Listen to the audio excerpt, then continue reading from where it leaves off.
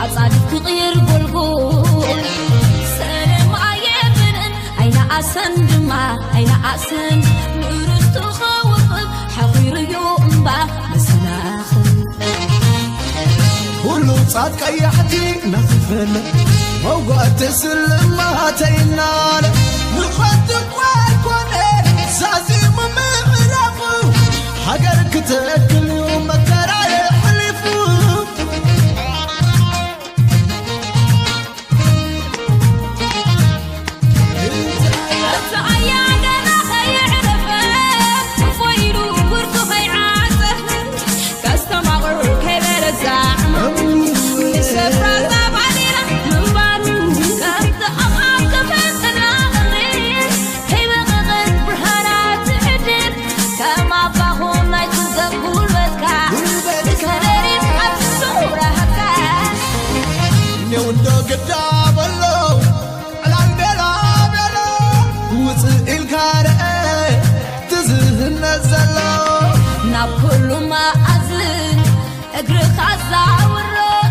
عمان كم تعمل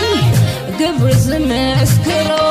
كما خيم تجرقع من سي تجرقو سبسيبون هذا الزور عايزين تحمل عايزين تحمل عايزين تحمل عايزين تحمل عايزين تحمل عايزين تحمل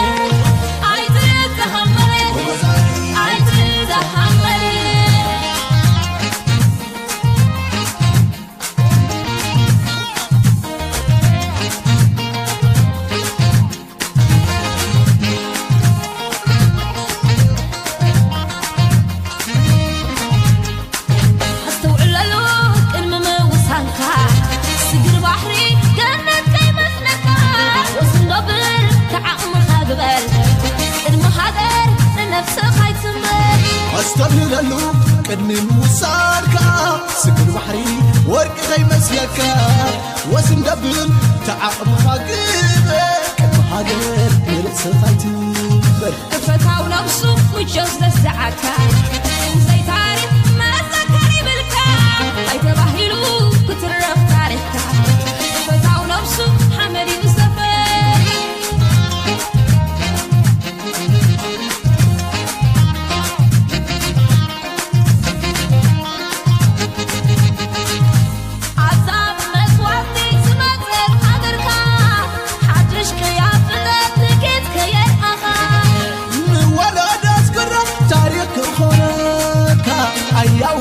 شخا تاريخ عبوتاتك أبزاب المسواتي سمتت قدرك حدشك يا فتات كيت كيت عايزين تحمل عايزين تحمل عايزين تحمل عايزين تحمل عايزين تحمل عايزين تحمل عايزين تحمل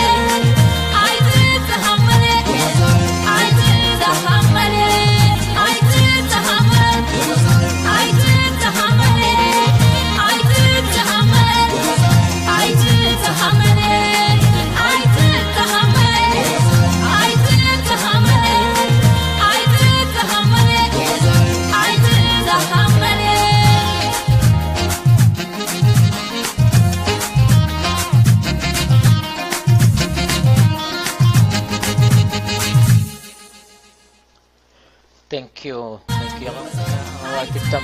تتحمل كل ارتراو كتحمل يبلون anyway. Thank you مو وطبا متصيلو سوري بدمغناينا نجمر زلنا مجمريا كالاي كفالينا نقبر زلنا ماتي اكل زبل وي اناف بانجلش ابز حلفه سمون منتا خمس مرتنا ودبقا لي صوان يرو حجون هو في المورقل صركم هون كما اون انتا قبل زلنا ابالاتنا اي بي ال اف هكدف فيجن امول عالم زلو تبركتو زغبرو بنا 10 سنه نمسغنا ثانك يو نبلنا تي ገንዘቡን አቦቶ 5 በጽሐይ ነው ሁሉ ሰብ ተረጋግጽሉ ማለት ነው ሶ ማይክ ና አወጣባ ثانك يو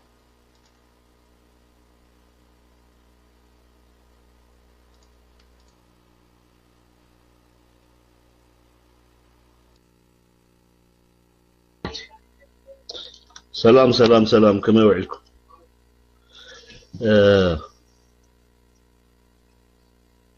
كلهم على فيسبوك لهم إيرتراويان أحوات أحد أبوتات أديتات كوا هندينا فيسبوك كمان أخي يعلقن بعرفش كلهم إيرتراويان كله ميديا زلهم مالتي بزانا بزغاء أبرمنا زلهم أحوات كميك أنهم لومي تخونتات زلنا يجزيه مالتي زلنا يجزيه أوسان مدرخ زلنا ينا من السلة خبابينا مالتي تي وسان مدرخ زبلنا دما إثيوبيا تخدو زلخونتات نريئون لنا من الواتات تفل علي ميدياتات سمعته اللو تي وانا وخونتاتنا إثيوبيا تدفره زنبر منغو هزبتاتنا إثيوبيا تقريتشتات قنا يباقا قسالو بزحال فقلت سلسة معلتي منغو هزب أورومون إثيوبيا وان سوماليين استخايدة هزباون عبي ويناي زرئي فجها قريتشت بزحات سباتي وتمسي إنومن سنكيلومن اللو زو تيت نايتي ويانا 27 عامت إثيوبيا خطلت أنها زرئي مسرت زغبره وي قانقا عليت مسرت زغبره فيدرالاو سرعتي ازي كيتحالمت تفتحيو مغنياتو ابكم عينت كنتات كخيت ان حسرعات كونيلو نزي في اللياتنا حزب إثيوبيا نمغفحن قلقل كتافان انت حزبنا نحدحدو ابزح جبص يودل درجه ناي مغرጫ ወይ ናይ መቀተታል በሐፂሩ ብሄር ወኪልካ زعابي يكون تزنا أسبيهر نتحدى نمتقع يقبل زلو من قصاصات كله تسيتنا يسرعاتي مغنياتو of course إثيوبياوان في اللي يالوهم زحالة ميتين بلن عمت أمونغو هزبتات إثيوبيا ذي تفتح بوليتيكاوي محاوراو تساقامات اللو قلن تيزي تسانها محاوراو بوليتيكاوي تساقامات نهزب إثيوبيا نا كمزا عينات حجبت يحوز اللو درجانا يمرطام بسلتاي نبرون مفحفحات نيريو من عاقات نيريو امونغو هزبتات ناي لعلواي دربن تحتواي دربن زعينتو ابتي بوليتيكاون قطواو ناي تهاجر ناي مغبات كونتاس نيريو استبدل هزبي نبرن مالت ايكونن ግን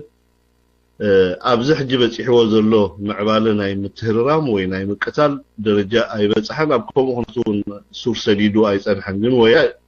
ويانا نزي شجرنا إثيوبياويان فلاي أمونغو بهرات إثيوبيا زنبرة حلاف زلاف بوليتيكاو محبراوي كتباو كوتا خلو أبتهاجر زنبرة خنتات أكندنا معري كنتات دوسدو مليسون عون دا قافحن اندابا أسن دا كافن أبزح جبتي حتى زلا أزيت أفا في المدرخ بس حلا إثيوبيا من الوقت ندقف تسرعة ويانا أجب تسرعة ويانا أوشتنا بدقن زلو نتيجه هلو كنتاتنا إثيوبيا كم دحان دلهم سيلهم كتالولي فتون هونو جن إثيوبيا التاريخة أقاتي موا أبزي فلت أزي فتان بزخونة تاريخة ومدرخ الله سلذي أب كم عينت كنتات انتاينا هنقبر بغمينا انقدو انت عينت رديتنا انتاي مسل كن ريئونا يقدني تعانتوي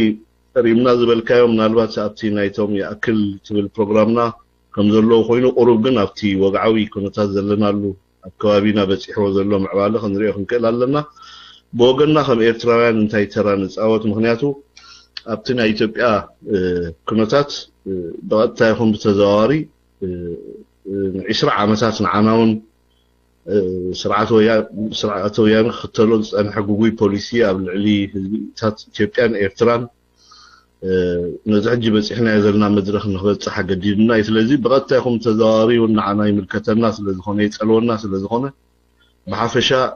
هزبن منقستن إيرترا بتحدو جنكا بهراتنا إثيوبيا زلوا خناتات كنريو خنجددنا مالته قال بزعبازهم هنا تقاومتي I think أنا بزعبازهم ناتنا good يزولهم زم هنا good درجة حجيبتي أبي إثيوبيا أنا بيهم كبلو كمان بكرد أكاب زي كل مخنياتنا نحدهم تخافي لهم أبسط المتفقين وديقهم الله قال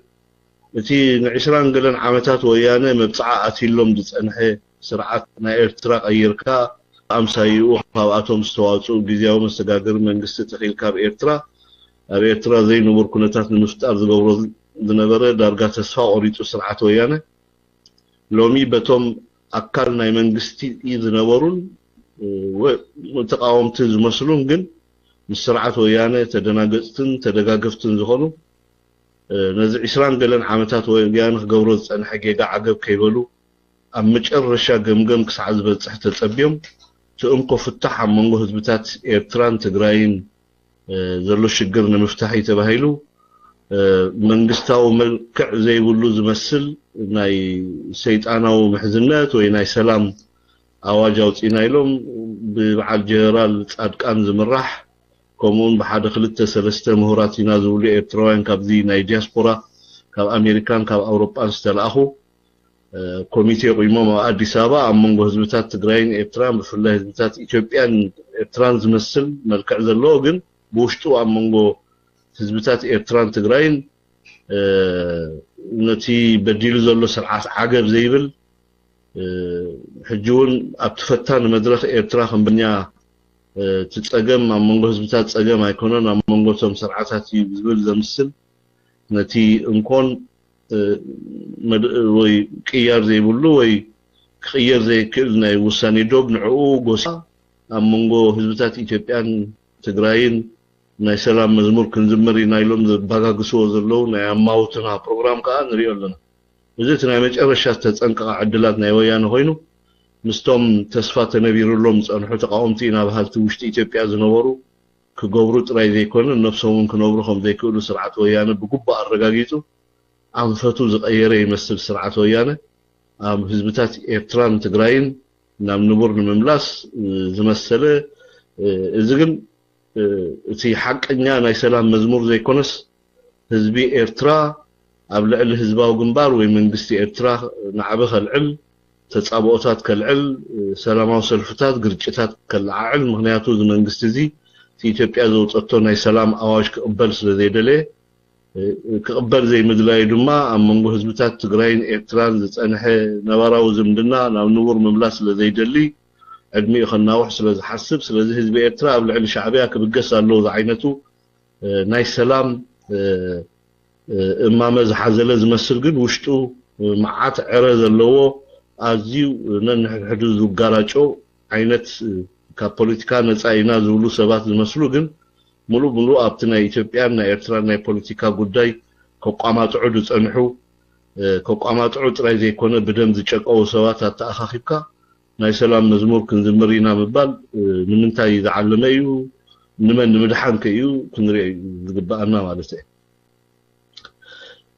I think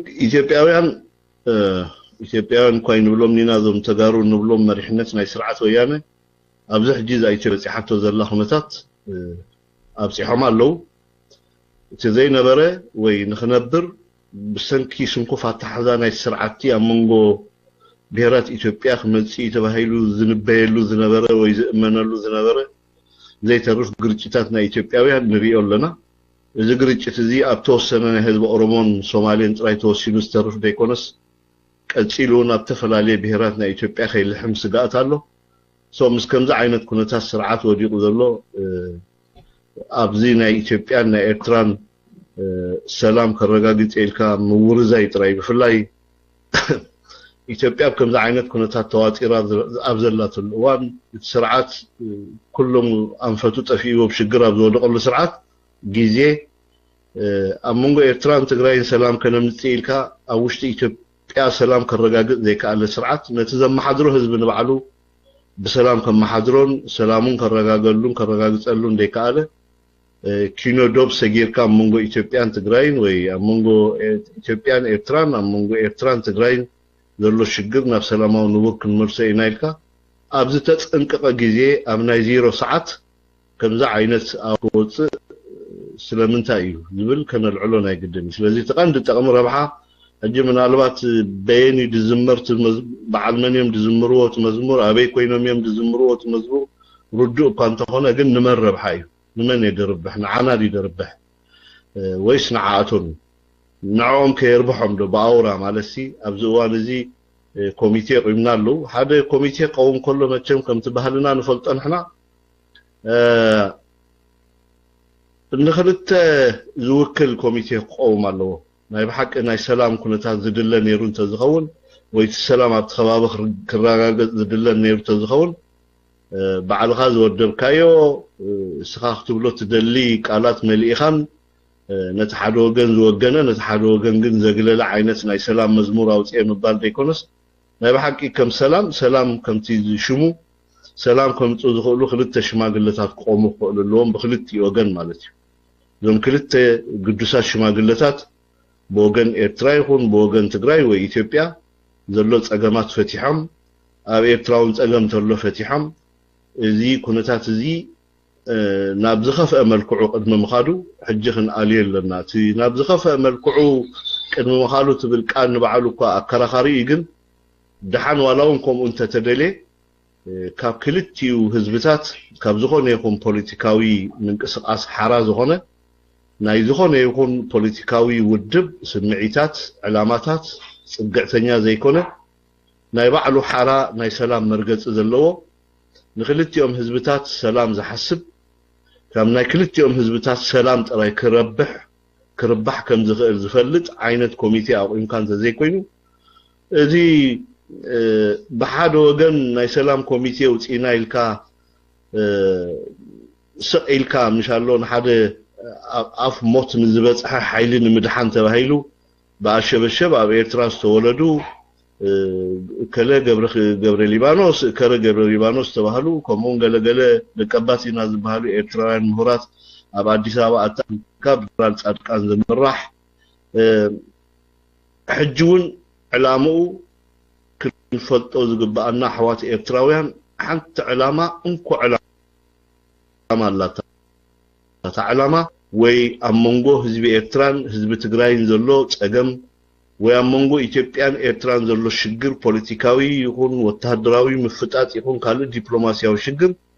نزل عالمو فتح رقيبكا كله تتأجمات هالخبابين برنور مليسكا زم كلت هزبتات زياتهم بسناي جروبتنا نخنورو تعلمون تدلين زي كونس نحاد علاماي استخاءات تجارو أجات إموهم زلو بوليتيكاون كالإنقلولا ووشت إثيوبيا قبل عليهم تزيت الرف زرقاو هالكيت كدم مبصحو قال دخون ناي مهدما أفدقن تترخبمو زي حزبي إيرتراز بهالا وشت إيرتراز الحزبي قبل علي زعم كيت حيزنا زلو سرعات شعبية عمت انت تجبره إذا عمت إذا ما أمنجو زعجر جرزي تي أف موت زلو سرعات ويانا نايمة تنفس عدل انت رخبه بوغن إيرترا نمهدمي رحيب بايتاخ ركب سفيح بايتاخ ركب نمهدمي تباهيلو استتعيشه كوميتي مهانو هنفلتر قبع الناس لذي إذا كوميتي زي بزغون يكون ملكعي كوميتي يكون ناي سلام مزمور بحاده وغن دزمر نحاده وغن دربح مبر نخلتي وغنا زربح سلذي كونه كل إرتراوي من إسي عبي يكون مأكلا عدمة زلوه نحاده وغن زربح ناي سلام أواج وناي سلام مزمور مخانو فليد نقول له قبع إذا مسبالكو تي كل جديد خمن بلو سلام تايم لوم يقوم ودبلو دلو أبين يروم كان مع 10 عامات كوميتي يكونن كوميشن يكونن نخلتيو بتي حبرت سب إيرتران حبرت سب إثيوبيا زعمنلو بهلاوين نا أمنت عبيت سباتنا تأخاخيب كان منقذهم كل التهزبتات زياتهم سلام نموتا تزقل لمن قدين يرو نالبات دحان تناي بيت فرد قداي تناي دوغاي أون زيفنا تي نفس وكف سمعي نفس وكف سمعيتات كلتي أم زيقاتات دلو الرأية نام نبور من مملاس بحدا نتعاز زخونة بزخونة يكون حيلي زي تودبه غيركا تناي سلام مزمور مزمار كان مع 10 عامات المنتاي زي تدليه زي شجر زلومي كنا نجميرو 10 عامات كخيد تصلحي بزح واغا زخفله صقمي اذا بزح واغا خخفل تصلح صقم أما جرشات حد وجن نام نبور تمليسو هلون الرجاجيتو ترايدي كنا قد سألنتو الرجاجيتو بلوخيلو كابتي أتيوز نجار حزقتن تجمن وتيو أبزحش مدرخ مسديبة بتحد وجن زلوا ما تحسيبوز نجار علامة خصها علوس لذي كأله وين تخطفوا وين تخدمسوا سيزبال حيلي عشان كايدو مدمساس انت عنو كنفرلو أبزيك الدرجة مسبتحه السوت رايدي كنا دما نتم حدرك أدوبله حزبي أما جرشات تخم محاضر دتان حزبي شجراتون دازحون دازقبابون كنتات نايت حزبي أبزيك وأتصر درجة مسبتحه دحر 10 عامات ናይ ሰላም መዝሙር ዝምራ ኣለኹም ተበለና ስርዓት ወያነ በቶም ኣፈኛታቱ ገይሩ ንመን ይኸርብሕ ክንርዳእ ክንክእል ኣለና ሰላም ገለገለ ገርህኛታት ኤርትራውያን ጸሓፍቲ ኢና ድብሉ ገለገለውን ምሁራት ኢና ድብሉ ገለገለውን ተበለጥቲ ይኹኑ ተደናገጽቲ ገለገለ ይኹኑ ገርህኛታት ከኣኒ ክጽሕፉ ርኢና ኢና ኣብ ተፈላለየ ዌብሳይታት ካብ ሰላም እምበር ካብ ሰላም ሕማቅ ስለ ዘይርከብ እዚ ብወገን መንግስቲ ኢትዮጵያ ይኹን ፖለቲካዊ ሰልፊ ወያነ ይኹን ካልኦት ነፃ ኢና ዝብሉ ኢትዮጵያውያን ዘበጋገስዎ ናይ ሰላም አጀንዳ ክንድግፎ ግባእ ኢሎም ዝጻሓፎም መልእም ጻሓፉ ኤርትራውያን ርኢናዮምን ሰሚዕናዮምን አንቢብናዮምን ኣለና ግን እዚ ንመን ይዘርብሕ ምናልባት ግርህነት ክኸውን ይኽእል በቲ ሓደ ወገን እውን ክንመርመሮ ከለና ኣሻጥር ክኸውን ይኽእል በቲ ሓደ ወገን እውን ካልእ ዓይነት ዕላማ ዘለዎ ጉዳይ ስለ ዝኾነ እቲ ኩሉ ኤርትራዊ ሕጂውን ክህመል የብሉን ሰላም ከም ቃሉ ሰላም ንዝኾነ ይኹን ሰብ ሰላም ጥዑም እዩ ሰላም ዘይደሊ ሰብ የለን ምናልባት ብዓዛ ከም ሰላም ወይ ናይ ሰላም አጀንዳ ልዕልና ክንዛረብ እንድሕር ኮይና ልዕሊ ኩሉ ሰላም ዘገድሶም ኤርትራውያን እዮም ልዕሊ ኩሉ ካብ ሰላም ዝረብሑ ኤርትራውያን እዮም ልዕሊ ኩሉ ሰላምን ናይ ሰላም መቐረቱን ዝፈልጡ ኤርትራውያን እዮም ልዕሊ ኩሉ ንኤርትራውያን ሰላም የገድሶም ልዕሊ ዝኾነ ይኹን ፍጡር ኣብቲ ከባቢ ንኤርትራውያን ናይ ሰላም ኩነታት ቀዳማይ አጀንዳኦም ስለምንታይ ስነ 50 ዓመታት ደም ዕጽምቶም ከፍሉሉ ጸንሑ ክስደዱሉን ክፋናቀሉን ካብ ዝኸፈእ ናብ ዝኸፍ ህይወት ክሰጋገሩ ጸንሑ ኤርትራውያን ብዛዕባ ሰላም ንኤርትራውያን ናይ ሰላም መምህር ኮይንካ ክትመጽእ ካብ ምውርዛይ ንላዕሊ ካልእ ክኸውን ኣይክእልኒ ምክንያቱ ሰላም ንዓና እዩ ልዕሊ ኩሉ ዘገድሰና ስለዚህ ብናይ ሰላም ቋንቋ ተተጎልቢብካ ንህዝቢ ንምድንጋር ዝግበር ዘሎ ኣሸበሸብ ኣብ ሰዓት እዚ ንሰምዖን ንሪኦን ስለ ዘለና ክትጥንቀቐሎም ዝግባአና ነጥብታት ኣለዉ ኣበይናይ ኩነታት ኮይንካ ኢኻ ሰላም ትብል መን ኢኸ ሰላም ድፅውዕ እቲ ሰላም ድፅውዕ ዘሎ ሓይሊ ሕጂ ናይ ሞራል ብቕዓት ኣለዎ ዶ ወይ ከም መንግስቲ ውክልና ህዝቢ ስለ ዘለዎ ኢትዮጵያ ንኢትዮጵያ ብቐጻሊ ሰላማን ኩነታታን ኣረጋጊ ኢትዮጵያ ከም ኢትዮጵያ ንኽትቅጽል ዝገብር ሓይሊ እዩ ሰዓት እዚ ውክልና ከለዎ ድዩ ከም መንግስቲ ወይ ከም ስርዓት ኣብ ውሽጢ ኢትዮጵያ ውክልና ናይ ህዝቢ ኢትዮጵያ ከለዎ ድዩ ስርዓት እዚ ኣብ መንጎ ህዝብታት ኤርትራን ኢትዮጵያን ዘሎ ሽግር ንኽፈትሕ ናይ ሞራል ብቕዓት ጥራይ ዘይኮነ ሕጋዊ ውክልና ኣለዎ ድዩ ዝብል ነጥቢ ክንርኢ ይግባአና ምክንያቱ ወያነ ኣብዚ እዋን እዚ ህዝቢ ኢትዮጵያ ተፊእዎ ጥራይ ዘይኮነ ህዝቢ ኢትዮጵያ ሴፉን ጉራዲኡን ኣብሊሑ ኣንጻር ወያነን ደገፍቲ ወያነ ናብ ሰልዓለሉ እዋን እዚ ህዝቢ እዚ እዚ መንግስቲ እዚ ካብዚ ህዝቢ እዚ ተነፂሉ ውክልንኡ ናብ ባዶ ወሪዱ ኣብ ዘለወሉ ሰዓት ሎሚ ስርዓት ወያነ ሽም ናይ ኢትዮጵያውያንን ኤርትራውያንን እንዳልዕለ ከም ሓደ ኣብ ቀርኒ ኣፍሪቃ ዘሎ ሓያል መንግስቲ መሲሉ ኣብ መንጎ ህዝብታት ኤርትራን ኢትዮጵያን ሰላም ከውርደ ሰላም ክገብረ ዝተገብረ ጌጋታት ከምዚ ስለ ዝነበረ ብከምዚ ንኺድ ኢልካ ብካልኦት ሳልሳይ ኢድ ጌርካ ምዝራብ ወያነ ካብቲ ኣትይዎ ዘሎ ድቕድቕ ጸለማ ከውፅኦ ዝኽእል ሓደ ኣንፈት ይምህዝ ከም ዘሎ ክንፈልጥ ይግባአና ስለዚ እንታይ ማለት እዩ ወያነ ኣብዚ እዋን እዚ ብዛዕባ ሰላም ኢትዮጵያን ኤርትራን ክዛረብ ውክልና የብሉን ብዛዕባ ሰላምን ኤርትራን ኢትዮጵያ ክዛረብ ናይ ሞራል ብቕዓት የብሉን ብዛዕባ ኤርትራን ኢትዮጵያን ናይ ሰላም ቀጻልነት ክዛረብ ኣብቲ ከባቢ ወያነ ዝኾነ ይኹን ኢትዮጵያ ውክልና ስለ ዘይሃቦ ወያነ ከም መንግስቲ ወኪል ኮይኑ ካብ ስርዓት ካብ ህዝቢ ኢትዮጵያ ምስ ኤርትራውያን ተዘራሪቡን ተማያይጡን ኣብ ክቢ ጠረጴዛ ኮፍ ኢሉ ኣብቲ ከባቢ ሰላም ከምጽእ ብዝኾነ ይኹን ውክልና ስለ ዘይብሉ እዚ ናይ ወያነ ናይ ሰላም መዝሙር ፋልሶ ጥራይ ይኸውን ዝኽእል ስለዚ ሰላም መዝሙር ክዝምረሉ እትኽእል ወይ ዘኽእለካ ናይ ግዜ መቓን ኣለዎ ምክንያቱ ሰላም ከምቲ ሓንተወይ ዝበልኮ ዝፀልኦ ሰብ የለን ካብ ሰላም ትረብሕ እምበር ኣይትጉዳእን ስለዚ እዚ እንተደኣ ኮይኑ ናይ ሰላም ውፅኢት እዚ ናይ ሰላም ዕላማ እዚ ክመጽእ ዝግብኦ እዚ ኩሉ ዕንወት ቅድሚ ምምፅኡ ቅድሚ እቲ ኩናት ወይ ድሕሪ እቲ ኩናት ጥራይ ዘይኮነስ ድሕሪ እቲ ኩናት ዝመፀ ሳዕቤናት ኣዝዩ ዝኸፍአ ስለ ዝኾነ ምናልባት እቲ ኩናት ዝበልዖ ናይ ሰብ ዓቕሚ ክህሉ ይኽእል ዝበልዖ ገንዘብ ክህሉ ይኽእል ልዕሊ ኩሉ ግን ኣብዚ ውሽጢ 17 ዓመት ድሕሪ እቲ ኩናት ብፍላይ ኤርትራ ድኸሰረቶም ናይ ግዜ ሰብኣዊ ክሳራ ናይ ቁጠባ ፖለቲካን ዲፕሎማሲያውን ኩነታት ኩሉ ደማሚርካ እንተዳሪእኻዮ ሎሚ ስርዓት ወያነ ነዚ ኩሉ ዕንወት እዚ ኣብፂሑ ነዚ ኩሉ ሽግር እዚ ኣብፂሑ ነዚ ኩሉ ጥፋእቲ ንክፍጠር ገይሩ ኣብ ናይ ዚሮ ናይ ሞት ሰዓት ናይ ሰላም መዝሙር ክዝምር ስለ ዘይክእል انت خالون بسمعوا ስለዘይ ይብሉ ኩልኩም ኤርትራውያን እዚ ዝዝመር ዘሎ መዝሙርና ከም ዘይኮነን ድሌትና ከም ዘይኮነን ድሌት ሰላም ከም ዘለና ካብቲ ሰላም ንርባሕ ከም ዝኾንና ብጉቡእ እኳ እንተፈለጥና እዚ ሰላም መዝሙር እዚ ንወያነ ካብታ ኣትይዎ ዘሎ ፀበባ ንኸውፅዎ ዝመሃዝዎ እንተዘይኮይኑ ንህዝቢ ኤርትራን ንመንግስቲ ኤርትራን ከምኡን ንኻልኦት ብዛዕባ ኤርትራ ዝግደሱ ሓይልታትን ኣካላትን ዘገድስ ናይ ሰላም ጻውዒት ኣይኮነን ስለዚ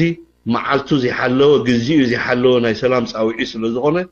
ኣብቲ ዘለዎ ቦታ ተሪፉ ዝኾነ ኤርትራዊ ትርጉም ክህቦ ይብሉን ስኑ ነኺሱ ከም ተቀደሙ መኸቱ ቅጽል ክኽእል ኣለዎ ዕምሪ ናይ ወያነ እንዳሓፀረ እዩ ዝኸይ ዘሎ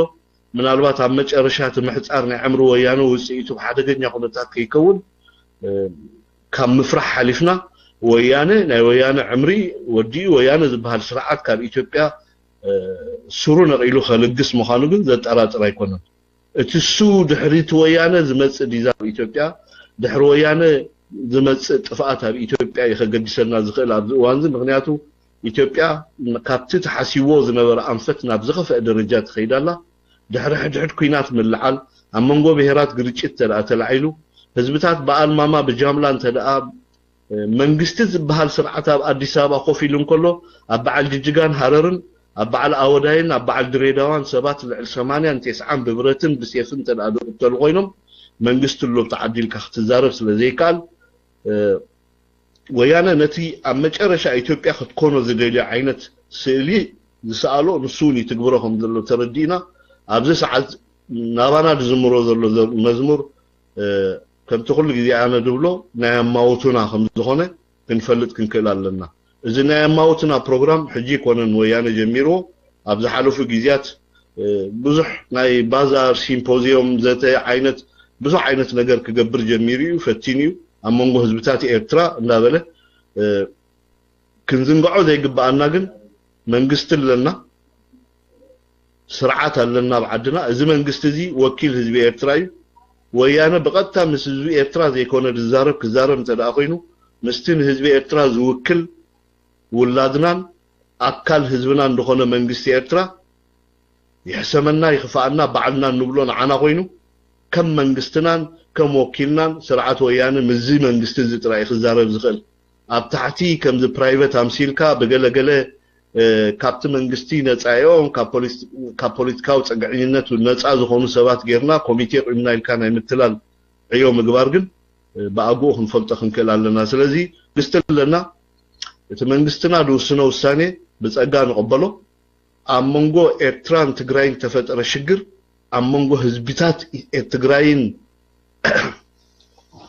ትግራይን ኤርትራን ደይኮነስ ብቆንዱ ስርዓት ወያነ ዝኽተሎ ጉጉይ ፖሊሲ ምዃኑ ስለንኣምን ወያነ ልብን ዘለዎ መዓንጣት ዘለዎ ነቲ ኤርትራ ከጥፎ ኢሉ ተሃንዲዱ ን20 ዓመት ክሰርሕ ዝፀንሐ መንግስቲ ኣፍሉጦ ሂቡ ክብረት ሂቡ ከም ሓደ መንግስቲ ከም ሓደ ሃገር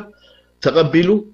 ናይ ዘተ ዕላማ እንተደኣ ኣለዎ ኮይኑ ወያነ ናይ ሰላም ዕላማ እንተደኣ ኣለዎ ኮይኑ ሰራዊቱ ካብቲ ሒዝዎ ዘሎ መሬት ኣውፂኡ ሲሒቡ ሎሚ ንሰላም ተዳልየ ኣለኹ ዝበደልኮ በደል ይቅረብል ኣለኹ ዘጥፋእኮ ንብረት ክኽሕስ ኢሉ ኣፉ መሊኡ ኣብ ዓለም ይዛረብ ክምልሰሉ ዝኽእል ሓይልን መንግስትን ስለዘለና ከዓ ተወክልናና ንመንግስቲ ኢና ሂብናዮ ስለዚ እዞም ሓደ ክልተ ኤርትራውያን ዘገርም መልክዑ ዝኾነ ይኹን ህዝባዊ ውክልና ዘይብልኩም ኣብ ዝኾነ ይኹን መድረኽ ኤርትራ ወኪላትኩም ዘይትፈልጥ ናይ መንነት ቅልውላው ዘለኩም በቲ ሓደ ወገን ኤርትራ ዕንጊላ ዝዓበየትኩም በቲ ሓደ ወገን ጦብ ኤርትራ ቆሪፅኩም ኣብቲ ካልኣይ መድረኽ ከይድኩም ናይ ሰላም ሃዋርያት ኮይንኩም ትመፁ ዘለኹም ኢድኹም እግርኹም ተኣከብኩምና ዝሓሸ እዩ ምክንያቱ እዛ ናይ ሎሚ ናይ ሴፍ ናይ ወያነ ሴፍ ኣባኹም ክትመፁ ምዃና ክትፈልጡ ኣለኩም ስለዚ ኩሉ ኤርትራዊ ክብድሆ ዘለዎ ነገር ኣሎ ሰላም ትብል ቃል ንኩሉ ጥዑም እንድዩ ግን ኣብ ውሽጥታ ሰላም ተሸፊኑ ዘሎ ዕረ ብግቡእ ከነልልዮም ክርድኦን ኣለና ሓዋ ስለዚ ኣነ ኣብዚ ብጣዕሚ ኢሞሽናል ዝገብረኒ ዝሓፀረ ብ7 10 መዓልትታት ኣብ ውሽጢ ኢትዮጵያ ዝርአ ዘሎ ምንቅስቃሳት ንምንታይ እዮም ስርዓት ወያነ ኣብ ውሽጢ ኢትዮጵያ ዘሎ ሽግር ዘይፈትሑ ንምንታይ እዮም ኣብዛ እዋን እዚኣ ናይ ኤርትራን ናይ ኢትዮጵያን ሽግር ክንፈትሕ ኢና ኢሎም ብሳልሳይ ኣካል ዝብገሱ ደለው ትዘቐለለ ትዝሓሸ ከም መንግስቲ ከምቲ ነቲ ሃገር ወኪሎም ዝመርሕዋ ዘለዉ ወያነ ኢትዮጵያ ዘሎ ሽግር ፖለቲካዊ ማሕበራዊ ኤትኒካዊ ሽግር ፈቲሖም እዚህና ኤርትራን ናይ ትግራይን ወይ ናይ ኤርትራን ናይ ኢትዮጵያን ጉዳይ ዝብልዎ ብኻልኣይ ደረጃ ክሪእዎ ምኽኣሉ ተቀዳማይ ፀገማ ውሽጢ ኢትዮጵያ ኮይኑ ዘሎ ናይ ምንባርን ዘይምንባርን ሕቶይ ኢትዮጵያ ዝበሃል ሃገር ናይ ምቕፃል ዘይምቕፃል ሕቶይ ኣብ መንጎ ዓበይቲ ብሄራት ኢትዮጵያን ንኣሽቱ ብሄራት ኢትዮጵያን ናይ ምብልላዕ ስራሕ እዩ ተጀሚሩ ዘሎ ናይ ምቅታል እዩ ዘርኢ ናይ ምህላቕ እዩ ዘርኢ ናይ ምጽናት መደብ እዩ ዝካየድ ዘሎ ውሽጢ ኢትዮጵያ ነዚ ሓበራዊ ሃገራዊ ሶሉሽን ኣክንዲ ድፈጥሩሉ ነዚ ጉዳይ እዚ ኣወንዚፎም ህዝቢ ብቀትሪ ብጥይትን ብሴፍን ብጉራዴን እንዳተቀተለ ነዚ ኣውፎም ኣብ ናይ ኤርትራን ኢትዮጵያን ኣሚን ኣብ ናይ ኤርትራን ትግራይን ጉዳይ ናይ ሰላም መዝሙር ምዝማር እንታይ ዕላምኦም ወያነ እንታይ ዕላማኻ ገዛኻ ከይፅልኻ ገዛ እንዳማትካ ተፅሪ ትኽእልን ኢኻ ኣብ ውሽጢ ገዛኻ ዘሎ ሽግር ከይፈታሓኻ ክልተ ጎረባብትኻ ተባኢሶም ኣለዎም ሽግሮምን ፀገሞምን ክፈትሓሎም ሰላም ከውርደሎም ኢልካ ኣይትኸይድኒ ኢኻ ከምቲ ትማሊ ሃይለማርያም ደሳለኝ ኣብ ውሽጢ ኢትዮጵያ ዘሎ ዝፅገም እዚ መጠኑ ሓሊፉ ህዝብታት ኣብ ምትህልላኽ ደረጃ በፂሖምሉ ዘለው ፖለቲካዊ ሽግር ናይቲ ሃገር ኣክንዲ ምፍታሕ ኣብ ኬንያ ተገበረ ምርጫ ህዝባዊ ምርጫ ክኸውን ኣለዎ እቲ ፕሬዝደንታዊ ምርጫ ናይ ኬንያ በቲ ቤት ፍርዲ ዝሃቦ ውሳኔ ክቕበል ክኽእል ኣለዎ እቲ መንግስቲ ኢልካ ኣዋጅ ምውፃእ እንታይ ዓይነት ምስልዩነት እዩ ትዝገርም ነገር ናይ ስርዓት ወያነ ማለት እዩ ስለዚህ ኢትዮጵያ ኣብ ዝኸፍአ ኣብ ውሽጢ 130 ዛ ኢትዮጵያ ትበሃል ሃገር ከም ንፈልጣ ድሕሪ ሚኒሊክ ምስ ቆመት ኣብ ታሪክ ናይ ኢትዮጵያ እቲ ዝኸፍአ ፀገም ይጋጢሞ ኣብቲ ቀዳማይ ምዕራፍ ኢትዮጵያ እቲ ሪቮሉሽን ገይረ ዝበለትሉ 1974 ዘጋጠመ ሕድሕድ ኩናት ነይሩ ኣብዚ ናይ ፖለቲካል አይዲዮሎጂ ፍልልይ ዘለዎም ኣካላት እዮም ዝቃለሱ ነይሮም ናይ ዓሌት ፍልልይ ኣይነበረን ንኣብነት ኣብ 1974 ክሳብ 77 ዝቐፀለ ሕድሕድ ኩናት ኣብ ውሽጢ ኢትዮጵያ ኣብ መንጎ ኢሃፓን እቲ ስልጣን ሒዙ ዝፀንሐ ኣቤታዊ ሰደድ ዝበሃል ናይ ደርጊ ፓርትን ካልኦት ዞም መኢሶን እጫት ማለሪድ ወዝለግ ዝበሃሉ ዝነበሩ ናይ ኢትዮጵያ ፖለቲካዊ ሰልፍታት ኣብ መንጎ ካየድ ዝነበረ ናይ አይዲዮሎጂ ምንሕናሕ እምበር ዘርኣዊ ፅልኢ ወይ ዘርኣዊ ግጭት ኣይነበረን ኣምሓራይ ብሓባር ይቅተል ኦሮሞ ብሓባር ይቅተል ትግራዋይ ብሓባር ይቅተል ቲ ቀይሕ ሽብር ይኹን ናይ ጻዕዳ ሽብር ብክልቲኦም ሓይልታት ዝካየድ ዝነበረ ምንሕናሕ ናይ ስልጣን ተዘይኮይኑ ናይ ዘርኢ ኩናት ናይ ዘርኢ ግርጭት ኣይተረአየን ኣብ ዝሕጂ በፂሕናዮ ዘለና መበል 21 ክፍለ ዘመን ግን ኢትዮጵያ ኣብ ታሪኻ ዘይረኣየቶ ህልቂትን ጥፍኣትን ኣብ ቅድሚኣ ተገቲሩሎ ምናልባት ናይ ሓፂር ግዜ ክኸውን ይኾን እዚ ብዓለም ለኸ ደረጃ በአህጉራዊ ደረጃ ናይ ኢትዮጵያ ሽግር እንተዘይ ተፈቲሑ ኢትዮጵያ ናብ ዝኸፈ ዓይነት ፀገም ትወድቕ ከም ዘላ ክንርዳእ ክንክእል ኣለና ስለዚ ስርዓት ወያነ ኣገዲስዎ እውን ኣይኮነን እዚ ኢትዮጵያ ዝካየድ ዘሎ ህልቂት ኣብ መንጎ ህዝብታት ዝካየድ ዘሎ ምጭፍጫፍ ምስ ስርዓት ወያነ ትዝደልዮ ነገር እዩ ስለምንታይ ወያነ ትግራይ ትበሃል ሃገር ክፈጥር እንድሕር ኮይኑ ነቶም ዘፍርህዎ ክልቲኦም ዓበይቲ ብሄራት ኢትዮጵያ ከቃትል ክኽእል ኣለዎ ኣብ መንጎ ዞም ብሄራት ድማ ደም ኣፋሲሱ ዘለኣለማዊ ፅልኢ ተኺሉ ክልቲኦም በሪፈረንደም ላልያ ዓይነት ሃገራት ክፈጥሩ ከም ዘለዎም ገይሩ ይሰርሕዎም ፀኒሑ ግን እቲ ናይ ኤርትራ ጉዳይ ኣብ ፀገም ስለ ዘሎ ናይ ኤርትራ ጉዳይ ከኣ ቡኪናት ኣይተኻኣለን ብኻልእ ዓለማዊ ፀጥታት ኣይተኻኣለን ሕጂ ንኤርትራ ከዓ በዚ ናይ ሰላም መዝሙር ጌርና ስርዓት ሻዕብያ እዩ ነዚ ናይ ሰላም መዝሙር ዘይተቐበሎ እምበር ወያነና መንግስቲ ኢትዮጵያ ተቐቢልዎ ኣሎ ኢልካ ንመንግስቲ ኤርትራ ብህዝቡ ተቐባልነት ከም ዘይረክብን ከም ዝንፀግን እኳ ደኣ ህዝቢ ኤርትራ መሪሩ ወይሉ ከም ኖት ጉተሲዩ አንጻርት መንግስት ንኽልዓል ዝግበር ዘሎ ተንኮል ምዃኑ ክንፈልጦ ክንክእል ኣለና ስለዚ እዚ ሕጁን 00 እንተ በቐጥታ እንተ ብተዘዋወሩ ንመንግስቲ ኤርትራ ዝዓለመ ምዃኑ ንፈልጥ መንግስቲ ኤርትራ እንተ ተዘንኪፉ ህዝቢ ኤርትራ ክትንከፍ ምዃኑ ስለንኣምን መንግስቲ ኤርትራ እንተ ተዘንኪፉ ሓድነትን ነፃነትን ሉዓላዊትን ኤርትራ ብዝእዋን ሓደጋ ክወድቕ ምዃኑ ስለንኣምን ከዓ ንሕና ይኽፋእ ይፀብእ ብዘየገድስ ህዝቢ ኤርትራ ወጥሩኸም ቀደሙ ስንን ኮይሱ ኣብ ጎኒ መንግስቲ ኮይኑ ንፀላእቱ ብጉባእ ኣለልዩ ነዞም ትማሊ ሕብሪ ዓይንኻ ዝበልዎ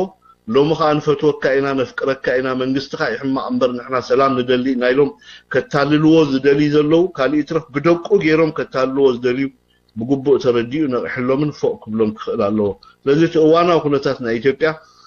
ንወያነ ኣየገድሰን እዩ ንወያነ ዓጭጮ ይፈልጥኒ ምክንያቱ 27 ዓመት እዚ ንሪኦ ዘለና ውፅኢት ግርጭት ንኽፍጠር ወያነ ሰሪሑ እዚ ብቐሊል ልዑል ዋጋ ከፊሉሉ ወያነ ደኺሞም እዮም መዓት ባጀት ኣፍሲሶምሉ እዮም ኢትዮጵያ ብፌደራል ስርዓት ንኽትከል بقانقان زرئن مسرد دغبر محدرا نختكتل ام مጨረሻ ام منغوزون بهرات زياتهم بقطبان بpolitikan زلعلن زتحتن مفللاي تغيرو زوم حزبታት زياتهم እንዳት ተፋነኑ ክነብሩ at the end of time ወያኔ ኣብታ ኣኺሉን ዝብሎ ሰዓት ወይ ኣክል ኣብ ዝበሎ ሰዓት ካ ትግራይ ትበሃል ሃገር ምስፈጠረ ነዞም ሕጂ ምቅታል ጀሚሮም ዘለው ህዝብታት ዝያዳ ኣብ ዝቃተሉ ደረጃ ኣውዲቁ ኢትዮጵያ በዓለም ለኸ ደረጃ ተጠማ ተረኺባ ዓለም እዚ ጸገም ናይ ኢትዮጵያ እዚ በሪፈረንደም ፍታሕ ክግበር ኣለዎ ተባሂሉ ህዝበ ውሳኔ ክግበር ኣብ ውሽጢ ኢትዮጵያ ኣምሓራ ናይ ባዕሉ ስቴት ክፈጥር ኦሮሞ ናይ ባዕሉ ስቴት ክፈጥር ክልቲኦም ደባቶም ክገብሩ ናይ ባዕሎም ነፃ መንግስታት ክተኽሉ ከምኡን ደቡብ ኢትዮጵያ ይኹን ዓፋር ከምኡ ዓይነት ኣካይዳ ንኽኸዱ ወያነ ብግቡእ ሰሪሕሉ ዝሓደረ ጉዳይ ስለዚ 80,000 ሰብ ይቀተል ኣዴታት ጥኑሳት ብሴፍ ይተሓረዳ ዝጠነሰኦም ቆልዑ ካብ ከብደን ብኻራ ተዘልዚሎም ውፁን ወያነ ዝግድሶ ነገር ኣይኮነን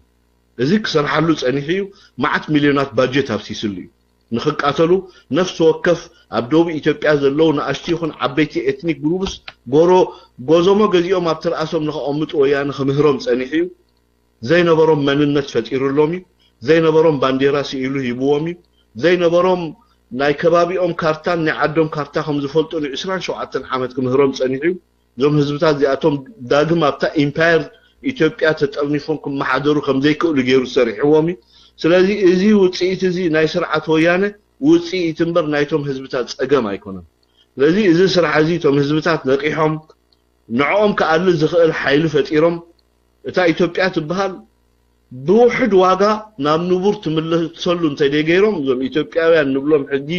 ልዕሊ 85 ብሄር ብሄራት ኢትዮጵያ ንምእላይ ኣብ ፀግ እዚ ተተምኒና ደይኮና ወይ ድሌት ደም ምፍሳስ ናይ ዜጋታት ንጹሃን ዜጋታት ፈቆደ ፀርግያ ደሞም ንኽፈስ ማንም ሰብ ዝትምነ ይኮነን ግን ተሓቂ ፖለቲካዊ ባይታ ናይ ኢትዮጵያ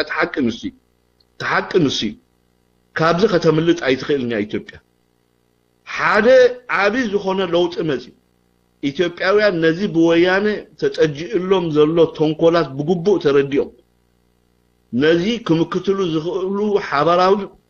ፍልልያቶም ብዘይገድስ ፍልልያቶም ኣፅቢቦም ሓበራዊ መድረኽ ፈጢሮም ብውሕድ ዋጋ ናብ ቀጻሊ መድረኽ ክሰጋገርሉ ዝኽእሉ ፖለቲካዊ ባይታ እንተዘይመድሚዶም ኢትዮጵያውያን ንሪኦም ዘለና ፀገም بقصالي يدقصل امريكاوያን አይድሕንዎም እንግሊዛውያን አይድሕንዎም ፈረንሳውያን አይድሕንዎም ምክንያቱ ነፍስ ወከፍ ኢትዮጵያዊ ገዞሞን ክላሽኮቭን ተዓጢቂ ምክንያቱ ነፍሱን ምድሓን ብሄሩን ምድሓን ዓሌቱን ምድሓን ማለት ስለዚ ኣብ ከምዛ ዓይነት ኩነታት ተዋፂሩ ዘሎ ስርዓት እሞት ዝዓበ ዕማም ከሃገር ናይ ምህናጽ ወይ ሃገር ናይ ምፍጣር ትግራይ ካብ ምጥፋእ ካብ ዜሮ ናብ ኣብቲ ከባቢ ሓያልን ዘይትንከፍን ትግራይ ጌርካ ናይ ምፍጣር ሕልምታቱ كون سلازيكونه لوميون اتات فنقل اني يفنقل الله ويانا تا تግራይ تبهال نمفتار بالتفلالي مقدي بحيل فتينو بعالم كم تعنتو يدبكو فتينو كلن علمان حيلي انصار ارترا هم زبدسان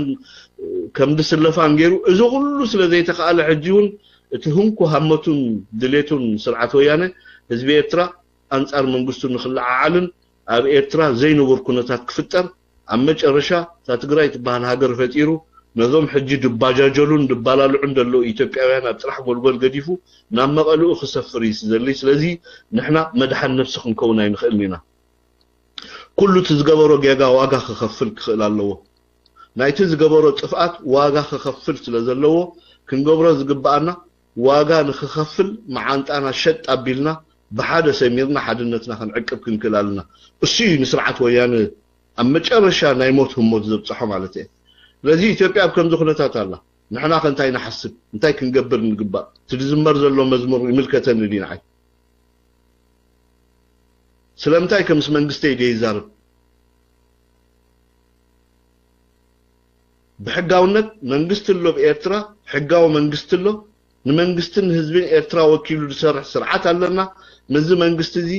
بعالم لغاو درجة بسالسة أكال يكون اتخقبرو زقبقو حقاوي منقد خيدو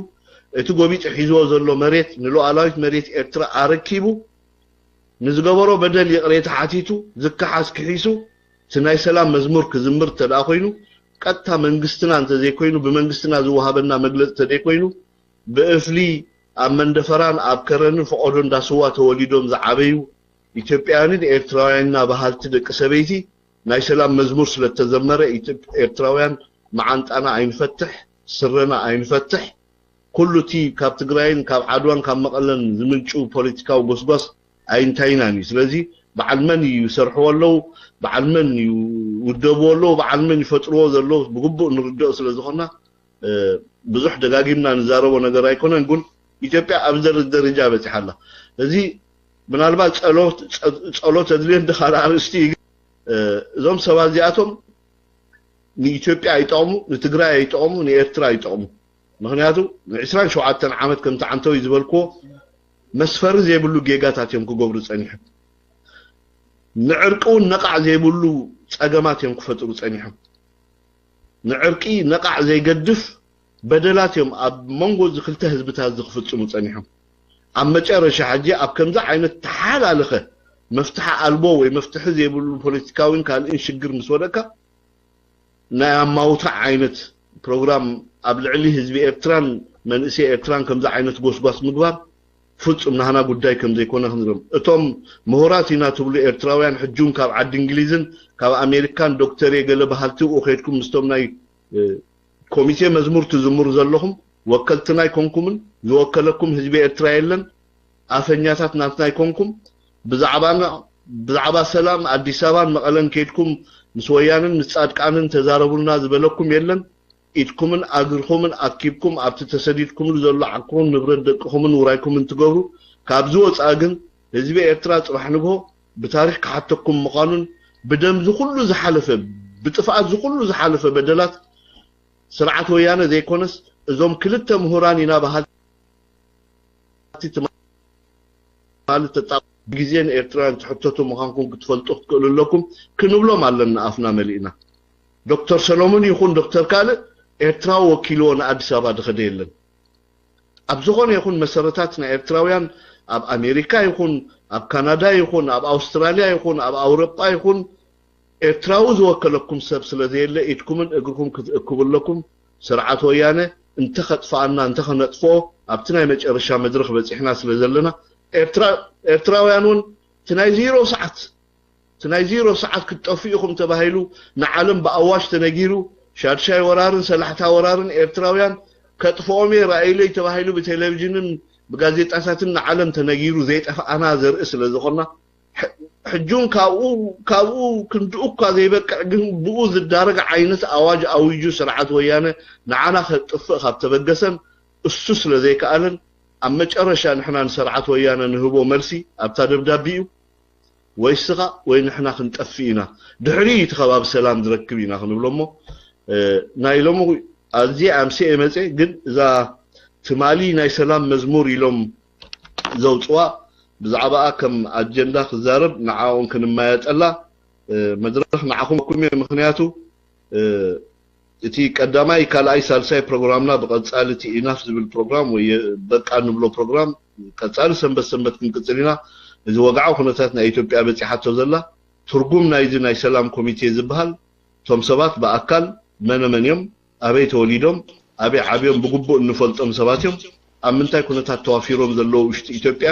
ካልእ እቲ ዝገርም ነገር ኤርትራውያንና ድብሉ ምሁራት ካብ ኣውሮፓን ካብ ኣሜሪካን ንኣዲስ ኣበባ ኸይዶም መን ይወኪልዎም ትዝዓበየ ሕቶ ኣነ ዝገርመኒ መን ይወኪልዎም ንኣብነት መሰረታት ኣብ ኣሜሪካ ዘለዉ ኤርትራውያን ኣኪቦም ስርዓት ኤርትራ ዝገብሮ ዘሎ ጌጋ ስለዝኾነ ወያነ ዘቕረበልና ናይ ሰላም ጻውዒት ክንድግፍ ንዓኹም ወኪልናኩም ኣለና ሻዕብያ ኣይወክለና ወያነ ኣይወክለና ግን ኣብ ከባቢ ሰላም ክመጽእ ኣለዎ ከይድኩም ኣዲስ ኣበባ ተዛይተይልና ድበሎም ኣካል ህዝቢ ኤርትራ ኣብ ኣውሮጳ ይኹን ኣብ ኣሜሪካ ኣሎ ድዩ መን ይወኪልዎም ዞም ሰባት እዚኣቶም መኪኑ ብሽም ኤርትራውያን ብሽም መንግስቲ ኤርትራ ብሽም ህዝቢ ኤርትራ ናይ ሰላም ዘተኽገብሩ ምስ ስርዓት ወያነ መን ይወኪልኩም እዚ ሕቶ እዚ ብግቡእ ክንሓቶም ክንክእል ኣለና ኤርትራውያን ሎሚ ብሽም ኤርትራውያን ብሽም ሰማዕታት ኤርትራውያን ብሽም ዝኹሉ 20 ዓመት ጸገም ዘጋጠመ ኤርትራዊ ኣነ ኤርትራዊ ኢሉ ኣነ የፈልጠልካ ኢሉ እሞኸ ሃገራዊ ጉዳይ ብዝኾነ ልዑል ኣጀንዳ ደም ዝተኸፍሎ ርሃፅ ዝተኸፍሎ ብዙሕ ዋጋ ዝተኸፍሎ 20 ዓመት ከልበትበት ዝተባሃለ ጉዳይ በቋራጭ ምሁራቲና ኢሎም ሳምሰናይት ሒዞም አዲስ አበባ ኸይዶም ምስርዓት ወያነ ናይ ሰላም መዝሙር ንዝምረልኩም ኣለና ኸብሉና ዓገር ክንብሎም ዘይኮነስ ክንጨርግሞም ምግባአና ሕዋት እኺሊ እቲ መድረኽ ሎሚ ኣብ ምጭርጋም ስለ ዝበፅሕና ኣብ ምልክዕ ስለ ዝበፅሕና ክትለኽዕዎም ኣለኩም ግቡእ ሽም ክትብዎም ክትክእሉ ኣለኩም እዚ ንተቃዋማይ አይጠቅም ንደጋፊ አይጠቅም ከም ዓይነት ዝበሃል ነገር የለን ብዝኾነ ይኹን መለክዒ ኤርትራዊ መንግስት ኣለዎ ናይ ዶብ ጉዳይ ክስሓብ ዲዩ ክውሰን ዲዩ ክተርፍ ዲዩ ኤርትራ መሬታ ክትረክብ ዲያ ክስእን መንግስት ኣሎ እቲ መንግስቲ ምስ መንግስቲ ተዛትዩ እንተ ብሳልሳይ ኣካል እንተ ብሕብራት መንግስታት ሽግር ናይ ኤርትራን ኢትዮጵያን ክፍታሕ እንተኮይኑ ነዚ ክገብር ዝኽእል ሓይልን ስርዓትን ኣለና ስለምንታይ ብሕጓዱ መጹና ይገርመና ኣሎ ስለዚ ታ ይገርመና ትብል ቃል አይገርመናኒ ምክንያቱ ወያነ ኣብ ዓቅሊ ጽበት ኣሎ ብኢንቪጅን ኸይዳሎ ስለዚ ወያነ ናይ ማውትኒ ፕሮግራም ይገብራሎ ከተማውትዎ ቁርባት ዲኹም ይትሕቶኒ ኤርትራውያን እዚ ማዓኹም ክበኩም ከነስፍሖም ተደሊኹም ከነስፍሕ ንኽእልና ግዜ ለና ቁርብ ተቐጻሊ ግን ሒዝና የነበርና ፕሮግራማት ካብ ሰንበት ፕሮሚስ አይደልኒ ግን ወትሩ ሰንበት ሰዓት 8 ናይ ብናይ ጀርመን አቋጻ ወይ በርሊን ታይም ክንራኸቢና ማለት እዩ ሶ መድረኽ ንዓኹም ክበኩም ከይመሲ ሪምና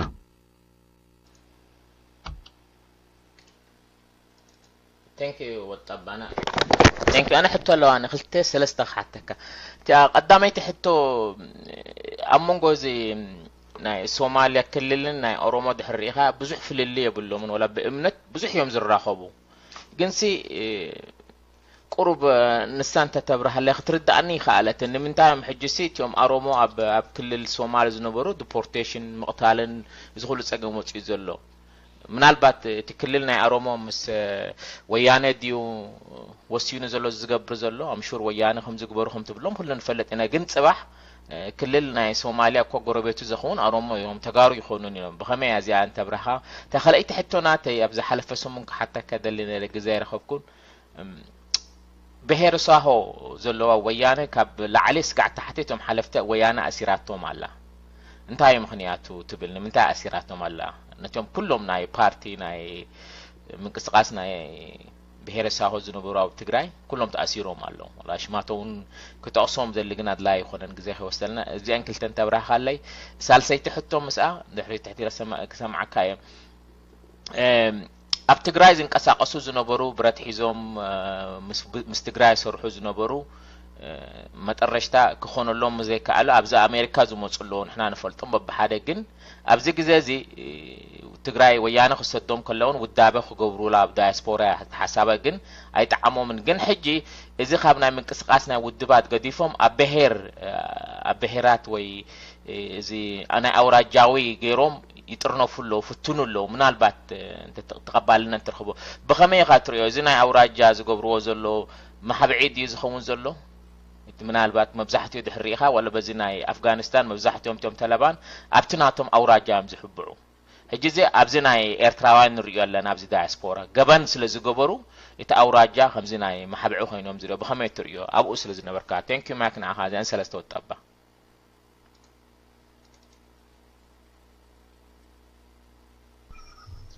ሕማቕ ሰብ ኩሉ ግዜ ደቂ ኣንስትዮ ኣሕዋትና ዳታ ሹም ኸይብላ እምበር ብሂላ ቦታትና እኮ ሕማቕ ኣብ ክሽነን ውሻጠን ይድሕባኩ ሕማቕ ይኹሉ ግዜ ፈራህካ ዓልየት እዩ ዝደል ምክንያቱ ፈራህ ኩሉ ግዜ ፈራህ እዩ ናብ ዓልየት እዩ ዝኸይድ ሕጂ ኣብ ከምኡ ዓይነት ኩነታት ዝወድቕ ሰብ ይመሃር ይሃብትም ይፍለጥ ይለብም ብዘየገድስ ኣብ መጨረሻ ከምዚ ዓንቶ ይጠቐስካዮ ናብቲ ዓልየቶም እዮም ናብ ማይ ቤቶም እዮም ዝኸዱ ምክንያቱ ከድሕኖም ዝኽእል ነገር ጥራዮም ደል ይሕብኡ ማለት እዚ ከምኡ ዋላ እዚ ናይ በዓል ጣሊባን ተሪኢኻ ከምኡ እዩ እዚ በዓል አልቃይዳ ገሌሎም ጣሊባን ክብገስ ከሎ ኣብ መጨረሻ ጣሊባን መንግስቲ ኮይኑ ጣሊባን ከም መንግስቲ ምስ ፈረሰ ኣብቲ ዓለም ከምዚ ናይ ቴሮሪስት ኩነታት ምስ ተረኣየ ምስ ተሃረመ ከዓ ኸይዱ ኣብቶም ናይ ፓሽቱን ገለመለ ዝበሃሉ ዓልየቶም ናብኡ ኣትዮም ተሓቢኦም ንዓለም ብዘፀግም ኩነታት ዓሌታዊ ጎንፂ ናብ ምኻድ ይኸይዱ እቲ መልክዑ ቀይሩ ማለት እዩ እቲ ናቶም ኣጀንዳኦም እውን ኣይርዳእካን እዩ መጨረሻ እቲ ዘ ሴም ሂስትሪ ويان انت نبي يخدم ويان كون ابتا تግራይ يخدم ካለ መህደም ይብሉ ናብ ኢትዮጵያ ከምብሮ ዝኽእል ፖለቲካዊ የልሓንቲ ነገር የለን እኮ ምክንያቱ ሴፊያት ጽበይ ወያነ አብሰን ከለሉ ሰዓት ጽበዩ ክትሕክሞ ወይ አሲርካ ካርሸለ ከተእትዎ ገለ ደይኮነስ ሴፊያት ጽበዩ ስለዚህ ይፈልጥ ይስርዓት ወያነ አብቶም ናቱ ዓሌት ይخبأ ዝኽእል ስለዚህ ዞምናትና ወንዞም ትሪኦም ዘለኻ ሐጆም ጉዳት ንብሎም ናትና ኣብ መጨረሻ በውራጃ ተዋዳዲቦም ببهر تواداديبهم ኤርትራውያን ክውክል ብዘይክእል መልክዕ ማለት እሳቶም ዝሓልሞ ርእሶም ደሎ ብደገ ክገብሩ ፈቲኖም ቅድም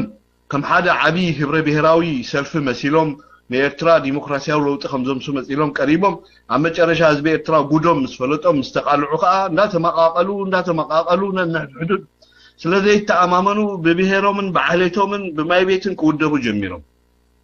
ولا انا زنبر كل وان كومي كوغاطيمنا خال تي مጨረሻ ዘፈንፈነና ነገር እኮ ንሲ ሓደ ሰብ በብሔር እንተ አዱ ውደባሉ ኮይኑ ናይ ብሔር ጸገም ኣብዚ ሃለወሉ ናይ ብሔር ውደባ ዘምጽ እንድሕር ኮይኑ there is something behind እኮ ሓደ ጸገም አለው ማለት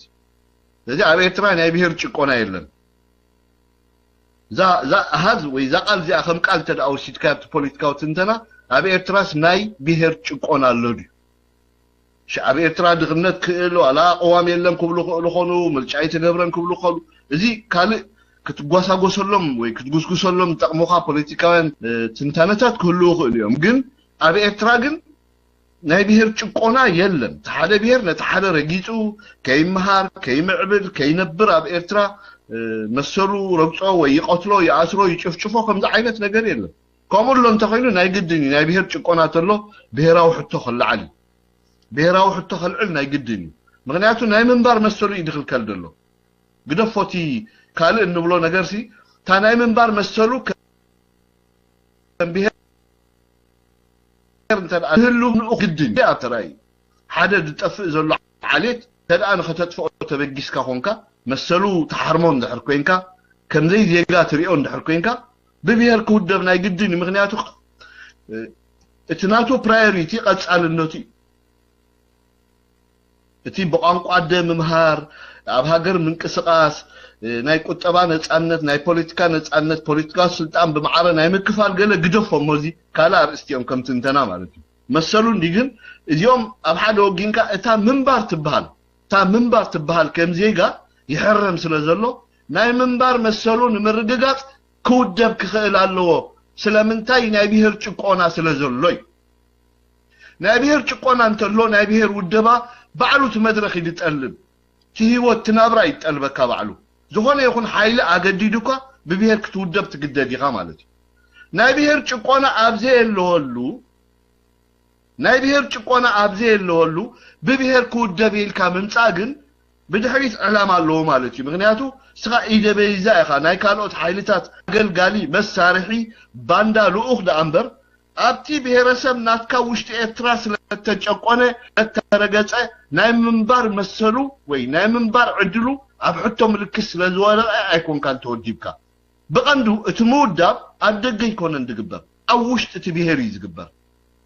ከይንቀሳቐሱ ከይመሃሩ ከይነብሩ ከም ኤርትራውያን ተደኣ መንግስቲ ኤርትራ ንሓደ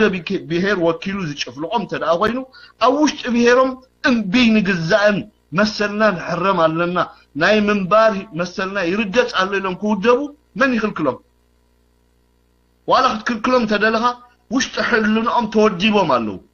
ምናልባት ብሰራዊት ብብረት ብሓይሊ ክትዕምፅፆም ትኽእል ትኸውን ንግዜኡ ግን ብውሽጦም ተወዲቦም እዮም ሬዲ ኮይኖም እዮም ጸንሑ ዞም ህዝቢ እዚኦም ስለምንታይ ትረግጾም ትጭፍልቆም ስለ ዘለኻ ኣብ ኤርትራ ግን ከምኡ የለን ህዝቢ ኤርትራ ክጠሚ ተኾይኑ ኩሉ ይጠሚ ኣናይ ብሔር ኢኸ ኣብ ኤርትራ ንነዊሕ ዓመታት ስልጣን ሒዙስ ነቲ ሓደ ብሔር ጨፍሊቕዎ ትዝገርም ነገር ትማሊ እዛ ኤርትራ ነፃ ወፅያ ኣብ 7 ዓመት ካው ኩናት ተኣዊጅዋ ከዓ ኣብ ምክልኻል ኣላ መዓስ እዩ ብሔረ ኩናማ ድዩ 34 ዓመት ጨፍሊቆ ገዚእና መሰልና ኸሊእና ወይ ብሔር ዓፋር እዩ ነቲ ካልእ ብሔር ስልጣን ንነዊሕ ከም ንግስነት ሒዙ ስልጣን ኣብዩ ካብ ስልጣን ምውራድ ጨፍሊቁና ኦር ብሔረ ትግርኛ እዩ 30 ዓመት ኣብ ስልጣን ጸኒሑ ሰበ ስልጣን ትግርኛ ዳያኑ ትግርኛ ሃብታማት ትግርኛ كوتا كل تهاجر زلو بوليتيكاوي قطباو عقمتات ناي تهاجر وتادراو عقمتات ناي تهاجر قبيتو حيزو نحنا نخاين الزارب تخلكلنا تبللو انت دا خوينو ببير كتودم ناي قدن يمثل ግን ኣብዘሉ ተላው ደወይኑ ብድሕሪት ኮይኑ ንዑ ደሰላስል ሓይሉ ለንስኻ ስርዓት ወያኔ ስለምንታይ ከስርዓት ወያኔ እዚኣ ገብራሎ ኤርትራውያን ብብሄር ቁልቁል ክታፋነኑ ልክ ከምታ ኢትዮጵያ ዝሰርሓ ሆምወርክ ከማ ኣብ ኤርትራ ክገብር ፈቲኑ ወያኔ ኣይተዓወተን በርታ ሆምወርክ ደሰይም ከምና ኢትዮጵያ ኣዘይም ደፍታይም ኤርትራውያን ብብሄር ክንጫፋለ ስርዓት ወያኔ ኣብ መቐለ ኮይኑ ከዓ ንጉስ ክኸውን ይደል قالوا لحنتي ترجم زوهابو ነገር የለም ብዙሆነ ነገር ተንትንዎ በዚህ የገድስ ማለት ነው بدلايكم ሳይንሳው ተናምጹ ብዙሆነ ይኹን ወጋው ሁነታት ተናምጹ ወያነ እዚ አይደል ንክልቲው ኣብ ኢትዮጵያ ተመሳሳሊ ቃው ማህበረሰብ አለና ኤርትራን ኢትዮጵያ ኣብ ኢትዮጵያ ድፍጠር ግርጭ ኤርትራ አክፍጠር አለዎ እሱን ተደይተ ተግቢሩ ንሕና ናይኽሱም لعلنا خنملسوي نخيلنا ازي يتي قندي ناي ويانه ناي مقالس بروجرام ناي ويانه لذي اسو يخسر حلو صني تعال ناي ويانه ابيترا ناي بهر چقونا يلن ناي بهر چقونا يلن ناي بهر چقونا اندحر ديلخا سبات ببهر نخودبو مغبارو عاب تاريخاو سحتتي نو ويانه كم ناي بوليتيكا كتريو خلخا بدحريتم بقدميتم كينكا ويانه عاب تاريخاو سحتت فصيمو ناي بهر چقونا ابزي لولو دلقل حسوسات والكسبات بجنزب أخديعون أسديعون ببيهم نخودبو مقبر مسارتاو حق إسلا ديبلهم سقوم تخخدي يقولون عسر عامت ملو ويانه زي تأدنا جنزب كوبام تانيحو نناي كناما من كسقاس نناي حفار من كسقاس نناي ساهو من كسقاس ناي بيجا من كسقاس يلو خمون وحدات بس أبعث دقوت صاروا أبراس هوتيل ترسلنا بلعه نعسر عامت كقلبهم تانيحو ግን ስጉም ተኸኸዲ ከአሉን ሓንቲ ሜትሮ ስጉም ተኸይዶም ኣብ ኤርትራ ጽልዋ ክሕድሩ ከአሉን ስለምታይ ቲ እሶም ኣበጊሶም ዘለዉ ጭራሖ ኣብ ኤርትራ መሰል የብሉን ኮማ ዓይነት ሕተ የለን ኣብ ኤርትራ ዝኾነ ይኹን ብሄር ብናየዱ ቋንቋ ንኸይመሃር ኣይተኸልከለን እኳ ደኣ ብኣዋጅ ብሕጊ ተደንጊጉሉ ዝኾነ ይኹን ብሄር ካብ ናብ ኤርትራ ክንቀሳቐስ ኣይተኸልከለን ኣብ ኤርትራ ሃገራዊ ኣገልግሎት እንተደኣ ኣሎ ኮይኑ ካብ ደቅቲ ፕሬዝደንት ጀሚርካ ክሳብቲ ዝሓደ ብሄረሰባት ንብሎም ኣብ ኤርትራ ኩል ብማዕረ እምትሳተፉ ኩሎም ብማዕረ 18 ዓመት ኣገልጊሎም ኩሎም ብማዕረ ብዘይደሞዝ ሰሪሖም ኩሎም ብማዕረ ተኸላኺሎም ኩሎም ብማዕረ ሃገር የልምዑ መንዩ ኣብ ኤርትራ ተሓደ ጎይታ ተሓደ ባርያ ኮይኑ የለን ስለዚህ እንድሕር የለ ኮይኑ ትውዳበ ኣይመድለየ ነይሩ ግን ስርዓት ወያነ ማይቢ ነዚስ ከስርሓን ንኽእል ምክንያቱ ኤርትራ ኣብ ምብትታን قدم امنا 4 50 تمليسنا بتاريخ ايرترا كم ذا عينت نا اوراجا متفنان سلازنبر ايرترا نزي خسرحني خيلي ويا كبغاغسو كمقابر اوطيو تنفاس زري كبغاغسو فتينو ግን ዋላው እንቶም ነኸበግስዎ ዝወከሎም ሰባት ሓላፍነት ዘይስምዖም ንዑን ብቕዓት ዘይኮኑ ሰባት ስለዝኾኑ ኣብ ዜሮ ነጥቦ ዲቆም ማለት እዩ ሶ ኣብ መጨረሻ ድሕሪ 20 ዓመት ወያነ ክጻባጸቦም ናይ ግድን ምክንያቱ ወያነ ክኸፍል ይጸኒሑ ሪምና ማዓት ሚሊዮናት ገንዘብ ይኸጥፍ ጸኒሑ ስለዚህ ኣይግረም ካዞም ናይሳሆ መራሕቲ ኢና ዝብሉ ሰባት ኣብ ዓድግራት ቤት ማእሰርቲ እቲዎም ዶንጊዩ ምክንያቱ እንታይ ገይሮም ዝኹሉ ደሞዝ ክበልዑ ጸኒሖም እንታይ ገይሮም ተማ አዲስ አበባ ቤት ጽሕፈት ከፊቱሎም ከውደልድሉ ጸኒሖም እንታይ ገይሮም ዞም ናይ ኩናማ ምንቅስቃስ ኢናይሎም ወይ ሰራዊት ሕድሪ መራሕቲ ኢናይሎም ብዝተፈላለየ መልክዑ ብልእሲ ኤርትራ መዝሙር ክዝምሩ ጸንሑ ሰባት ምስርዓት ወያነ ሓደ ስጉምትን ቅድሚት ከሰጉሞ ይከኣሉን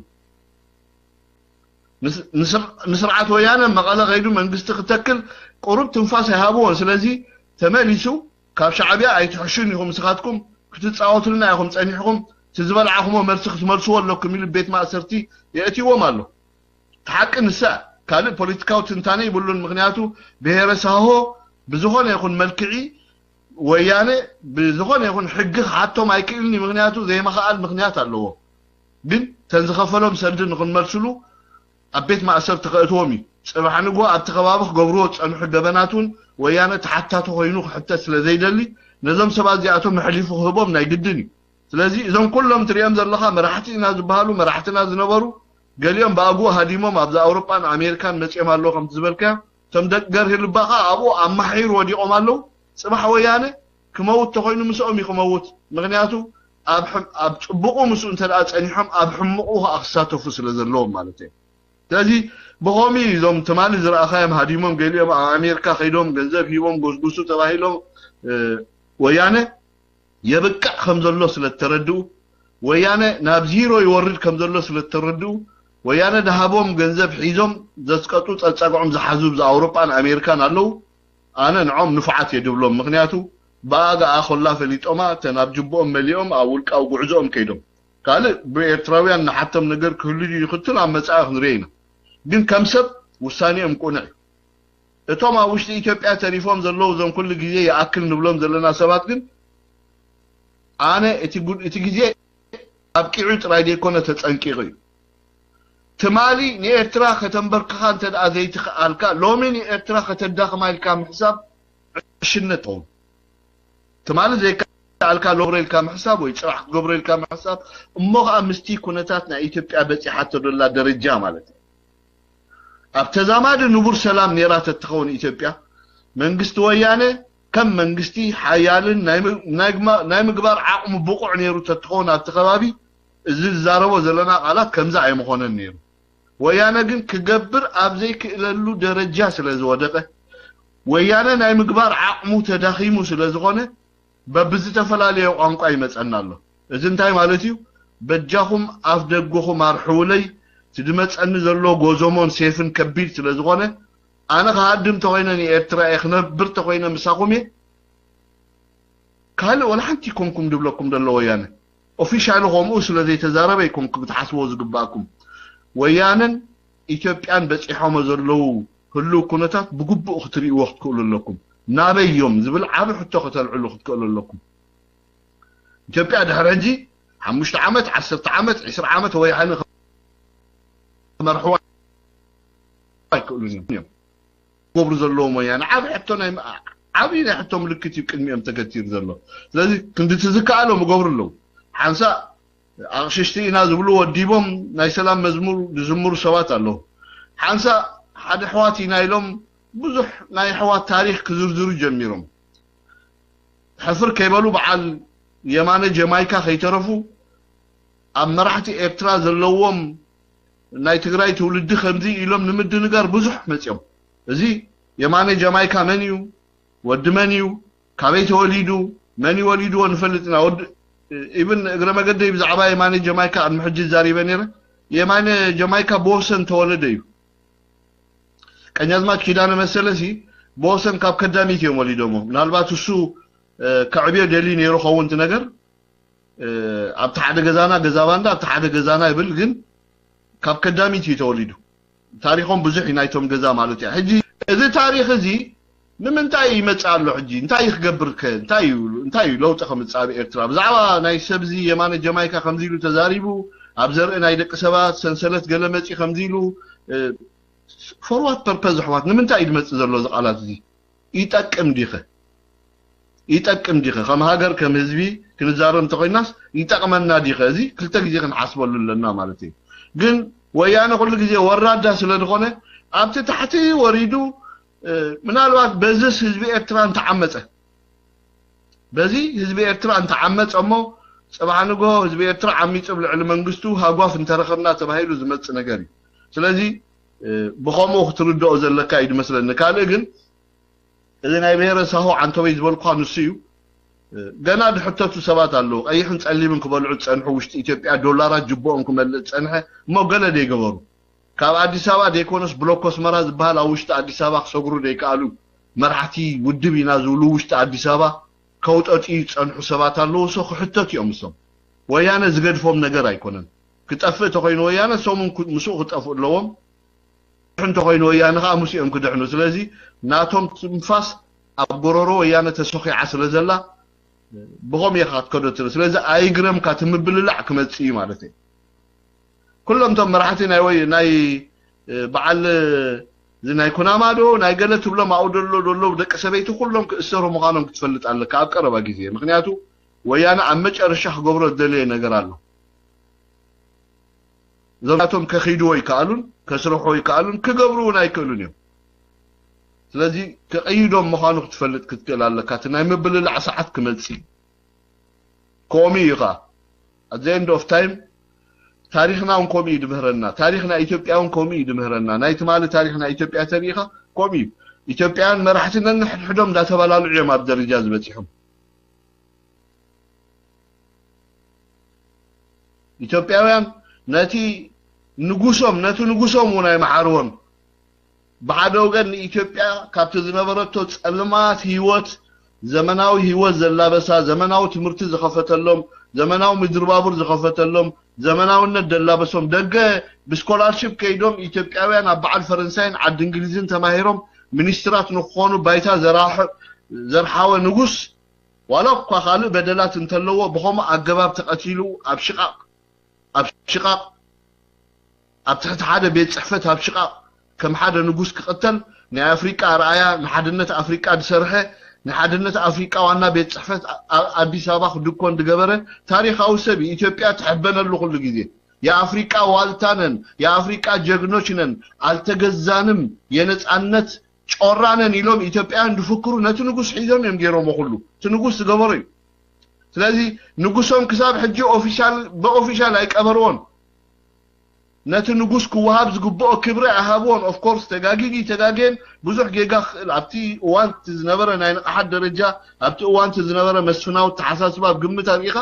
ሃይለ ስላሴ እንታይ ይበድልዎም ኢትዮጵያውያን ካብ ጸልማት ናብ ብርሃን ይምጽይዎም لازم ننقصهم قبو كبريها بنسو تاريخهم إثيوبياويان نايبب بالعسل زغونه بسالساي مدرخ التاريخ زي يدقم الله قدم أبعال قرمان ميواي جيرال منقستن واي هايلا سلاسي دحريو الدرقي دحري بسرعة عدساوا دلوخات مبللع كون قول مخانو تفلتو كلكم تاريخهم بخوم يمدق اللاتو سلامنتاي حدنا زبهالي يقولون كبري هزبي كبر هاقر يفلتون يوم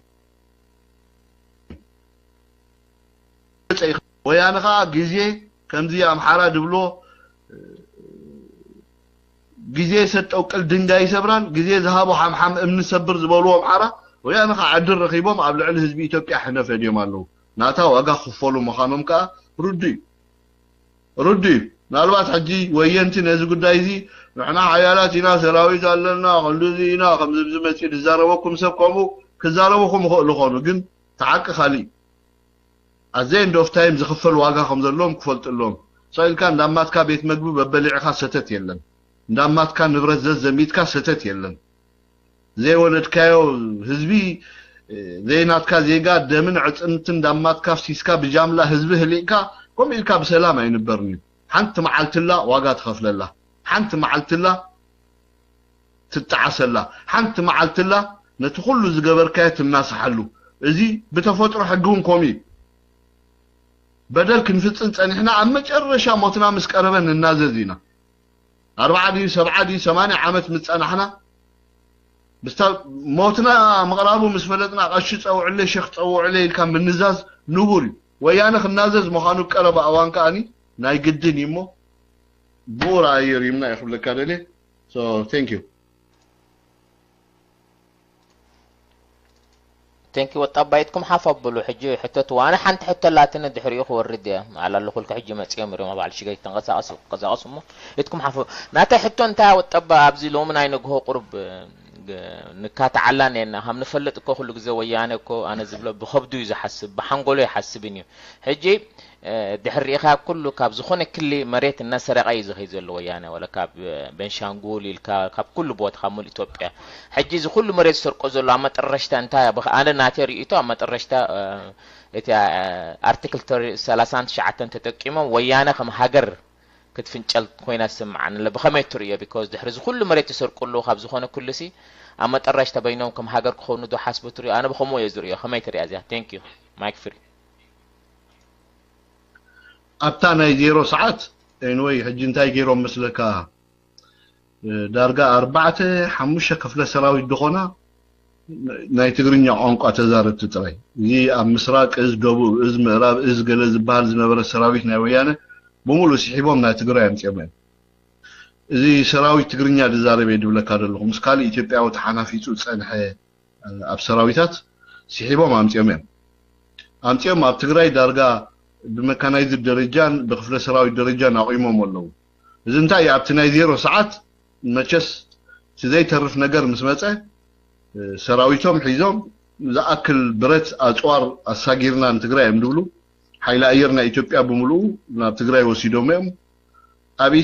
ኢትዮጵያ ካላኸል ዝኽእል ቤዚካል ዝኾነ ነገር ከምዘይ ተርፍ ገይሮም ጅንታዩ ልዕሊ ዓቕሞም ዝኾነ ኣጽዋር ወሲዶም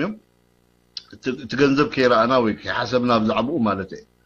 ስቶ ኣብቲ ናይ 0 ሰዓት ምሳኣኸለ ናይ ግድን እዩ በአንቀጽ 39 የመገንጠል መብታችን ተጠቅመን ትግራይ ከኢትዮጵያ እንድትገነጠል አርገናል ጉልዮም ኦፍ ኮርስ መቀለ ኸዲዮም ሲዒቡ ዝኸይድ ፖለቲካዊ ኩነታት አሎ አመንጎናን አመንጎምን ዘይተርፍ ነገር ይዚ ክንጽቤ ንኽእል ነገር ግን ብሩድ ይድብለካ ደለሁ ዲስ መንግስት ነዚ ተዳሊሉ ከም ዘሎ አነ ይጠራጠርኔ ግን እዚያ ገብሩ አይሞያነ ምክንያቱ አይተርፍኒ ከምታ አንተወይ ዝበልኳ ኣብ ኢትዮጵያ ከምብሮም ዝኾነ ይኹን ፖለቲካዊ ሞራል የብሎም ዋላውን አይከውንን ይምበር እንታይ ማለት እዩ ፕራይቬት ትጽዋዓን ዘለኻ ፕሊስ አይትጽዋዓኒ ድሓራይ ክንረኸብ ኣብ ፕራይቬት ድሓር ክንዛረብ ስወዳና ማለት እዩ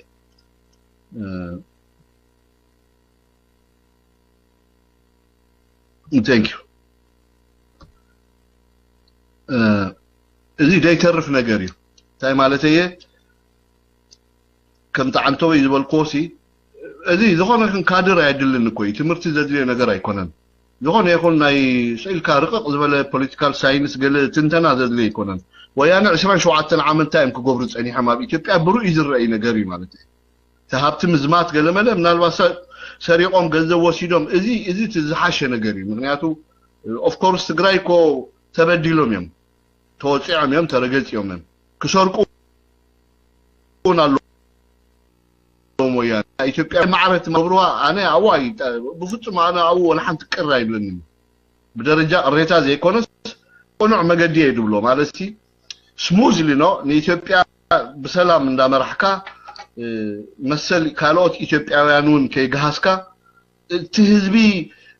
በቀጻልነቶም ኢትዮጵያን በሰላም ክነብሩላ ዝኽእሉ ፖለቲካዊ ህይወት እንዳገበርካ በኢትዮጵያ ትግራይ ከተልምዕ ትኸሊኻ ለትግራይ ማዕራ አዲስ አበባ ትገብራ ትኸሊኻ ምክንያቱ ስልጣን ኣብ ኢድካሎ ተዓሙ ሁሉ ኢድካሎ ተቃለስ ካሉ ዕላማው ንሲ ምክንያቱ ተማሊ ቀማላም ትግሬ ደሃ ትግሬ ለማኝ ትግሬ ኢሎም ክብድዑ ጸንሑ ሓይልታት ስለዝኾኑ ነዚኦም ትግራይ አልሚዕኻ ኢኻ ትብቀሎም ማለሲ ሪቨንጅ ትገብር ክትቀትሎም አይኮንካን እዚ ጌርኩምና ኸይድካ ትጭፍጭፎም ከም ዝወያነ ሓኒቁ ገደል ድርብዮም ነበረ ይኮነን ትግራይ አልሚዕኻ ኢኻ ንዖም ማዕረ ከምዃንካ ከተረድኦም ዝግባእካ ትምልማዕሲ ጸገም አይኮነን ይድብል ኣነ ትግራይ ዓይን ዓራት ክገብርዋ ነይሮም ብልምዓት ማለት እዩ ክንዲ ትዝካኣሎም ኩሉስ ናይ ልምዓት ገይሮም ለትግራይ ማዕረት ማእከል ኢትዮጵያ ገይሮም ምስ ማዕረ ኢትዮጵያውያን ኣሕዋቶም ብሰላም ክነብሩሉ ዝኽእሉ ፖለቲካዊ መደብ ክምድቡ ይነሩዎም ግን አይገበሩውን ወያነ ተዓቢ ጌጋናቶም እንታይ በቲ ሕነ ምፍዳይ አሎ በቲ ስርቅሎ ማለት ተሕነ ምፍዳይ ካብ ህይወት ጀሚርካ ሐሳብ ንብረት እንዳማትካ ምዝማት እቲ ይቅረድ ይባሃሎ ነገር ይምበር አምልማዕ ኩሉ ዘሎ ነገር ያው አፍሪካ ኮረይ ሓደ ፕሬዝዳንት ምስመፀ ለተኸባብናቱ ብሄርናቱ ኸልምዕ ቤት ትምህርቲ ከፍት ዩኒቨርሲቲ ከፍት ሆስፒታል ከፍት ይረይ ግን ኣብ ከምዛ ዓይነት ኣዚ ተፋነን ነገር አይከይድን ማለት እንተራ ተጨቁኑ ጸኒሑ ለዚህ ማን ዘይድግፈሎ ዝኾነ ኤርትራዊ ትግራይ ክትለምዕ ዘይድግፍ የለን ስለምታይ ከይቃወም ትግራይ ንኽትለምዕ እኮ ኤርትራው ደጊፉ ተቃሊሱ ትግራይ ካብ ድኽነት ክትወጽ ህዝቢ ትግራይ ከም ህዝቢ ክረብ ኢትዮጵያ መሰሉ ክሕልወሉ እኮ እዩ ኤርትራዊ بعقሙ ነቲ ትግራዋይ ደጊፉ ኣብ ቃልሲ ኣምጪው ኣቃሊሱ ናብ ስልጣን ጽይዎ ንብል ኩሉ ግዜ ስለዚህ ኤርትራዊ ብዝኾነ ይኹን መለክዒ ንትግራዋይ ከናኣሉ ወይ ክሕስዶ ይክእል እዚ ኸሚሉ እንከሎ ግን ዛዝበልካ ሕቶ ወያነ ኣብ መጨረሻ ንኢትዮጵያን ኤርትራን ኣጥፊኻ ትግራይ ኣጥፊኻ ክንብል ኮልና ናብ ዘይንቡር ኩነታት ወሲድካ ትግራይ ትበሃል ብጣዕሚ ስትሮንግ ዝኾነ ስቴት ላይክ እስራኤል ምፍጣር ይብትኸባቢ ይዛረቡ ኮይም ኣፎም መልዮም ናይ ትግርኛ አይሁዳዊ መንግስቲ ዓይነት ክንፈጥር ኢና ኣብ መቐለ እዮም ድብሉ እሲቲ ቀንድ ዕላማ ካል ወላ ሓንቲ የብሎም እዚ ማለት ታይ በዋጋ ኢትዮጵያውያንን ኤርትራውያንን ማለት እዩ ካብ ኤርትራ ክንድግዛዕ ዝኾነ መሬት ትወስድ ክንድግዛዕ ዝኾነ ባሕርሎ ወሲድካ ናብ ትግራይ ተጠቃልሎ ትግራይ ክልተ ናይ ባሕሪ ኣፍ ደገ ምስ ከበሳ ኤርትራ ትወስዶ እቲ ልሙዕ መሬት ናይ ኢትዮጵያ ከዓ ንደገ ሰደድ ድኸውን ከም በዓል ስምስምን ሰሊጥን ዝረኣሉ ልሙዕ መሬታት ናይ ኢትዮጵያ ወሲድካ ከዓ ናብ ትግራይ ተጠቃልሎ ቦሽመጥ ድሕሪ ኢትዮጵያ ድማ ተረተር ናይ ኢትዮጵያ ወሲድካ ናብ ቤንሻንጉል ጉሙዝ ኬድካ ትግራይ بحيل إلكتريك باور أو أفريقيا قدامي تجيركا تجراي ساعات إلكتريك نورو نظام كاروت أفريقيا هجرات إكورت تجبر يناي ملس تزنوه برنامج تجراي نا إندستري ما أكل كنجبراينا نا فابريكا ما أكل فابريكا يكون إندستري ما سنتر كنجبرنا يلتبجيسو سو نابي يزغير زي دمن بواجمن باتي مريت إبتراويان نخلت كبسان متحتن يلكا أكاتيلكا كبسان أبتجراي يأتيها شحن كلت ميتن يبحر جماجم أبتجراي يأتيها زي أبتي سبعة وخسارة كي أبنا مالتين سبعة وخسارة نبلو تحنا مفداب لعلي إبتراويان ده حسبوا مرحت ويانا مالتي عقامة بلونان يركم رفعت بلونان يركم أوالزنا عندهم كيدن كم زجبران يرن حجتن في يورز مثلا حواتكم أقول رأسا عم أمتش عند بتصحكا أما قالن عدوان متين باريستا خلنا سرحنا دك أسمرا توم تمالي ليسترو رفع لكم تتعرفون نوركم من إسياتكا أخذ متيهم أبديا عربي حيسكم ليسترو رفع عنك نبلوكم هنا واقع كفليهم يوم يلوم الناس لذي زيت محبرة وكسارة مالتي أما محبرة وكسارة أما نقول هزبتات كفتة ذدلي وزلو نحنا مفداي مدام مالتي زي بدرجة تحت تاريخها تحت تجراي مفتار مالتي سلازي أب كم ذا عينت كنتها ذا حسب حيل سلازقونه زي ما تعرق أنا جرز بهالي اللي ريمنا كنت على كل زي يعني مشكلتنا كلتنا قبل كله مش إثيوبيان مش إيرتران كتعارقوا زخ النقع يقدفن كل حتاتيمو سلازي أمج أرشا زاز بالكايا أختمت أبزيرو ساعات مسأخلة يتعاوتوا لا يتعاوتوا لا بزي قدس تجراي ريبابليك فتروا مخانم ويجوا مخانم بعنك سلاسان شعتن نام مقالة خيدنا قبل يوم بليو خقات منا زخل مختن سرح عنك أخلين عناني إرتراويان بين I think نوح جديد زوصد أي مثلاً بخلو ملك عتاتو مستنا يتقارو زاربون عبايتا دقبروهم كله عم مزازينكا بزح يغزاز لنا أي مثلاً نقول السوء نتي من قصنا زملكات قدايو إذا قبروهم مخانهم قل ردي فلتي كابزو وطاق خالوخ قبرو زخلو نقريا بالله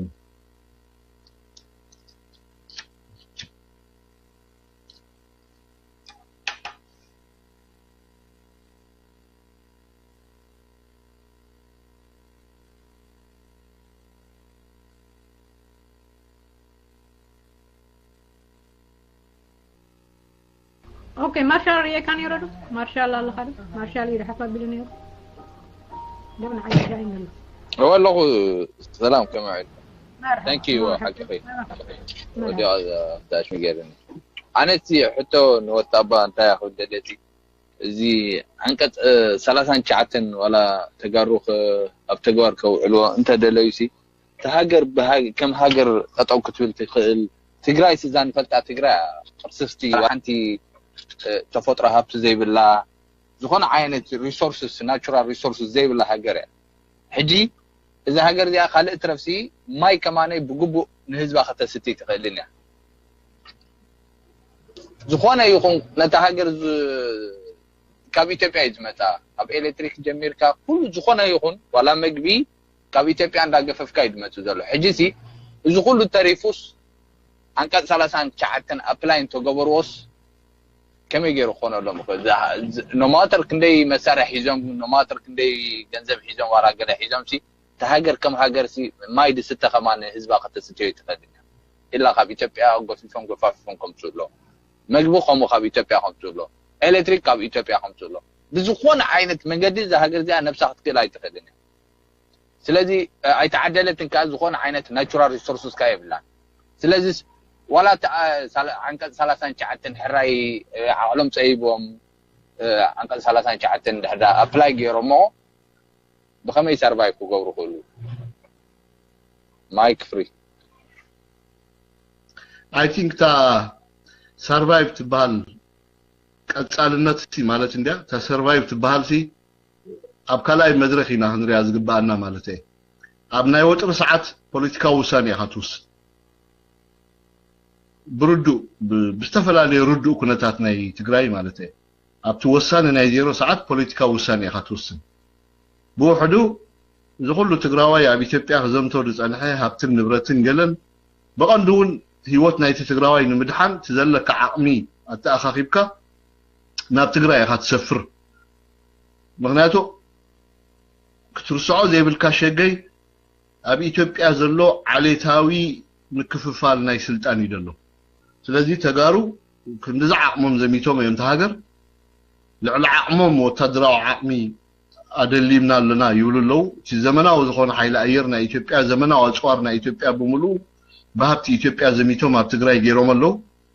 سلذي أبتنا 0 ساعات مسأخلو تبتغراي كمتقوم زخل تتصابات مع بالناس بيترا دي كمتقوم بخلو تقوم تحيلتات دي كمتقوم بوغن إثيوبيا دي كمتقوم زي تغالاي مدرخ زرعي مالتي ግን አትሊስት ፖለቲካ ውሳኔ ኾስኑ ናይ ግድን ምክንያቱ ታ ናይ ምድሓን ትበሃል ሕቶ ክምልስዋ እንተኾይኖም ንሳይም ክውስኑ ካለ አልተርናቲቭ ዝበሃል ስለደየለ ማለት እዩ ሕጂ ምስ ህዝቢ ኢትዮጵያ ኣብዘተ ክመፁ ይከሉንም ወላው ምስ ሓይልታት ተቃውምቲ ናይ ኢትዮጵያ ኣብዘተ መፅኦም ትግራይ ከም ሓንቲ ክፍለ ሃገር ኣካል ኢትዮጵያ ኮይና ካልእ መንግስቲ ክፍጠር ሶም ዘይውንንዎ ሶም ዘይዝውርዎ መንግስቲ ክፍጠር ኣይ ደሊንም ፈቃደኛታት ሆነ ኣይኮኑን ዳግማይ ናባርነት ይንዖም ዳግማይ ናባርነት ጥራይ ደይኮነ ምስቲ ክገብርዎ ፀንሑ ገበናት ከዓ ናይ ተሓታትነት ጉዳይ ኣሎ እዚኣተን እንተዳ ብግቡእ ትሪኤን ኣለኻ ኾንካ ታድውስንዋ ፖለቲካዊ ውሳኔ ዓንቀጽ 39 ምምዛዝ እያ ተኻልኣይ መድረኽ ሰርቫይቭ ክገብሩ ድዮም ኣይገብሩን ቀጻልነቶም ብኸመይ ይድረአ ሕጂ ብዙሓት ረቑሒታት ኣልዒልካ ነርካ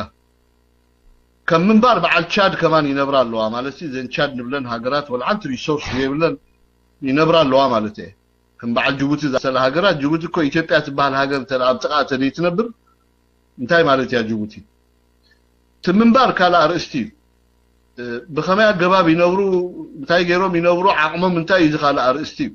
سرفايف قبري اليوم كه مالسي السوم بريفرندم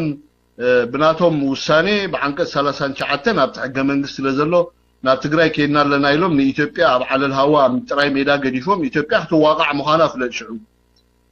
عبدالرجاء موقع انت دعبت هذا عباء إثيوبيا تباه الهاجر كا خمس جنبيراتور لله مالته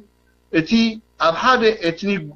بحاجة بهير بحاجة أنقاء بحاجة عليت بحاجة امنت كمان ذنابر حزب الصوماليا علم شجرون نقد فتح هيك قالت إن حزب الصوماليا درون بثلاث عمد خيرا لو تشجرنا الصوماليا مالته ስለዚህ አመንጎ ኢትዮጵያ ዘሎ ጸገም እንተዳ ኖቲጉ ሞ ካብ ቁጥጥር ወፃእ ኮይኑ እዚ ዓለምና ናይ ኢትዮጵያ ኩነታት ክትፈትሓ ኢልካ በቀሊል ብዝሓፀረ ግዜ ከቢድ እዩ ንዓናውን ዋጋ ከፍለና ካሊ ይትረፍ ማለት እዩ بزعبا سرفايف زبالكاي قداي قن نعي سرفايف مالت كم تسخاف قلت أنحكا يكون سرفايف دبلو نعي سرفايف تي بوليتيكا وساني موساني تي العلو خلو مالتي تأورا ملسوكو بوليتيكا وساني يخصن تانيح محبراي هوتنا إثيوبياويان أبقمت كأتويت أنحو سرعات ويانا محبراو زمدنا هزباو زمدنا منغو إثيوبياويان زنبرا زمدنا كو أبقمت أتوون بوليتيكا وساني ترايم كوسن تانيح من 20 شوعة العمد وسيغا تحدقا زقبرو مالتي تبوليتيكا وساني تراي موسان لمدي باهلي متأخخاب متأرناف نايت حبرسب نميتن قلن بحابر كنبرز أنا حبرسب أقول متى رأيون تناتو السيت باهلي امنتو متأخخابو مكببارو نايت إيجيبيا وزبال تراي بوليتيكا وساني مكخود تانيحم السوغاي حدقنيا غيروا مالتي تشقينا هنا سو نحنا ريفنج خنقبرينا سلطان زعدفنينا سو عين قدفنينا ختبل تداخونكا كتقبرهم زقباكا صبق نحماقنكا اخبزحيهم مالتي ስለዚህ ናይ ሕማቅ አጋጣሚ ኮይኑ ናይ ወያነ ሕማቅ ተግባራት ይበዚሑ سو اتا سرفايف ትብል ቃል ንዓይ ብጉባኤ ተጠቀምካላ ነው ይድብለካ ምክንያቱ سرفايف ናይ سرفايف ሕቶ ይኮነን ሕጂ ናይ መቀጻል ሕቶ ደይኮነስ أبزار رزيعة زلا أجمع نمفتح بوليتيكا وساني سقطت عنك 30 شعتنا دحيرو بتجراي كيدوم بتحيزمو زلو أسوارن سراويتن بتا أسلطينمو زلو عقم سب بتي ونينمو زلو عقمي مش إرتراويان قد إمام كال ناي منبر عدلهم كسفعل زخلو نقعات كخفلو بزح يوم دحسبو سو زون أب قمت كم زلو خطري أخت كلا الله كاسو ناب تجراي كيدوم تزمت أو تتصابقات مش إرتراخ مكتون نإرتراخ ورو محسابن نمنجستي إرتراخ هابت زلو نمودا نمحسابن إذي كدقسلو خم زي كلو تحسب كتكل الله كاب عنك 30 شعتن تراي تجنسيلو ما قال خيدوم مالته يكونن هاو سرفايف زبل كان نجر مالته اجي العدم كعنت دي دبقل سرناي مشلا دي دبقل عفن يكونن تحته ما لون دي لون يكونن تحته بوليتيكا وساني ابي اثيوبيا خمبروم زخل هاوهو الله دي عدل يلن دحد يلو خينو انت اخا توسن ذات بلكاد لو خي اخا توسن استخان عليت كان تاخاخب كان امقله اخا كيد دحري امقله كون كاد مصكا صلا اخت مكت وين اب كال عينت فتحات يخا تدهم مالته ثم قالوا قداماي كالاي درجه كاتقمطهم كاتا برايوريتي منغست ايرترا خب سلطان معلاوي از ويانه كون كاتحسب لايك ويانه كون كخفيل كاتحسبو سرعه ويانه كاب اي مين سرعه منغست ايرترا خب سلطان تالي which means تግራይ تبال هاجر سموزلي كما هاجر كتقوملكا اندحت تدل كونكا مالت ስለዚህ ትግራይ ከም ሃገር ክትቀውም እንድሕር ኮይና ተቀዳማ ዕማምካ ሕጁን አቦቱ ሎ መንግስቲ ኤርትራ ምዕላው ህዝቢ ኤርትራ ምብትታን ክንብል ኮለና ከምቲ እንግሊዝ ዝገበረና ታስእልና እንግሊዝ ይተኸትሉ ስርዓት ወያነ ካለ ወያነ ድመዘዝዎ ድመሃዝዎ ነገር የለም ባይዘወይ ክርዳና ዘሎ ኤርትራውያን ወያነ ብናቶም ስትራቴጂ ብናቶም ፕላን አይኮኑን ከይዶም እንግሊዝ ደውጾ ፕላን ና ኤርትራይ እንግሊዝ ሓንቲ ፕላን ይውጪ ከበሳን متحتن كتسامعوا سلازي تخلو بأمنتهم كتقاربوا سلازي تخلو إذا متحت زبهال صلوان عربن ناي سودانن سلازلوا نابو يبل زوم كبسخاني مس إثيوبيا يتحوسيل زي توساني أيكونت انديا هذا ويانا نزي أي مزيزوا أما كبسان عب تجراي كحوس انت الأخوين زوم سمعون دلهم ناي أزياندو تجراي تجرينيدو هذا أنقانا أدينا قامة قنن أديهم قامة قنن أبجزهم شرط والعوب جزانا شرعون بالله كبرهم حدا شراوات أنا حدا زعينته بهلنا حدا زبلود اللوكو ما بقصتنا إنجليزي قالوا بروبوزالي بالله من ويانا جن إذا بروبوزال زي أبشتو وقعته خينو ناتي أما تحزل الحزب نزب كبسا حزب زلهم كواقعوا اللهم إذا خا دروت أجي أملون 20 عامت أو أديس أبا ويانا مستي اب ارترا انقاساس يزبل اسلاماو جهاد ويكا اسلاماو مدحن جنبارنا ارترا زبال بيناي بوليتيكا ملكع خزامه دخل ويانا بمنتاي خزامه دخل سرعه ويانا مستي اسلاماو جهاد وي حامشاي مسرع نبلهم كاتا اسلاماو مدح جنبار زبالو بابو غله دمرحب اديس ابا خوفيلهم دلو بيناي بوليتيكاوي ملكع عمويان مسኦም زمدنا دغورو تادليت تمتحت نعام تركبهم أبلعلي كريستيان كبسا متقعتي جبر سبات يقتلوا دك كبسا أنا مدحان حطوه العليوم شمارهم كالعليوم أبلعلي متحدث حواتهم كأخذ قاتليوم دحريو ريفرندم كجبر أيبلناندو دحر خلاي وقعلم متحد نبينو كبسا هي خبهاليو ونحن أرثوذكس أديهم جامة أدي جامة قانقانا دزنيرو دو أزيان نيرو زبزت جمامركم زلوا حمام نسيو ناب تجراي محواسي كان انت اشم يقولون حواس كانوا فورمولا يقولون تا فورمولا انا انجليز فورمولا قرب ويانه تا قريچت مفتار دحر قريچت مفتار سلام تفطر وي لعلنا خاطر تبل ناي ستالين تميم تطقيمم ستالين كما يدغبر قريچت تفطر يقاتل سبات دحر سلام ولد نقومو هاي نميتين 17 عام السوفيت حررت بكومونيستاو سرعتكم مرعوات اني حمتم كومونيستاويات زي سيستم زي ويانا خدقم صنيو زي بروبوزال وي زي فورمولا زي نورمالي بو مسارات كغبرو اندلي سو ذا فورمولا زي اي تغيرتن شقي ايفن مقاله خيد ويانا سقع فنچو تعاطيق الله خيد بلدلكو بخفله سراويتات بتغرينيا زقوم حيل غيرلو بميكانايزر غيرلو حيل اير ناي تግራይ كلمعديو ايدمعديو دحراي كنرينا ግን ፓይሎታት ካብ ሽረን ካብ መቀለን አሰልጢኑ أما قال ستاند باي غيروا مالو تنفرتي كاب دبر زيت بملو ببطحم بقلن صعينو مقال سافيرون الله ايفن تم غوجام بحر دار زنبرا نفرت كيترفه نام مقالن صيومن الله سلامنتاي اذا بقليلو زودا ነገር አይኮነን እዚ አነ እዚ እንታይ ሒዞም የም ሀገር ኩሆኑ ንሕና ኩሉ ግዜ ሓንቲ ሀገር ነዳድ ለዋ ወርቅ ለዋ ስርናይ ዘሪአ ጣፍቶ ብቁል ዜጋታት ከተብልዕ ትኽእላ ከም ሀገር ክትቆምያ ዝበሃል ዕሸላው ፖለቲካው ትንተና ገዲፍና እቲ ፖለቲካው ውሳኔ ክንሪኦ ክንክእል ኣለና ይድብል ኣነ እንታይ am ድዞሩ እንታይ am ደብቁሉ ንዖም ዝምልከት ጉዳይ ፖለቲካው ውሳኔ ግን ክውስኖ ምዃኑ ክንፈልጥ ክንክእል ኣለና ካብኦም ድኸፍኣ ህይወት ዘለዎን ሃገራት ኣለዋ ከም ሃገር ኮይኖን ዝነብራ ማለት እዩ ካብኦም ዝኸፍአ ህይወት ዘለዎን ሃገራት ኣለዋ ከም ሃገር ግን ይነብራ ኣለዋ እሱ ኮነንት ዘገድስ ሕጂ እቲ ፖለቲካው ውሳኔ ግን ናይ መንባር ሕቶይ ናይ መቀጻል ሕቶይ يا أفرق تردين لك وحجي بزعباء إيكونومي يكونن كتحطه بزعباء إيكونومي ختال علم دحر كوينكا أب نبور كنتاتي ختال علم على تيسي أب كم ذا عينتنا إثيوبيا كنتات تواتيرات اللي زلنا بإيكونومي نقتل دينا نقتلن أي قتلن يوم دينو فولتيهم كل نجر جن يكازفوا دخسق لهم جميرو كله تي سيفيل وارز بهلا إثيوبيا شو ستارت كوحجي جميرو اللي حكي already starting حكي ده لكم 8 سب جاملا بقتل صحي قتل من قست له سراويت له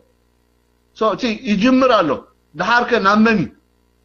ابي يعلب كنريو كنكيل لنا سو خاون خدحنو ويانا يوسنيم تحجاد حزوا ارتيكل 39 كان نسا مبر امونغو زي غبرا زبحال بهرسب ناي اورومون امونغو زي ناي سومالي زبحالن زي جيرو اورومون زلو صقم واي نوت بيفتحو بريفرندم بتعنق 39 نورمال كو خفتح خيل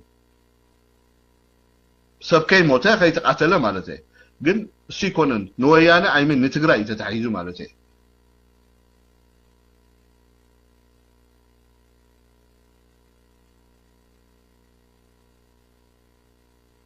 مرحبا كبر لي الله كبر رينا يا الله سمع الله ده سمع الله يا انا نوت عباسي حانت خاطو لي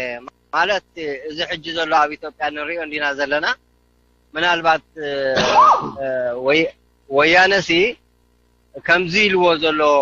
መጨረሻው ኩላህና ኣብ ምንታይ ከም ዝወድቕ ርዱይ ናይ ግዜ ሕቶ እዩ ማለት ግን ምስ ከምዚ ሕጂ ንሪኦ ዘለና ካብ ዝተፈላለየ መሬት ብናይ ኣምሓራ ካብ ወልቃይት ብናይ ቤንሻንጉል ገለ ኩሉታት ጨራሪሙ መሪት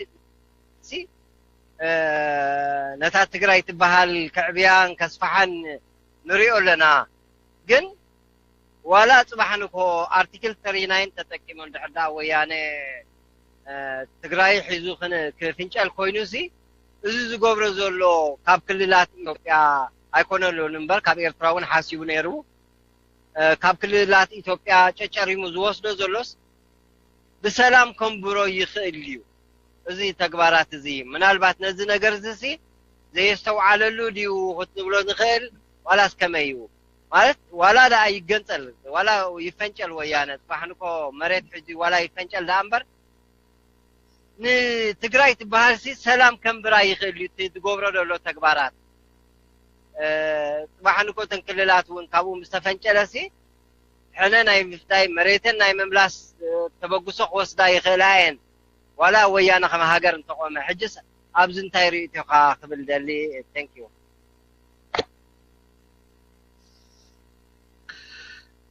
انتي بس لوكا كبر لي اتي دسرح زلو هوم ورك هنري كنكلالناكو حجي ኢትዮጵያ خما ወይምካ ሀገር ተማ ሀገር ከተቆማ አይትኽእልኒኻ ብዙኾነ ይኹን ካልኩሌሽን ማለት እዩ ወያነ እዚ ካልኩሌት ገይሮም ወዲዮም ወይም በዓል መለስ ቀለል ሰባት ከይመስሉኻ ኢትዮጵያ በታቲንካ ኣብ ኢትዮጵያ 3-4 ስቴት ክፍጠር ኣለዎን እዚ ወያነ ክሰርሓሉ ፀኒኻ አይ ሚን መለስ ኮሚት ስልኻ ወላ ራእያታ ኢትዮጵያ ኣብ ከመይ ቆሪፅዋ መለስ ዜናውን ተዳሪኸ ኮሚ ጌርካ ትግራይ ምፍጣር ኢኮ ሶ ትግራይ 5 ወይ 4 ስቴት ኮይና ክትፍጠር እያ ሲዛሲ ብዙሕ እንታሽሙ ነገር ኣናሊሲስ ዘድልዮ ነገር ኣይኮነን ማለት እዩ ንስኻትኩም ጽባሕ መቐለ ምስ ከዱስ ቶም ካልኦት ኢትዮጵያውያን ተሰማሚዖም ኣብ ስልጣን ምስ መፁ በዞም ትግራይ ከደቅስዎም ኣይክእሉን እዮም እዚ ኣነ ትንቢት የድብሎ ማለት ሕልሚ የድብሎ ከምዚ ብትንቢት ትብሎ ነገር እዩ ግን እሱ ከምዘ የደቅስዎም ስለ ድፈልጡ እቶም ክልተ ዓበይቲ ብሄራት ናይ ኢትዮጵያ ንኸሕይሉ ኮ ሰሪሖም እዮም እዞም ክልተ ዓበይቲ ብሄራት ናይ ኢትዮጵያ ኦሮሞን ኣምሓራ ዝምድኖም ተደዓብዩ ትግራዋይ ክቐስን ከም ዘይክእል ስለ ዝፈልጡ 27 ዓመት ሙሉእ ወያነ ኦሮሞን ኣምሓራይን ንሕድሕዱ ከም ዝጠራጠርዮም ክሰርሑ ፀኒሖም ውፅኢቱ ከዓ ንሪኦ ኣለና ማለት እዩ ሕጂ እቲ ፖለቲካዊ ዕዮ ገዛ ክስራሕ ፀኒሑ እዩ ሪዛልት ናቱ ከዓ ንሪኦ ኣለና ስለዚ ኢትዮጵያ ትእንኩ ዕድላ ሓደ ሓበራዊ ዝኾነ ንኩሉ ኢትዮጵያዊ ኣብ ሓደ መኣዲ ናይ ፖለቲካ ከምፅእ ዝኽእል ናይ መሰጋገር ሓይሊ እንተደይፈጢራ ኢትዮጵያ እሞ ምስቲ ዝኽፈል ዋጋ ማዕረ እዩ ማለት እዩ ኣይኮነን እዛ ኢትዮጵያ ትብልዋ ሃገር ክትህሉ ከም ዘይትኽእል ትምቅታል ገለ ንጎኒ ንግደፎ ከይከውን እውን ንኽእል ከይቃተሉ እውን ንኽእል ኣትሊስት ኢትዮጵያ ትበሃል ከም ሃገር ግን ክትቅፅል ኣይትኽእልን እያ ምናልባት ብዛዕባ ጫፋጫፍዮም ክቃተሉ እዩ ሚልካ ምዝራብ ዘይሓላፍነታዊ ክኸውን ስለ ዝኽእል እዚ ንግደፎ በቲ እሩም ናይ ፖለቲካ ቃላት ግን ኢትዮጵያ ዋላ እውን ብውሕድ ዋጋ ክትባታተን ምዃና ግን ወያነ ድሌቱ ጥራይ ዘይኮነ ሰሪሑሉ እዩ ማለት እዩ ስለዚ ድኽመት ናይ ኢትዮጵያ እዩ ንትግራይ ድወልዶ ምብትታን ናይ ኢትዮጵያ እዩ ትግራይ ከም ትውለድ ማለት እዩ ወድ በቃ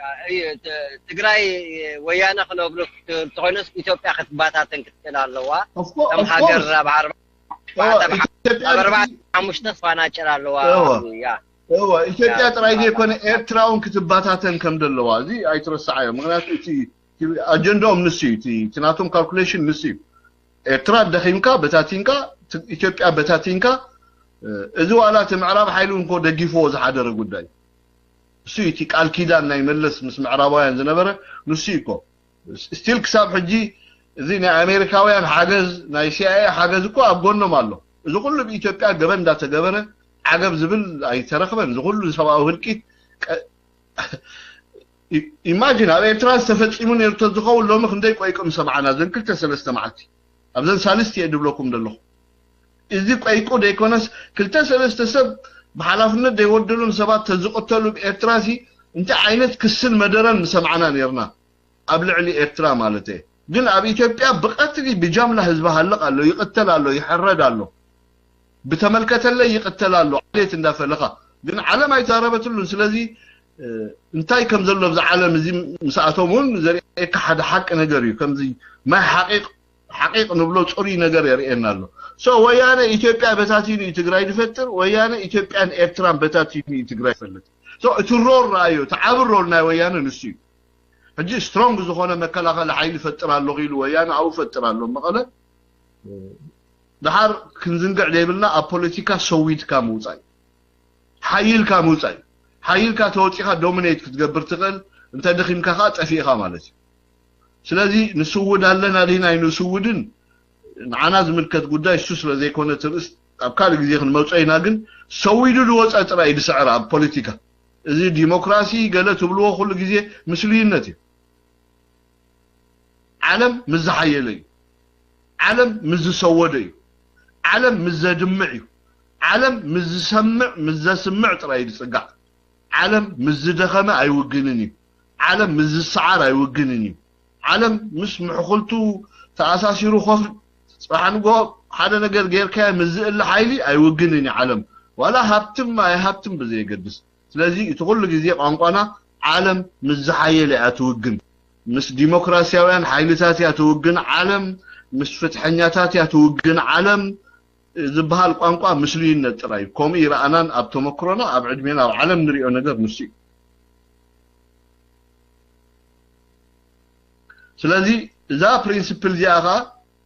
ወያነ ሒዞም ኣለዉ እንድሕር ሓይልና ክንገብር ንኽእል ኢና እዮም ድብል ዘሎ ወያነ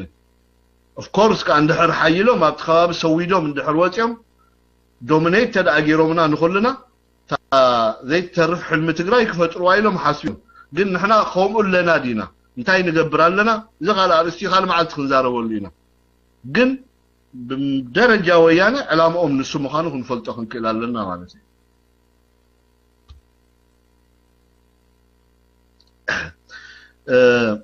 امبر شقي يقرا من قدي حانت نقر ويانا ندحر قحي بحر تقاطع سيروسي ويانا ظلم عمريتنا ايثيوبيا انت وسيدوسي ويانا دي قاشن باركان سمسم دو زرع لكم تحلمهم تدا ابتحت قوصرن غيرومسي بعد اسرائيل كمان نبرا لو اخم هاجر عشان كاي تግራይ مزخول حجي تقاصر زلا بحلم مالته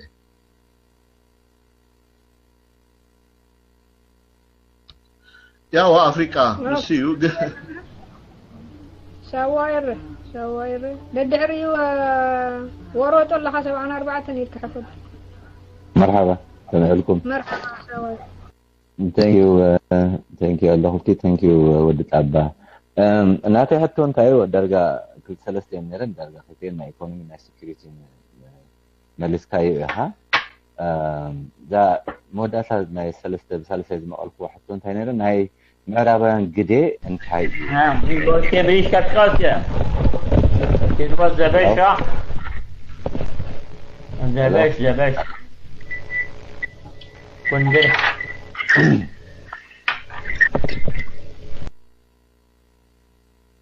مرة كسل ده اسمع الله ده اوكي alright እሞ ተሓቶ ዝነበረት ሲ ናይ ምዕራባውያን እንግዲህ ሕጂ ቅድሚ ሕጂ ናይ ዞም ግንቦት ሰባት ገለ ክዛረቡ ከለው ብዛዕባ ኢትዮጵያ ክንሰምዖ ዝነበርና እንታይ እዩ ነይሩ ወያኔ ሲ ዝህብዎ ምክንያት ማለት እዩ ምዕራባውያን ዝህብዎ ምክንያት ወያኔ ሲ ሕማቅ ምዃኑ ንኢትዮጵያ ከም ዘይጠቅም ንፈልጥ ኢና ግን ሓደ ጠኒፉ ንኢትዮጵያ ዝኸይድ ሓይሊ ስለዘየድለ ዋላ ሓንቲ ክንገብር ኣይንኽእል ኢና ዳብሉ እዮም ምክንያት ዝህብዎም ዝነበሩ ማለት እዩ ነዞም ዝጠርዑ ዝነበሩ ኢትዮጵያውያን ኣብ ምዕራባውያን ከይዶም ዝጠርዑ ዝነበሩ ሕጂ ግን ብዝኾነ ይኹን መቸም ሓይሊ ገይሮም እዮም ማለት እኹል ሰራዊት ኣብ ህልዎም ምኸውን ይግምት ከምዚ ንሪኦ ማለት እዩ ሕጂ ናይ ምዕራባዊ ግደ ዝብለካ ዘለኹ እንታይ እዩ ምዕራባውያን ድሌቶም ናይ ኢትዮጵያ ጠርኒፍካ ንምኻድ ጥርንፍ ዝኾነት ኢትዮጵያ ከዳሚት ኢትዮጵያ ዝደልዩ እንድሕር ኮይኖም ንምንታይ እዮም ሕጂ ወያነ ዝገብሮ ተግራይን ነፂልካ በይና ንምኻድ ስኢሎም ዝሪእዎም ዘለዉ ብኣቶም ከም ንካየዱ ብምዕራባውያን ከም ንካየዱ ወያነ ንፈልጥ ኢና ንምንታይ እዮም ስቕ ዝብሎም ዘለዉ እዚ ኩሉ ከባልዕዎም ከሎ ንሕዶም በይኖም ክንፀሉ ክደልዩ ከሎ ሙሉእ ኢትዮጵያ ትሕሾም ሎጂክሊ ክትሓስቦ ከለካ ሲ ሙሉእ ኢትዮጵያ ከዳሚት ኢትዮጵያ ዳ ትሕሾም ወይስ ሓንቲ ንእሽቶይ ትግራይ ከዳሚት ትግራይ ትሕሾም በዚያስ ከመይ ትሪኣ ብናይ ሰክሪቲ ጉዳይ ቁር የሂዳዊት ዓዲ ትግራይ ክትከውን ኢልካ ነርካ እሞኒ በዓ ድማ ሕጂ ከም ንሪኦ እስራኤል ንእሽቶይ ዓዲ እያ ግን ብፀላእቲ ዝተኸበበት እያ ትብል ብነፍሳ ብምዕራባውያን ሓይሊ ኸማን ሰክሪቲ ሰላም ደቂሳ ይተሓድር እያ ዘላ 100% ምዕራባውያን እንዳደገፍዋ ናታቶም ብፀላኢ ተኸቢቦም ዝነብሩሉ ዕጫሲ ብጣዕሚ ከቢድ ኮይኑ ስማዕኒ ግን እሳ ዳርጋ ፍርቃ መሊስካያ እንዲኻ ናይ ምዕራባውያን ግደ እየ ዝብለካ ዘለኹ ኣብዚኣ ታሕቶይ ኣብኣይ ፎከስ ትገብር ሙሉእ ኢትዮጵያ ከዳሚት ዳ ትሕሾም ወይስ በይና ተነፀለት ትግራይ ከምኡ ክብለካ ከለኹ መጀመርታ ኤክስኪዝዮም ኩሉ ሻዕ ከምኡ ነይሩ ንወያኔ ኣይንትን ክኾንና ምክንያቱም ኢትዮጵያ ስለ ዝእከባ ዘለኹ ክብትና ከለኹ መልሶም እንታይ እዩ እንታይ እዮም ክምልሱ ዘለዉ ነዚ ሓሰካ ድሌት እያርና የለው ዝጣባ ሓደ ግዜ ኣለሁ ደ ማይክ ኣይርኤንን ኣለዎ ሽመያ ትላዕሊ الله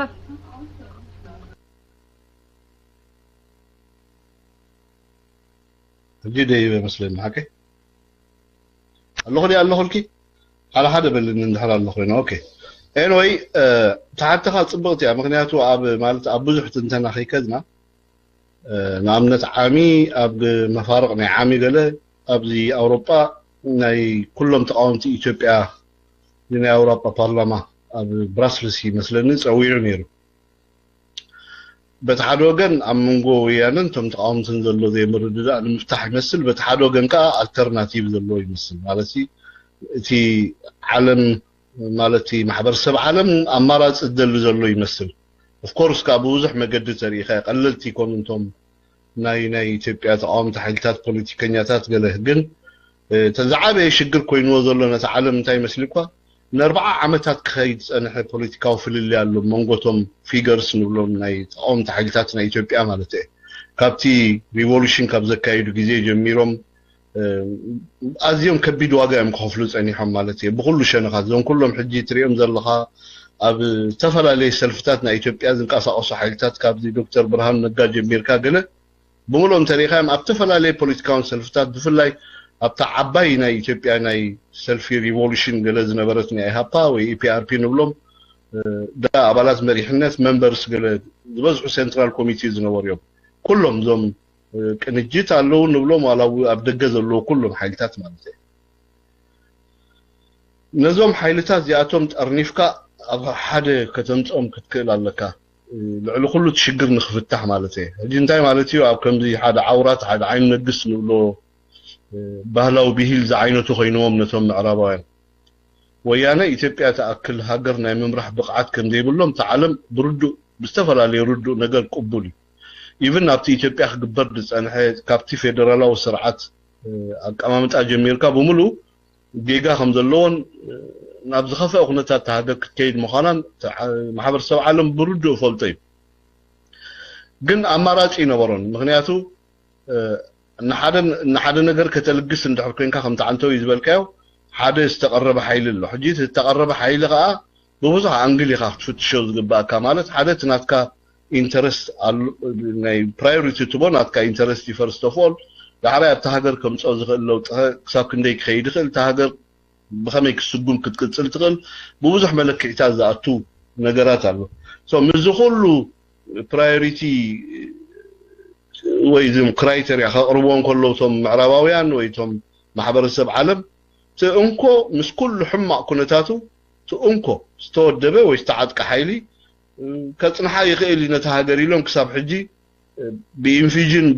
بحاجز يوم خدوت أنيحهم ولا بتقول طبعا بالله ولا بتمحدار بوليتيكا كله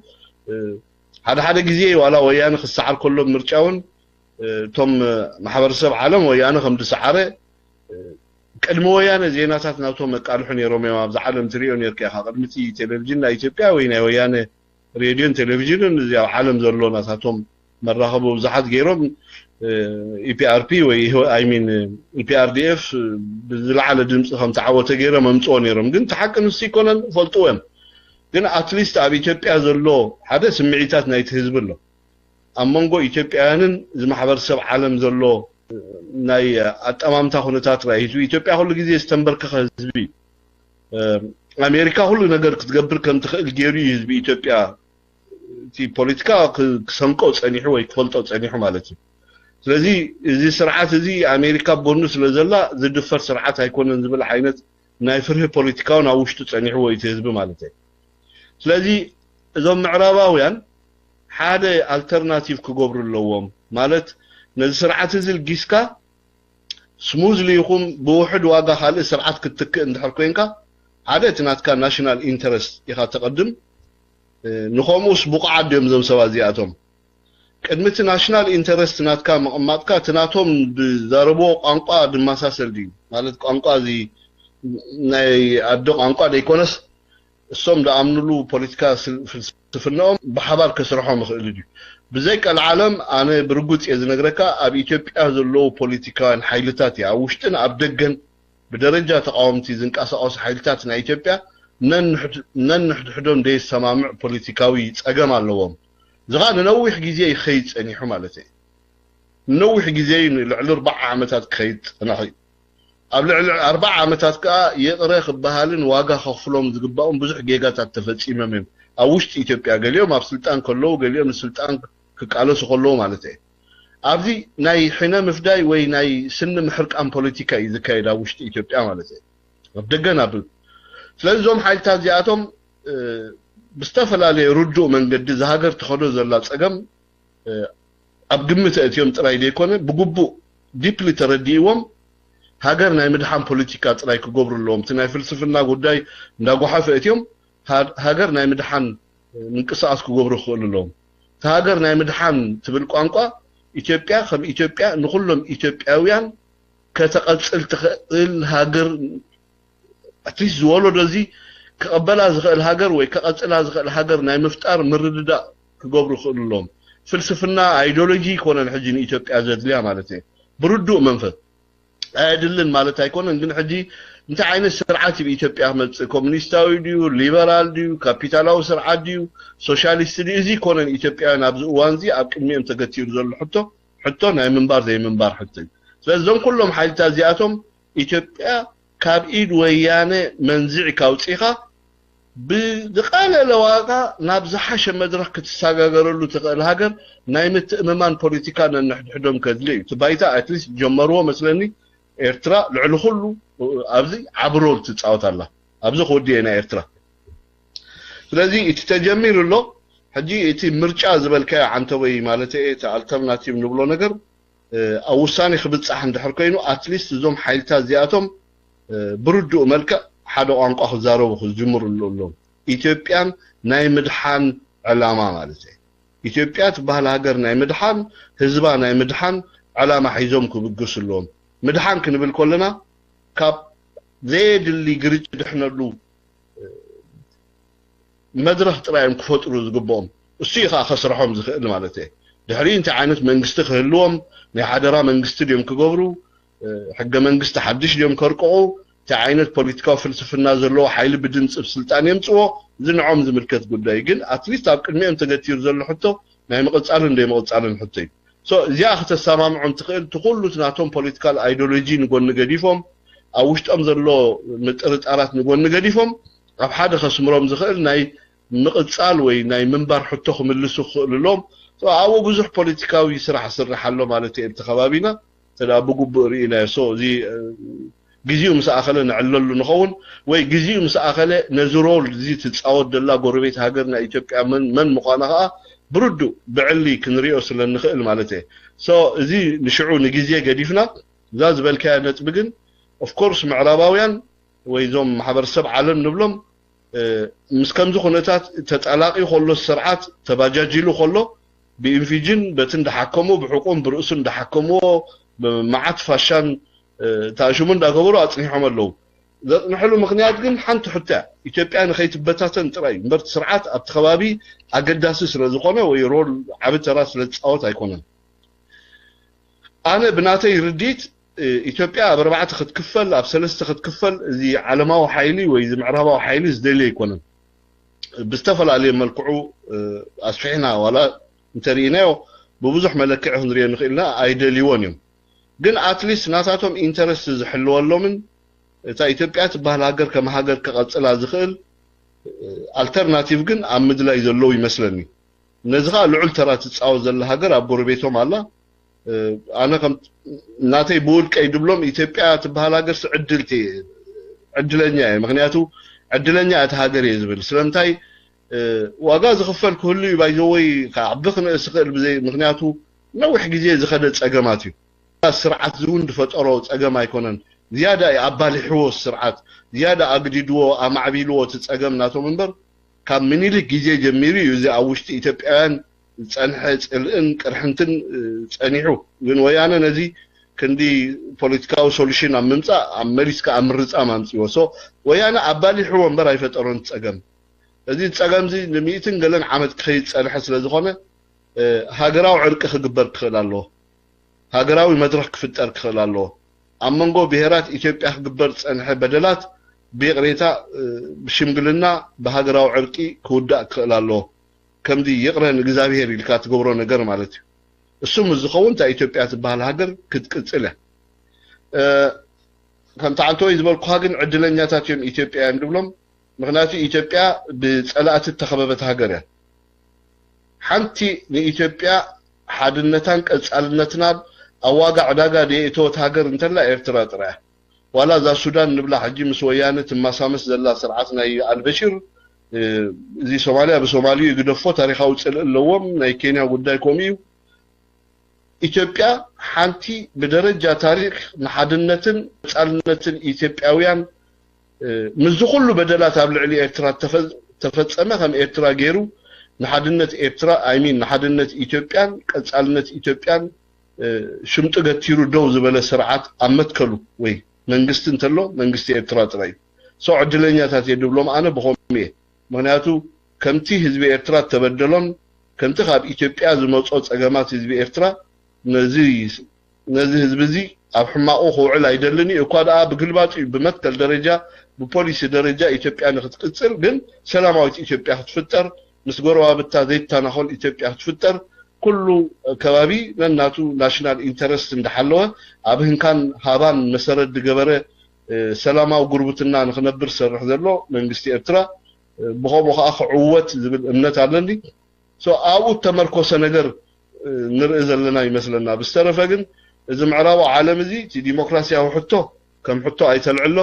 ምክንያቱ ተተካእ ሓይሊ ክሳብ ዝርከብ ነስርዓት እዚ ተበጃጅሉ ከሎ እንዳሰርቶ ወሲዱ እንዳስፌን እንዳለጠፈን ከጽንሖ ምዃኑ ግን ብዘይ ጥርጥር ኢና ንኣምን ግን ኣንትሪስ እዚ ተወደአ መስለና ሕጂ ደረጃ ብደረጃ ቀስ ኢሉ ትኹነታት እንዳተባልዐ መጽ ኣሎ እዝንን ተለዎም ኣእምሮ ተለዎም ቶም ምሁራት ኢና ዝብሉ ካብ ድኻ ሓረስታይ ኢትዮጵያ ተማሂሮም በዚ ሕጂ ኢትዮጵያ ኣትያቶ ዘላ ድቕድቕ ጸልማት ክቕንጥጥ ዘይክእል ፖለቲካዊ ርእስን ድሕር ዘይብሎም ኮይኑ ወይ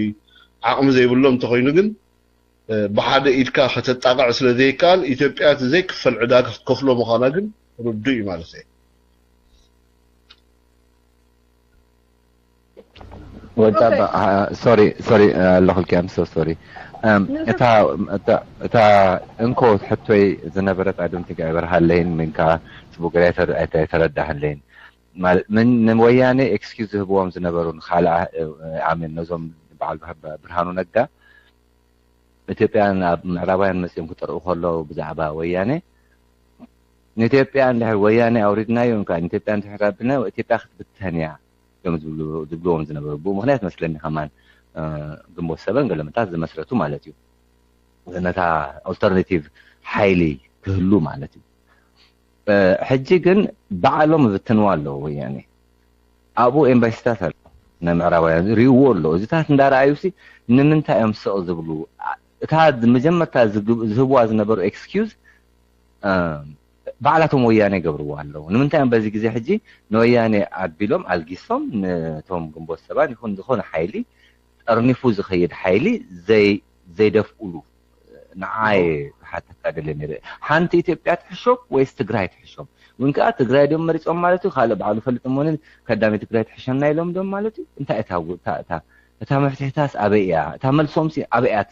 زجبرو زلوا سعيرد عني نزلوا إذا كذا إن ده فوا خلوا سقبلوا خلوا مجمع تدم إكسكيزهم زي ما حجازنا إثيوبيا عندما نو إذا أتهم يوم زترنفو زلوا إثيوبيا حبلوا خلوا إذا أتهم زترنفو ما كبتنوا خلوا ندار عيوس نمنتها يمسق زلوا إذا أتوانا تا أنكور خونك حتوي مالتي thank you ودابا ما حجي حنتي سوا حنتي كوني تردات كان نجر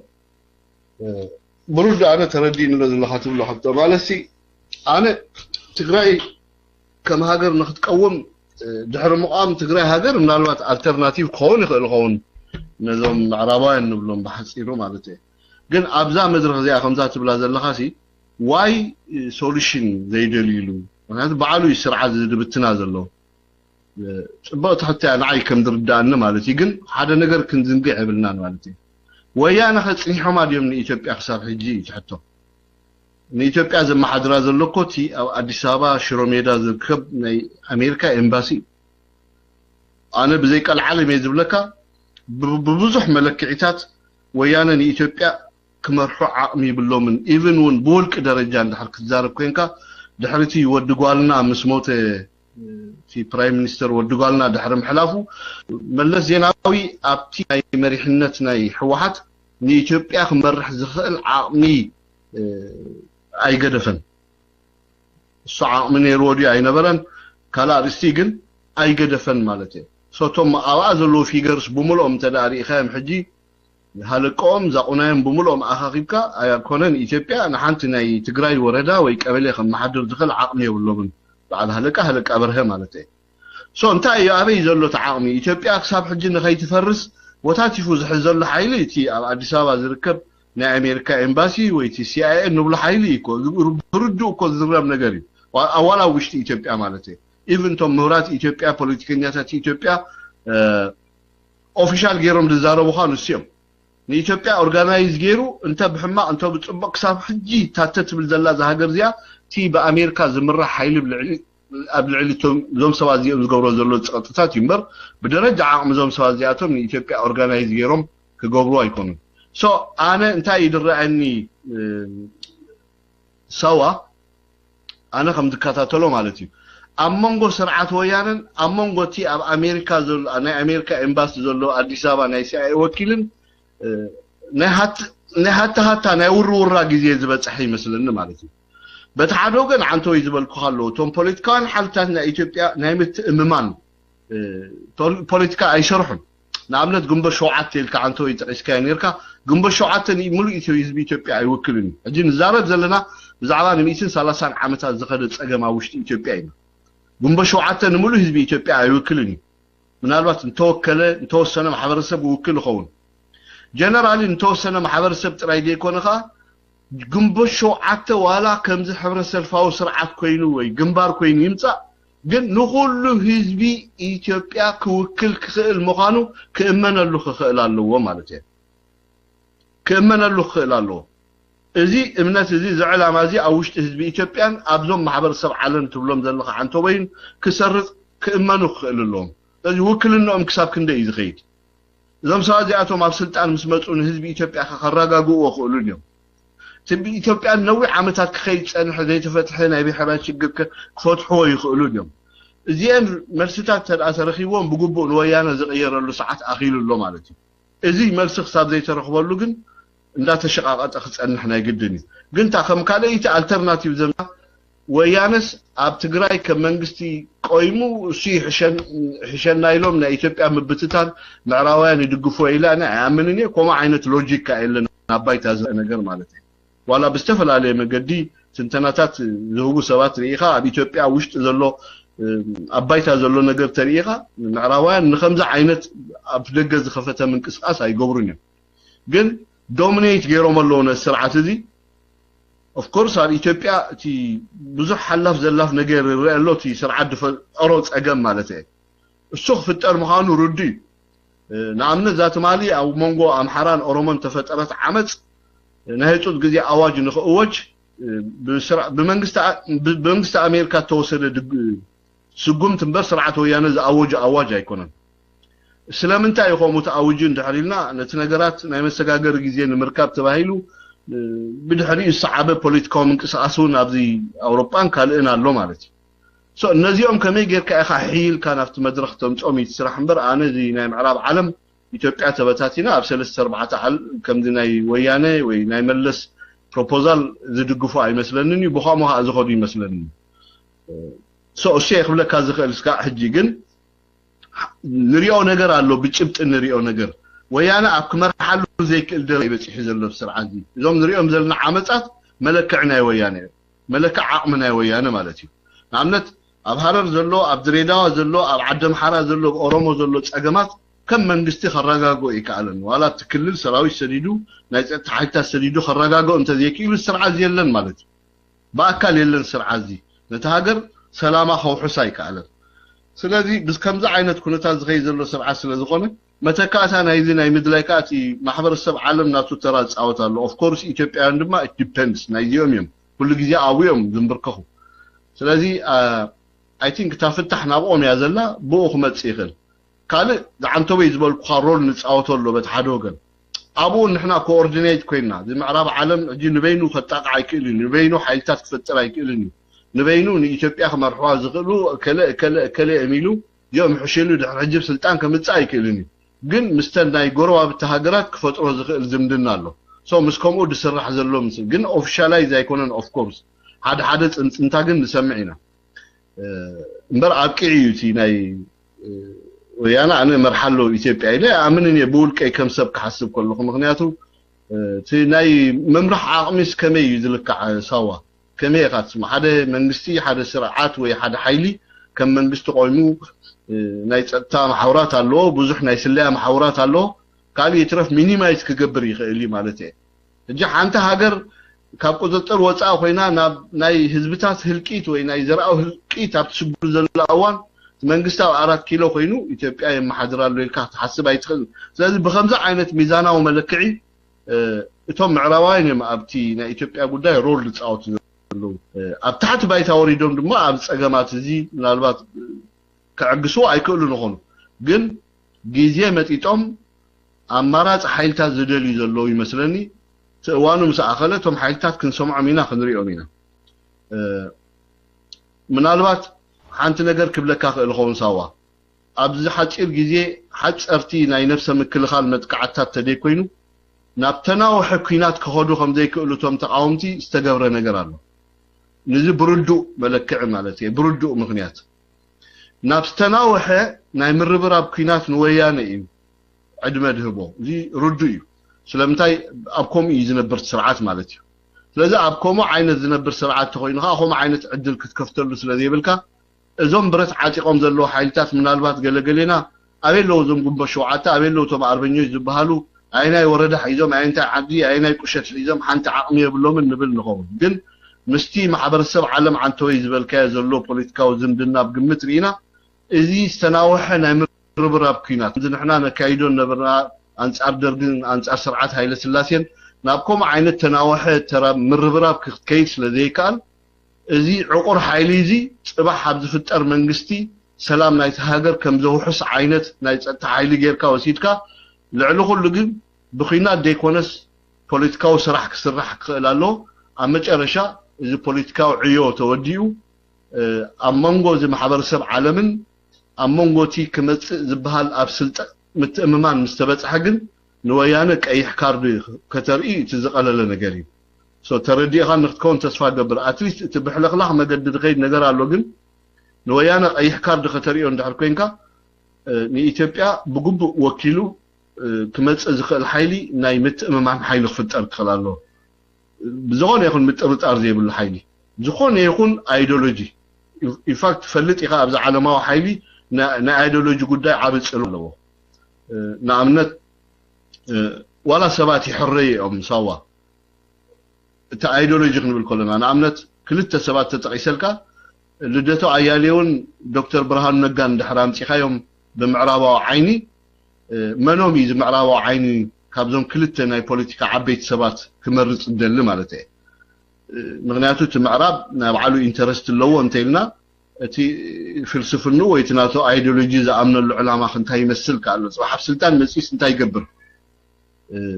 ከመይ እዩ ምስ ምዕራባዊ ሓይሊ ዝምድንኡ ዝቕፅሉኻ ኣብ ግምት ክርአ እዩ ጥራይ እቲ ዋጋ ናይ ኢትዮጵያ ናይ ምጥፋእ ናይ ኢትዮጵያ ምብታን ናይ ኢትዮጵያ ብግምት ከየእተወ ናይ ባዕሉ እቲ ምዕራብ ሓይሉን ካብ ኢትዮጵያ ዝፅበየ ነገር ስለ ዘሎ ምስ ከምኡ ኣነ ሰባት ብግቡእ ዝሓርዩ ዘለዎ መስለኒ ዳግም ግን ኣብ ኢትዮጵያ እንታይ እዩ ክመፅእ መሰረታዊ ሽግር እዚኣ ደጋጊምና ክንሪኣ ዋላ ንዓና እውን ድፀልወና ዓብ ነገር ንሕና ኣብዚ ፓርቲ ዝገብሮ ነገር ኣሎ ዳግም ኣብ ኢትዮጵያ ወራሪ ሓያል ዓንተር ነቲ ከባቢ ክርብሽ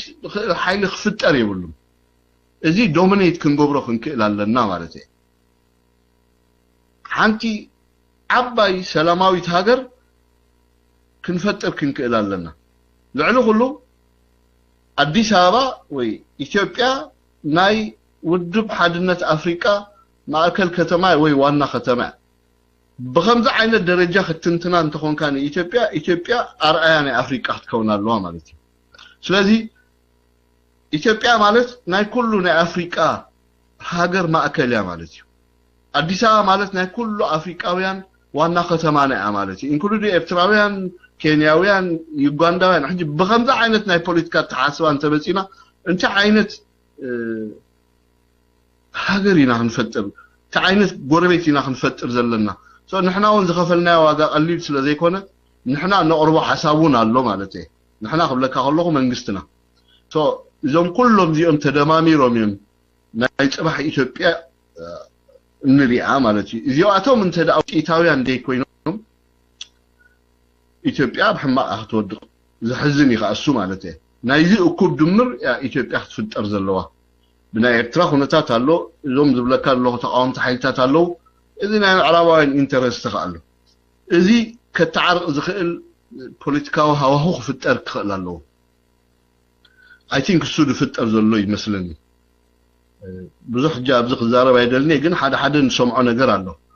ግዜኡ ምስ ኣኸለ ግን ካብቶም ዝምልከቶም ኣካላት ክንሰምዕ ኢና እዚ ወደ ሓንካ ማለት እዩ ተራዳዲና እንኳን ተስፋ ገብ በአቅመይ ነገር comment thank you Okay, thank you. فانو ان شاء الله خير. فانو. يا لكم سلام عليكم وطبا كميخا مرحبا طبا ينو وطبا اذا سواق حتى قد صدحي قلسي مسو كمان بقداي مشتي قال لله لا قال نيرنا امين بغيركا خاملسكا امين تي اوبوزيشن جلسن مولو حزب ኢትዮጵያ دوكل እኮ የለን አዊ ይጸገም ዳሐረ ሳዋቅ ነግረካ ዝደሊ አሉ ዞም ናይ ቀደም ዋላ በስርዓት ኃይለ ስላሴ ይኹን ዋላ በደርግ ገለ ከምዚ የአንድነት ኃይል ገለ ዝብልዎ ተረዲኻላ ኢንፋክት አው ሪኮመንድ ዩ ለማዓልት ከማን ድራኽዋ ገለ ዞም ሰባት ዲያቶም እንኮላይ ናይ ቀይ ባህሪ ዮም ዳሐልሙ ተረዲኻላ እንዴ ፕሌይ ቢግ ሮል ዝምዕራብ እንታይ ከም ዝወጣባ ድብሎ ابز اوريد دخوتبو مليم دلو مسوم درخو تردي خلا سلازي كل ساق اتي نرسع وطابا تغاغيت خوينه ارمني يانكو اتي تكنوكرات سي صنيعهم يوم قال ابوتان سو مصيو عبل عليهم يخوفيلو تردي خلا سلازي تاتهم دصاوتو ترى اوشتنا بدغن نستات تالو اجنتهم معربان نالبات I don't know the dongium مخسي كم زوت أبا خبلو تصدحي بعبي يجن you know organized دخونه قلنا نختك إزغال حيلي يلن بعالقوم بتسلم ساتومن لسن كابزو كيدوم تردي خلا نالت كم حدا contingency plan حسبوه مخونو أبزي أوفيسهم تفلت كلهم بعلتي إفريم ولا بعلتي نعمل كلهم كابزي تمهروا على بزوج عمد نوريهم تردي خلا so كل سابسي بروسيس قال ملس بغمو خطري اقلي او تبع اني ناتي حتى تاع مسلكام مزعنتو يتزاربوا نبركا سلمنتاي ويانه بحقا تبل قالا وتيخانو حجي تمالي دي بغت تمالي انتاي ري مسلكا حجي الجزيره انجلش اب اديس ابا تخفتلا بعل سبحات نقا كمون بعلتي تخاتلوتي محمد توكل قال زبلوم مزم دعواتي زي صالح جوهر قال ملي اواسا مقله قال زخدو ما عاد فان فيريوم دغوروا دلوم حج انت يخبل لي مسلكا اتي سنا عمره وخينات حجي الجزيره او نحري كومغيرا مالس تزرب زنبره خمس خنقبرينا خمس بزح او سمعنا عندنا دحمسو قنو قرفه ازي مزمور كتبلو صلح خالو زحدش حجي خا ندا تاريخ الزدقم دلو مسلت ناي بعل رأس ولد ميكائيل قال قالوا لا قال زبها النعود احواتنا قال خو عينت زدقم دلو خويني تسمعني سلو كان تحقا انت قال له مسلكا بزعبا ديمقراطي دعلول له بزعبا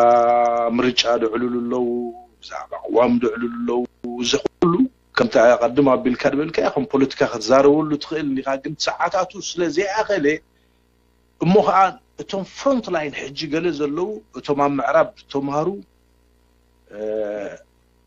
نيتم زمهاروون بوليتيكال ايديولوجيز دغفو نع تشفيلهم كا اب سلطان كوموصو دلي نريو مالنا مو كل سبب زي بالتو كان تسمعوا منغستي ارتراس دي فوردوم كلو سمعوا موني واجيهم دا عمرهم تلكم بعلتهم كتفريدو مالو ورئ كله دفو موتي مزاربو دغورو زربا اتتغواراتهم رأيومو كوم عينت حتوتات جلسي حجي ابغصكم اللون مبالي تا عنتو يوطاباون اسمير الله قال نيرو كبحالو لوم يلكم نيرمو حجي حد سمتي بزعا فتحي قال خزارب كله قن تغوارات بدحريت انتاي كم زغبر اندافلطنا I think تزبحال كبحالالو مالتي with all respect مساي قن حجي يوطابا زانا الجزيره ناي بحكي الجزيره سي ابز اوان زي كريديت ناتا كريديبيلتي دغود دللو مالبات مزنا ارترا افت خبابي تحسبون نبرت باور بروجكشن مزنا بعل سعودي تغاراچو غلي حجي اثيوبيا نحخ خلي خلكا مالبات نتسدليو قطا صلوا افت بوتا بربحا ويانها وا منافعت صبغت توسخت خونهم كابتم ناي وعلفانا ولا زدلوا قلم موني كمي تري اري خيات خون كاس نشتري تخطبني دلي ثانك يو تبا سكي دغما أنا إذا مش هاد بالكاد جمع كستاي حدا جزية تاي مثلك باشاي بزح جزية أنا بذيك العالم دزارة وانتهي له مثلك ناي منجست قداي منجست مجلس حساب زب متصباي حيش بل مغنياتو بزح بوليتيكاو متحلل خاز اللو خبابينا زلنا منجستنا بزح زأنجدو نجارات الله بزح كاز بعقابة زريو نجار الله مالته of course كم إيرتراوي يمكن زاربلو نخل ليميت كهلو نخل خون السنة زي كوينو بزح نسمع نريو نجار الله حدا أوان انتهي تسمع مسيلوكا فانوس زي تبارار نجار تسمعها مالت اوفيسيال او زي تجلس نجار تسمع حجي كم زت ختم تخمان يخبدك حدا اوان مالته نمخبارو زي كونه اوف كورس كم زينا سمعي الكاس ذات يلو صبر يجن at the same time بدرجه ايرتران تريناو عقباو منغستي يزلنا زي كلنا نسوا معنا عقباو منغست انتي مالتي كل جزء ني بي ار نهال كيلو ديزار منغست لنا سو مسكومو فولو كنغبرو ندل مالتي اذا حما ايكونن سلامنتاي سي بزح جزء بتخبابينا ازيوم تاففت زخونو بوليتيكاو ايشوتات الله بفلا امونغونا امونغو زي سرعات زي قسرة سرعتنا ويانا مالتي كل جزء سرعات ويانا انت يدلنا حدا نجر اكزاجريت كغبرو دلي كغانو حج انت يغبر اغانينو كبابياون علماون صقم كمسلو يزدلي صوتي علماو محبتني علم محبر سبب تقداي انترفر كغبر عمرو خنا وحدل مالتي كومي خي صنيحو ناي سرعات ويانا انت ريخا يكون كفالو صار حلفه 10 قل عامتات قل انت دارينا كومي خكاي صنيحو بزح متخوتاخات نيروم بزحات ناشتون عبيتين مسكباب هاجرات موغان عينت كونتات نيروم ايتراب تغبرو ناي لمعاتاو شركنت مسكالوت هاجرات بتصابانت زقرب هاجرات وجينكا ابلعلي اترا اكزاجري زخون حدا عبيت ايشتات يوصيت سرعه دين منتاي زناي بادم غداي كل غزي تريخا ولا حدا ابنس بيشيك بكا رجو نغري ناي بادم صقم ببيت فرد تود غدايو سو بو يكودا زغبو ግን ወያና አንበድ ቪዲዮዝ ጉዳይ ዛ አንበድ ቪዲዮ ናበይ ወሲዶዝ ጉዳይ ዛ ዓለማው መልካዓት ሒዝዎ ማለት እዩ ከባቢያው ይረጽኑ ፈጪ ኦፍ ኮርስ ናይ ባድመ ጉዳይ ምናልባት ባድመ ንብል ንኾን ንሕና ግን መልክዑ ቀይሩ ከባቢያው ጸገም ኮይኑ ኩለን አውስ ተሳተፈ ሃገራት ኣለዋ በቀጥታም በተዘዋወረ በዓል ግብጽ ይኹና በዓል ጅቡቲ ይኹና በዓል ሶማሊያ ከይተረፋ ኣብዚ ጉዳይ ተሳቲፈን እዩ ዳይሬክትሊ ኢንዳይሬክትሊ ንብሎ ነገር ማለት እዩ እሱ እንድሕር ኮይኑ ሕጂ ሓደ ክንዕቅቦ ዝግባአና ነገር ኣሎ ማለት እዩ ኣብቲ ኢሹታት ማለት እዩ ስለዚ ወያነ ኩሉ ግዜ ዝዓልተው ዘልዓልካ ብዛዕባ ናይ ኳታር ነገር ተላዒሉ እንተዳኣመፂ ኮይኑ ብዙሕ ግዜ ንሰምዕ ኢና መንጎ ኢራን ገለ ዘሎ ጉዳይ እውን ብዙሕ ነገር ንሰምዖ ነገር ኣሎ እዚ ሕጂ ተባራር እምበር ሓደ ጭብጥ ነገር ሰሚዕና መንግስትና በዲሉ ዲ ጽቡቕ ገይሩ ኢልና ከም ዘተ ከነቅርቦ ንዓይ ከቢድ ኮይኑ ይስምዓኒ ግን ሓንቲ ነገር ኣላ ኩልና ንሰማማዕ ኣላ ማለት እዩ بدع عقباونت ني بي ار نهال كيلكا دي زرر ነገር ካብ መንግስትና ደይወጽ ነገር ንኹልና ክጠቅመና ስለዝኽእል ቦ እንተ ከና ንሓይሽ ልዕሊ ሁሉ እንታ ናይ መንግስቲ ኤርትራ ዓቅልን ትዕግስትን ትብል ፕሪንሲፕል ዓቅልን ትዕግስትን ትብል ፖሊሲ ናይ መንግስቲ ኤርትራ ከም ኤርትራውያን ፎሎው እንተ ንገብሮ ሓድነትና ብጉባ ዓቂብና ማለት እዩ ድሓራይ ኣብቲ ትንተና መጺና ድሓራይ ክንሪዮና ማለት እዩ ግን ብዙሕ ከም ዝበልካይ ኦፍ ኮርስ አለ ሕጂ ኣነ ንስኻን ፕራይቬት ተንዕልል ብዙሕ ነገር እኳ ብዙሕ ነገር ካን ማለት እዩ ዛስ ዋይ ሕጂ ቆም ድብለካ ዘለኹሞ ብኡ ተተረዳእኻን ንጽብቕ እዩ ግን ሓንቲ ነገር ፎከስ ክትገብሮ ዝግባእካ ነገር ኣሎ ብየማንም ጸጋም ዝነፍስ ነፈስ ነቲ ጉዳይ ኤግዛጀሬት ንምግባር ምዃኑ ክትኣመን ክትክእል ኣለካ እዚ ብዙሕ ይተፈቲኑ ማለት እዩ መንግስቲ ኤርትራ ንመውዳእ ተባሂሉ ብዙሕ ኤግዛጀሬት ተገበረ ነገር ኣሎ ካብዚ ናይ ሶማሊያ ሞኒተር ዶ ገለመለ ዝብልዎ ትካል ተፈጥረ ጀሚርካ ኤርትራ ንመውንጃል ተገበረ ብጣዕሚ ዓቢ ዝኾነ ኬይዛት ኣብ ልዕሊ ኤርትራ ተገይሩ ሶ እዚኦ ኣቦትኡ ከሎ ነዚ ብጽሞና አንተ ተኸታተል ጽብቕ ብዙሕ ግዜ ኣብ ከምዚ ዓይነት ፒአር ሃልቲ ወይ ሚድያ ኢልና ፈሊጥና ኢልና ክንዛረብ ብወገነይ ንኣነ የድብለካ ኣለኹ ንዓኻ ይኹንኩን just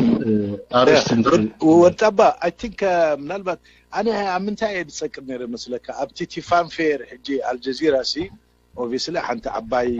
ناي نيوز ايجنسي ديا زي حجي شارمينج دخونه ناي ويانه ناي سلام ناي حونت اوفنسيف مسؤول حسكا مزمزامورات جلسي مسؤول ده تحزانير انت قد ختصاوت خيلي خبلك nothing انت يمثلوا كفانوس انا زيناي سلام مزمور انت ولا كوحدي ኤርትራዊ በደረጃ ኤርትራው ጥራይ ተحسبوا ولا ኢትዮጵያን እንኳን አይጣመምኒ ንመን ይጠቅም እዚህ እጂ ኦኬ ሰላም ጽብቅ ይኮ ሰላም ትብል ቃልሲ ሰላም ዘይፈቱ ሰብ የለን ሰላም ዘይደል ሰብ የለን በውልቂ በሀገር በማህበረሰብ በህዝብ ደረጃ በሁሉማ ግን ንመን ይደርብሕኮ እጂ ዝኾነ ይኹን ኢትዮጵያን ምህራት ተሳይኖም አይኮኑም ማዓት ኢንተሌክቹዋልስ ኮሎ ኢትዮጵያ አውሽጥን አብደገን ማለት እዚ በኢትዮጵያ ተበጊሽ ዘሎ ናይ ሰላም መገድሲ ولا حد تتقم نيرو تتخون لعل كل الحزب ኢትዮጵያ ይخጠቀም of course نعنا جهو حزنا يبزح شجر አጋጥሙና ይግን ንሕና ኣብቲ ዝሓሸ መድረኽ ወፂና ኣለና ነጸልማት ቀንጤጥና ያሲ ኣብርሃን ኣብዚ ከምዚ ናይ ወጋሕታ ብርሃን ኣቲና ኣለና ግን ኣብዚ እዋን እዚ እዚ ናይ ሰላም ናይ ብሓቅ ተጠቅም ነይሩ እንትትኸውን ኣመንጎ ኢትዮጵያን ኤርትራን ጸገም የለን ባይዘወይ እጂ ንሕና ክንጋገ ይብልና ኣመንጎ ኢትዮጵያን ኤርትራን ጸገም የለን ኣመንጎ ስርዓት ወያነን ኤርትራን ይጸገም ኣመንጎ ስርዓት ወያነን ኤርትራን ይጸገም እንበር ኣመንጎ ኢትዮጵያን ኤርትራን ጸገም ዝበሃል የለን ናይ ዶብ ጸገም የለን ናይ ብዙኾነ ናይ ፖለቲካ ጉዳይ ጸገም የለን ናይ ጉርብትና ጸገም የለን በደረጃ ሀገር ይድብለካ ደለኹ ኢትዮጵያን ኤርትራን ደሰሓበን ጉዳይ የለን ወያነን ኤርትራን ስርዓት ወያነ ኣብ ልዕሊ ኤርትራ ተኸተሎ ጉጉይ ፖሊሲ እዚ ከነስመረሉ ይግባ በደረጃ ሀገር ስለዘይጠቅም እዚ ናይ ሰላም መዝሙር እዚ ንኢትዮጵያን አይወክል ንኤርትራውያን አይወክል ግደፎም ኤርትራን አውይተቱም ግን ንኢትዮጵያውን ድውክል አይኮነን ስለምታይ እቲ ጸገም በቀንዱ ናይ ኢትዮጵያ ጸገም አይኮነን ናይ እዚ ስርዓት ዝጸገም ስለዚህ እዚ ስርዓት እዚ ዕድመ ከናውሕ ወይ መስለኾ ክረክብ ወይ ሓደ ነገር ክገብር ኢሉ ዘውጾ መገድድ አንበር ንኢትዮጵያውያን በና ይሕጂ ኢትዮጵያን ኤርትራንሲ ናይ ዶብ ጸገም ኣለውን ኢልካ ከተምጽትከን ኢትዮጵያን ኮነዚ ፍጹም ነጽጎሞ ዝሓደሩ ጉዳይ ኢትዮጵያን ኤርትራን ጸገም ይብልና ኮርስ ኣብተወሰነ ጊዜ ነጻነት ዝግበር ቃልሲ ነይሩ ንሓድነት ዝግበር ቃልሲ ነይሩ ትናይ ነጻነት ሓይሊ ስዒሩ ተዓዊቱ ኤርትራ ከም ሃገር ቆይማ so for what purpose ሕጂ ህዝቢ ኢትዮጵያ ምስ ኤርትራ ጸገም አለን ንኽብል አይኽእልን ምክንያቱ ናይ ዶብ ጸገም ባድመዝ ባህል ጸገም ናይ ገለ ጸገም አይኮንም ስለዚህ እዚ ናይ ሰላም ፕሮፖዛል እዚ ኢቭን መንግስቲ ኢትዮጵያ መንግስቲ ከማን ተዘውጾ ነይሩ በአዋጅ ይድብለካ ንኢትዮጵያ እንድጠቅም አይኮንም ነስርዓት እዚ ዕድመ መናው ሕጥራ ይጣሙ ስለዚህ ኣብ ከምዚ አንኬድ ስለዝራዩ ዝኾነ ይኹን ኢትዮጵያን ምሁራት ናይ ፖለቲካ ተንተንቲ ወላ እዚ ገለልተኛ ዝበሃሉ ካብትን ዓይነት ጸግዕነት ዘየበሎ ኢትዮጵያን ምሁራት ነዚ ጉዳይ እዚ ክድግፎ ይራኸዮም እቲ ከም መግለጽ ዘውጾ ከማንሲ ፌሶ ምክንያቱ ፋርሶ መግለጽ ወያነ ንመን ወኪል ናይ ሰላም መዝሙር ድዝምር ዘሎ ኢትዮጵያውያን ምስ ኤርትራውያን ጸገም ይብልና ኢትዮጵያ ምስ ኤርትራ ዝኾነ ይኹን ፖለቲካው ደባው ጸገም ይብልና እዚ ስርዓት እዚ ድፈጠሮ ጸገም ኣሎ እዚ ስርዓት እዚ ድፈጠሮ ጸገምካ እዚ ስርዓት እዚ ምስተዓለየ ጥራይ ጸገም ኮምፕሊትሊ ዝእለን ናብ ንቡር ዝምለስን ሶ ታ ሶሉሽን ንሳ ስርዓት ምሰልገሰ ጥራይ ቲ ኣመንጎ ኢትዮጵያ አይምን ኣመንጎ ኤርትራን ኢትዮጵያን አሎኽ ባህል ዝድለ ደሎ ጸገም ዘተም ዘድልየው ነገር አይኮነን ዝምድ ብዛዕባ ዘተ ድዝረበሉ ነገር እውን የብሉን ጊዜው ናይ ተቀትለሉን ይኻ ስለምታይ በخلቲ ሪኩዌስት ዝበሃል ነገር የለን በወገን ኢትዮጵያ ይኹን በወገን ኤርትራ ማለት ኢትዮጵያ ክሌም ትገብሮ መሬት ካብ ኤርትራ የለን ኤርትራውን ካብ ኢትዮጵያ ክሌም ትገብሮ መሬት የለን ብዛዕባ ዝናይ ባድመ ኢሹን ተኮይኑ ፖለቲካው ኢሹ ወያነ ክበጽሑ ደሊ ዕላማ ስለዘለዎ በዚ ናይ ባድመ አሰብ ኤርትራ ወሪሩ እቲ ኩሉ ንግዜ ንብሎ ምድግጋም ከይኮነና ሶ አቤና ይሕጂቲ ኢትዮጵያን ኤርትራን የሰላም መዝሙር ዝበሃል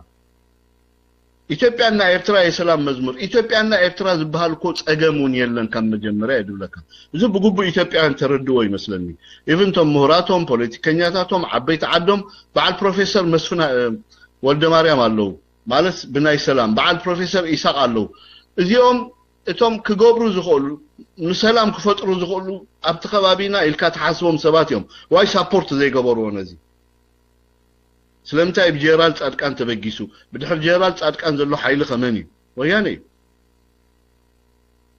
መን ዝምውሎ ወያነ መንም ከተሳቲፎሞ ኣብ ኤርትራ ድምጾም ሰሚዕናዮም ዘይንፈልጥ قبل معاتي إيرترا يكون عم كل خال إيرترا يكون ولا أب حماقنا إيرتراون دمصهم سمعنا زي نفلت مهراوان إيرتراويان دبالو بعد إنجليزن كاب أمريكا نتأخاخيبو بزن قبرال لنا يلومنا قل إثيوبيان تتأكم نجار أيكونن تتأكم أمونغو إثيوبيان إيرترا أيكونن 4 نتبع وهرية لنا قال لكم نتأكم إثيوبيان كم إيرتراويان كحتوكم كله خان ناي مريت كليم على دين هنا ناي دوب كليم على دين ودب على بتفطروا تعدلنا ودب على ودبنا خفوتي إثيوبيا كفوتي ستيل حجون كفوتي أجمع تقات إيمون كفوتي ولا أب سلام جزية كفوتي بوخن الجدو خأتو خأتو نحنا جبونا خنوصل جبوهم كجبرو مسلمي كفوتي نعدا قايلنا نخفتو نجاري أب كم ذا عينتك على عنجر تأتو نجار يكونن لذي إثيوبيان إيرتران كم تقول جزية من قستنا زولو تأجمع يبلنا بدرجة هاجر يدبل له خاج بدرجة ويانه يكونن صوتو تأجمع أبرئسنا ويانه يدلو ويانا مالتك بس أبعد تزقط صوري إليتيوم ثم مالليس نقولهم سرعتهم الصوم دولو دوس بهتقروا تأجمع له نصوم مستعلي تأجمع زي عيد الجنني أي واتسنيو أي كالعني بزعبو حتى هنا يقربني مالتي بعد ما أولنا تتخيل قال ولا حد تأجمع تاعنا نامس إثيوبيا إثيوبيا بعد ما كليم أي جبرون بعد ما ناتنا إلو مس إيرترا أي تواجو سلازي شجر وياني سرعت كإلخ لالله مالتي بس تعرف أجن سلام تاي سلام مزمور صبوا يكو سلام بينا تمركز كا سلام تبل انتاي كأخا خفي دي ويانا بقلتي عمانجو مريحنت سرعة ويانا إذا ويانا دبهالن منقستي إرتران تفت إرزالوت أجم كفت حيلون تدعى بناتاتهم ولك أو توبقسو جيرم بخامة يمكراداد وزغولون منقست سلزلنا بعلوم السابهم جن حانت نقر نبلنا هنا زغفل عداس لزلكم كفيلكم وديكم كه تاتيكيت قريتكم لإرتراح تأتو تخنكم زغفل عدال لكم كفيلكم وديكم إلا حتم كم سب كم إرتران مسل لنا بدرجة إثيوبيا جن أجا ميبلنا نيس مس إثيوبيا ناي سلام مزمور عين زمر ناي رأس مزمور عين زمر قروا بالتنعم يخبرنا نخبرهم بخمينا نرادا دا مس إثيوبيا يوضح حنك أنا خميل مسلمي بخمو تحيزنا يا قاينا سرعته ولو ان اثيوبيا زربح سلازي كونه زي ناي سلام سوليوشن اللي زوم صدلو ويانا بخمو درجاتهم اثيوبياوያን نحنا تحيزنا يا عمر السلطان ويانا نحصرو معناته ترديها نتكون تسفا قبل كلتنا بخمينا خنحزوز قبانا اي وراينا نقولوا لنا اوكي شقت كيف بالكانيركن أنا ونساني راتح حتى إسلام من تايم مزيم 15 مهورات كاب إثيوبيا 15 مهورات كاب إريترا يدل دلو أيضا من مهورات مخانو حدا حيلو من قروس كم ذا الصحابة يعني دنو من تايو حرا يلو نيرو يحرقنا بويانا خمز دقف مسفلة أسحبو قلب دلو أيضا زينا مزو حيرد عنا مسلوطانا شقاي مايكنا بخا حجستي ندا تفو قلو 5 عينت كحاسمو قلو سي تي إريتراو اسماني تي إريتراو دلو نساو زلو إريتراو خاب معسكر زلو إريتراويان كأخموت يوم يلوم مسؤوم كوي بلو من بأسي كلهم ويانا الله هلكي 10 ويانا 10 رئيس ويانا كلهم 3 ويانا كم زاوت طباجي ولا عاد له مستمع مسؤوم زت مزموتو بأسي بلو مسؤوم دو بأسو لو مستمع وعدي ما مسيتوبيا سمبري مزيتوبياس بأسي بلنا تبقى يقولي سؤال وهياتو زي تيوم ويانا يتبعس الحجس ويانا إيرتراني كبلو زلون بر إيتوبيان إيرتران كبلو يقولون من حتى حد صار زلون أنا كنت حتى ذلين وطباسي إذي أي سلام أي كينات سين ويانا أي أوتون حجي نحرزة أويتو تي تكنيكاليس كيرو نيرو ويانا خم سب حاسبو نيرو تزخون نسو غيفتحوا هجينا إزنتا يزبال جبوتن زيوم تايم سومالين أورومان أقرقر له نسوم ألنا لما عنتق عزنا كمات دي قالها ريفرندوم جيرومسي نابي قوتش يزخيد دليل كانت حاسب حجي دحر لي أوتهم كويس نمن تايم كمان مليسوم كاب حالي شجرنا حالي شجر زخودي زي بيسبرين حتى الله يلوم ما نقدر كاب ما يكفي I think تا خاب حدا شجر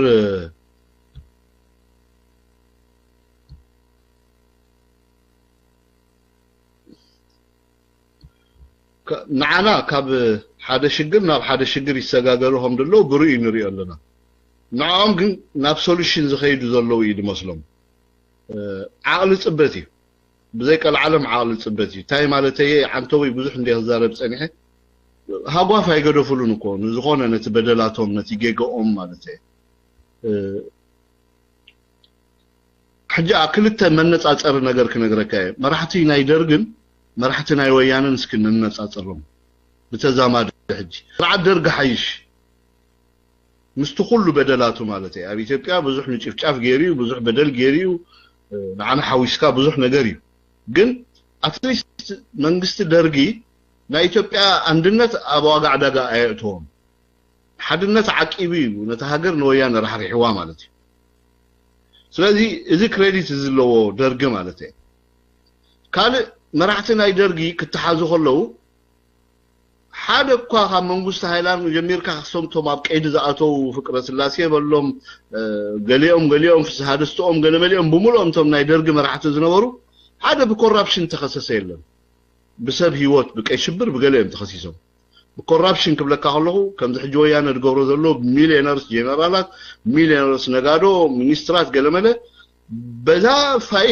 بقرشي بحنت برنا ايثيوبيا استخصصنا يدرغ بعل سلطان يلم زيت كريديت ناتهم مالته زيت كريديت ناتهم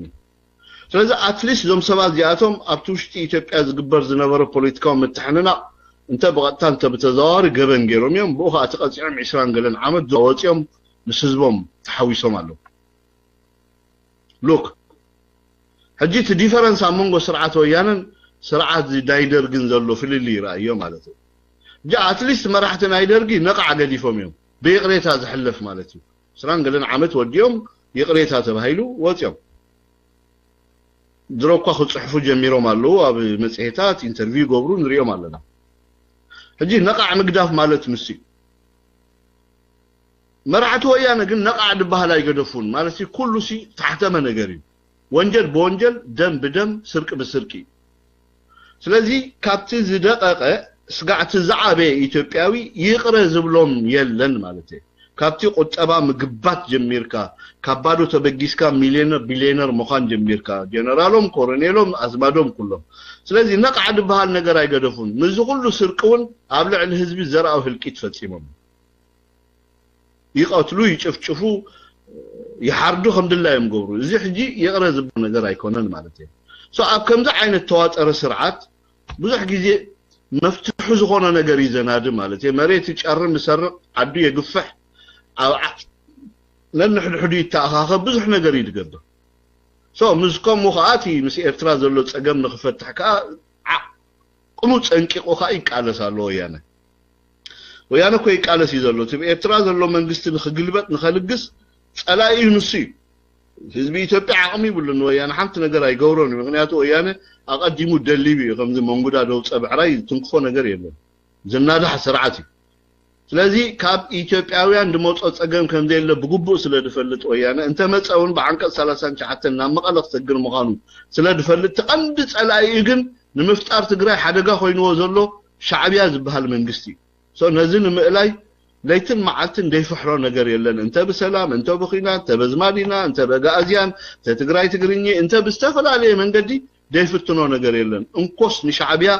ደውድቅ ሲስተም ጥራይ ይኹን ስለዚህ خفتني تقول ነገር ማለት ነው تقول አለው ዝበሃል ጆከር ካርታታት ክስሒብ ወያነ ሲሒቡ አመጨረሻ ባዶ ምስተረፈ ግን ክስየፍ መኻኑ ክትፈልጦ ትከላለካ ግን ኣብቲ መድረኽ ስጋዕ ዝበጽሕ ኩሉ አልተርናቲቭ አለው ዝበሃል ክትጥቀም አዲኻን አደይንስ እንታይ ፈለን ይሉና አይ ሓደ ወያነ አዲኻ አልባሶ ቆነና እስኻ አደይ አልባሶ ይቆነና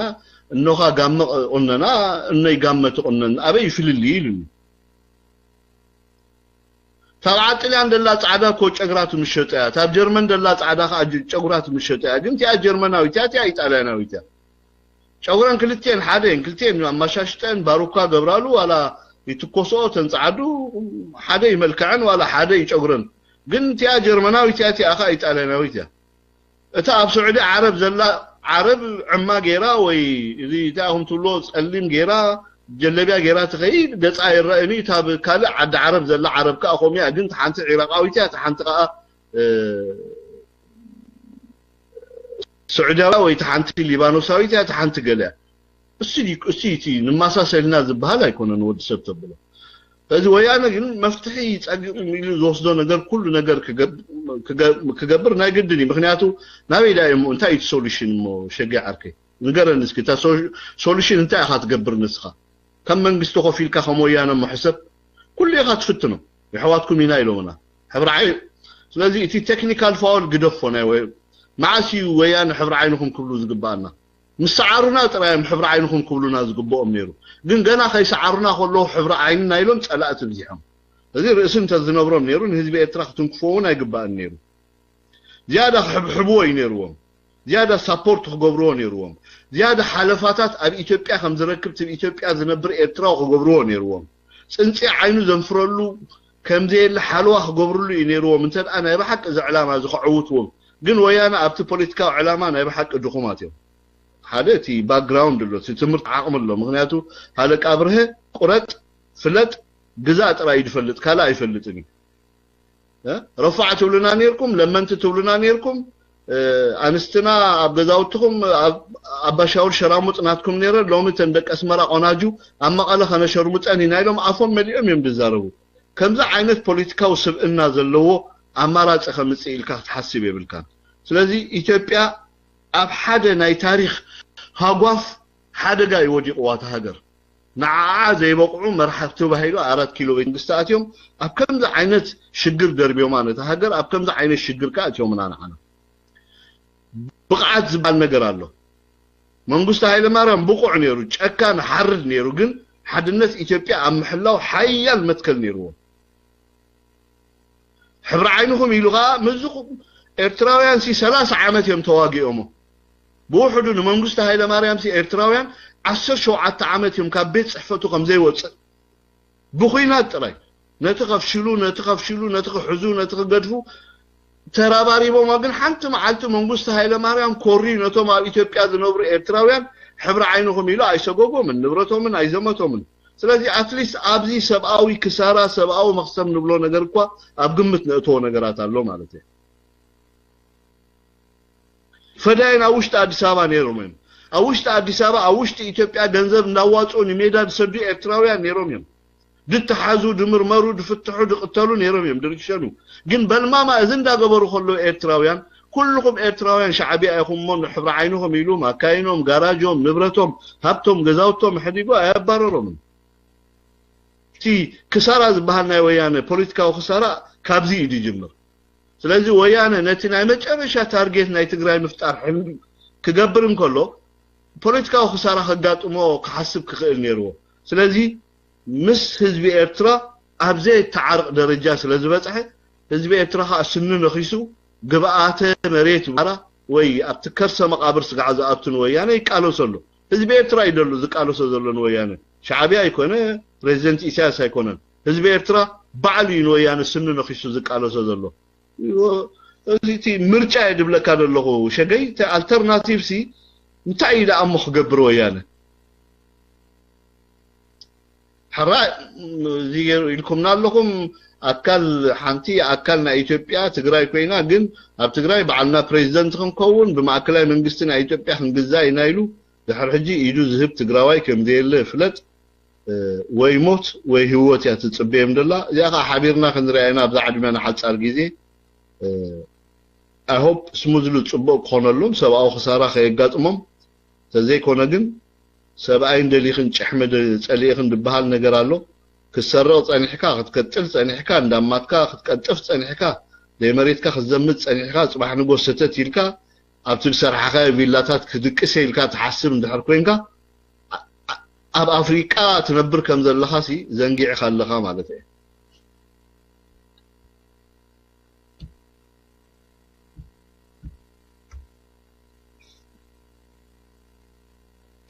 اوكي ثانك يو محجت ما حتى دلو ولا ورطه 74 يتكحف بالكانيت كلها حتى دلوكم يدكم حقبلون مرحبا جنا حتى دلوكم حفابلير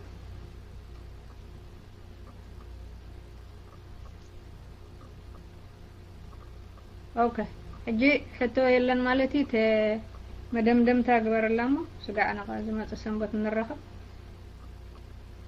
مدمدم تاغر كعصوا ግን ከናይ ሕቶ ዘላ በዛ ሕጂ ዘላ በዛ ናይ ኩሉል ካዩን ዲኻ ስጋ ዝመጽ ሶሙን እንታይ ኮውን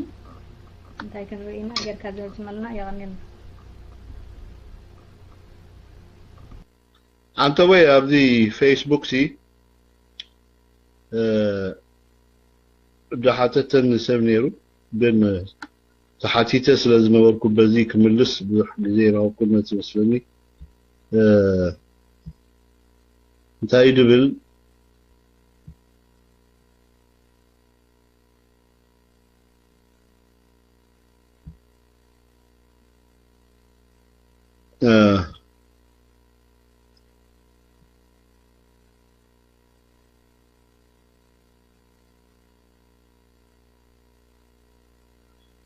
ኢትዮጵያ አትፈርስም እግዚአብሔር ይጠብቃታል ይሉኝ ነው አላህ ደ ማይክ አላህ ደ አላህ ደ الله تتعبر كلا يتري انا لهم حسا يمصي يطفايدنا الله ኢትዮጵያ አትፈርስም እግዚአብሔር ይጠብቃታል ይሉሲ ካብዝ ገርመካ ሁሉና ኤርትራውያን ኢትዮጵያ ከይትፈርስ ጸሎት ኢና ንገብር ብዘይ ቃል ዓለም ማለሲ ዝኾነ ይኹን ኤርትራዊ ኢትዮጵያ ንክትፈርስ ጸሎት ትገብር የለም ምክንያቱ ካብ ኢትዮጵያ ምፍራስ ዝረብሕ የለም ንጉዳ አኳዳ ብዙሕ መለክዒታት ተተንትናዮ ነው ግዜ ከይወስደልና ነበር እዚ ምናልባት ሓደ አምሓርኛ ተዛረብቲ ትግርኛ ትፈልጡ ወይውን ካልኦት ናይ ወያነ ልኡኻት ኣብዚ ናይ ፌስቡክ ኣቲኹም ከምዛ ዓይነት ታሽሙ ትገብሩ ኤርትራዊ ኣሽንኳይ ዶ ሕጂ ኣብ ተፈታን ወቅቲ ኣብ በረኻታት ኤርትራ ህዝቢ ትግራይ ሎሚ ጠፈ ጽባሕ ጠፈ ኣብ ዝበሃለሉ እዋን ንሓድነት ኢትዮጵያ ኣብ ዋጋ ዕዳጋ ኣትዮሞ ኣይፈልጡን እዮም ክሳብ ሕጂ ሸጥ ማዓንጣ ኢትዮጵያ ሓንቲ ኢትዮጵያ ጸገም ናይ ኢትዮጵያውያን ኣብ ጠረጴዛ ይድፍታሕ ኩሉ ትይሽታት ናይ ፖለቲካ ዋላ ናይ ትግራይ ይኹን ናይ ካልእ ኣብ ደረጃ መድረኽ ኣብ ጠረጴዛ ይተሓኢሎም ብመትከል ዝቃለሱ ኤርትራውያን እዮም ዘለውና ካብ ታሕቲ ጀሚርና ብደረጃ ህዝቡን ዝናእሰን ዝዓበየን ማለት እዩ ሰቶም ኮሚል ካብ ጽሓፍካ ፌስቡክ ኣብ ጌጋ መገዲ ስለ ዘለኻ እዚ ሓሶት ተኮይኑ ቃል ፕሬዝደንት ኢሳያስ አፈወርቂ ዝተዛረቦ ኣብ ጉዳይ ሓድነት ኢትዮጵያ ንድሕሪት ተመሊስካ ተራእኻዮ ዝሓይሽ ኮይኑ ይስምዓኒ ናይ ኩሉ ኤርትራዊ ስምዒታትን ድሌትን ከዓ ንሱ ካልእ ናይ ዓድኹም ደይትገብሩን ኢትዮጵያ ደይትገድፍዋ ዝበልካ ንለካ ንሕና ኣብ ዓድና ፀገም የብልናን ፀገምና ንኢትዮጵያ ከዓ ወላ ሓንቲ ይበልናያን ባይዘወይ ፀገምና ወያነ تبعدنا زلو ጸገም ኩሉ ዘምፀ ስርዓት ወያነ ስርዓይ ብመትከል ንስርዓት ወያነ ንቃለሶ ካብቲ ዘሎ ስልጣን ክሳብ ዝእልኻኒ ሓይልና ፀንቂቕና ንቃለስ ምክንያቱ ድሕር ወያነ ሰላምን ፍትሓን ከም ዝመጽእ ስለንኣምን ሰላምን ምርግጋእን ኣብቲ ከባብን ከም ዝመጽእ ስለንኣምን እዚ ዝኽፈል ዋጋ ኩሉ ናይ ኤርትራውያን ዋጋ ንሰላም ምምጻእ ኣብቲ ከባቢና ስለዝኾነ ብዕቱብ ክንቃለስ ኢና ምክንያቱ ናይ ኤርትራ ጉዳይ ኣብ ምህላው ወያነን ዘይምህላው ወያነን ተወሲኑ ስለዘሎ ማለት እዩ ስለዚ ወያነ በዓሉ ብዝፈጠሮ ፀገም እዘን ዝበልኩኻ ንሕና ብሰላም ክንነብር ተኾይና ኣብ ከባቢና ዘሎ ህዝቢ ብሰላም ክነብር እንድሕር ኮይኑ እዚ ወያነ ሰላም ፈጢርዎ ዘይኮነስ ንሰላም ሓንኪርዎ ዘሎ ጉዳይ ዶብ ይኹን ጉዳይ ክልት ህዝብታት ፀገም ኣይኮነን ድሕር ወያነ ክብለካ ይደሊ ስለዚ እግዚአብሔር ንኢትዮጵያ ዝሓሸ ዕድል ክፈጥረላ ንምነ ልዕሊ ኩሉ ድማ እቶም ይግባአና ይዝብሉ ኢትዮጵያውያን ንኢትዮጵያ ዝሓሸ ሓሳብ ሒዞም ፍልልያቶም ኣጽቢቦም ኣትሊስት ዝወለድዎም ደቆም ብሰላም ክነብሩላ ዝኽእሉ ኢትዮጵያ ንኽፈጥሩ ንኽተኣማመኑ ከዓ ተስፋናን ትምኒትናን ፃዕርናን ወሰን የብሉን زود حنكان بلك ويانا جن تنك إثيوبيان إرتران سلزخونه خوجد الله كمزي أبصبو قرات جزر أخايو صحياي نسخال خيلكم أخت محول لك خابسورو نتصحياي بالعليا قرص أبيلكا تقدف كايكم كل جزيتا صحياي على أرم مالت بالمحرنيا تلك مسالاي ቆንጆ እርሻ ወይም ጤፍ ዘርተህ ጤፉ ደርሶ በቅሎ መሃሉ ላይ አረም ካለ አረሙ ነቅሎ ማውጣት እንጂ ከመሃል መቀንጠስ ትርጉም ስለሌለው አረሙ ከስሩ መነቀል አለበት ወያኔ ከስሩ መነቀል አለበት እዛ አካባቢ ሰላም መረጋጋት ፍቅር እንዲመጣ እኛም ከጦርነት ከሌላም ችግር እንድንላቀቅ ከሆነ ጠንቁ ወያኔ ስለሆነ ወያኔ ከስልጣን መነሳት ካለበት እኛና ኤርትራ ኢትዮጵያና ኤርትራ ኢትዮጵያ ህዝብና ኤርትራ ህዝብ ችግር የለብንም ኖረንም ማያውቅም በኢትዮጵያና በኤርትራ ህዝቦች መካከል ጎረቤታሞች በሰላምና በፍቅር ለመኖር የሚያስቸግረን ምንም ነገር የለም ትልቁ እንቅፋትና ችግር ወያኔ ስለሆነ ወያኔ ከስር ነቅለን ቆሻሻ ቦታ ላይ እስካልጣልነው ድረስ ይሄ ሰላም የምንለው ምኞት ሆኖ ስለሚቀር ሁላችንም ኢትዮጵያውያንም ኤርትራውያንም አብረን እዚህ ለአካባቢያችን ለኛም ጠንቅ የሆነው ስርዓት ከስርለን ሰላማችንን ማረጋገጥ አለብን በአማርኛ ለጠየቀኝ ወንድሜ ማለት ነው ስለዚህ መፍትሄው እሱ ነው ሌላ መፍትሄ የለም ኢትዮጵያና ኤርትራ አልተዋጉም ወያኔና ኤርትራ ወያኔ በፈጠረው ችግር ለ20 ዓመታት ስንጓተት ቆይተናልና ወያኔና ማአሚን ኢትዮጵያና ኤርትራ የምትሉ ሰዎች በጣም በተሳሳተ መንገድ እየሄዳችሁ ስለሆነ ኢትዮጵያና ኤርትራ ችግር የለባቸውም ችግሩ በወያኔና በኤርትራ መካከል ነው ችግሩ በወያኔና በወያኔ አስተሳሰብ ላይ ነው ችግሩ ወያኔ ጭንቅላት ነው ያለው ስለዚህ ወያኔ መቀንጠስ አለበት መነሳት አለበት መባረር አለበት መባረር ብቻ ሳይሆን ጥልቅ ባለው ጉድጓድ መቀበር እሱና አስተሳሰቡ ታሪኩም ሳይቀር መቀበር ስላለበት ለዚህ ነው የምንሰራው የኢትዮጵያና ኤርትራ ህዝቦች በሰላም አብረው ይኖራሉ ይሄ የማይቀር ጉዳይ ነውና ቴንኪው በአማርኛ ለጠየቀኝ ወንድሜ ማለት ነው በተረፈ አነ መደበይ አብዙ ወዲ ያለው ኣብ ቀጻሊ ሶሙን ኣብታ ፕሮግራምና ክምለሲና ካልኦት ሓድሽ ተሪእታት እንተዘየለው ግን ንኹሎም ኤርትራውያን ሓንቲ ንእሽተይ መልእኽትላትና ከም ተራ ንእሽተይ ከም ክንድጻጸ ዝኣክል ኣብቲ ከባቢ ተወሊዱ ዝነብር ወይ ከም ዝነብር ዜጋ ማለት እዩ እንተኺልና ንሰላምን ንሰላም ኤርትራን ኢትዮጵያን ክንሰርሕ ክንክእል ኣለና ነዚ ስርዓት ዝንምእላይ ከኣኒ ዘለና ዓቕሚ ክንጥቀም ክንክእል ኣለና ምክንያቱ ስርዓት ዝእረም ስርዓት ኣይኮነን ወይ ድጣዓስ ስርዓት ኣይኮነን بقندو أفتاترو تخبرت سمح جبنكا نعرقي وي نيغريتا زقدف سرعة يكونن سلازي تي مفتحي ولا كحماق يكون نمبر السرعة زقبر له مغنياتو حد اوان سي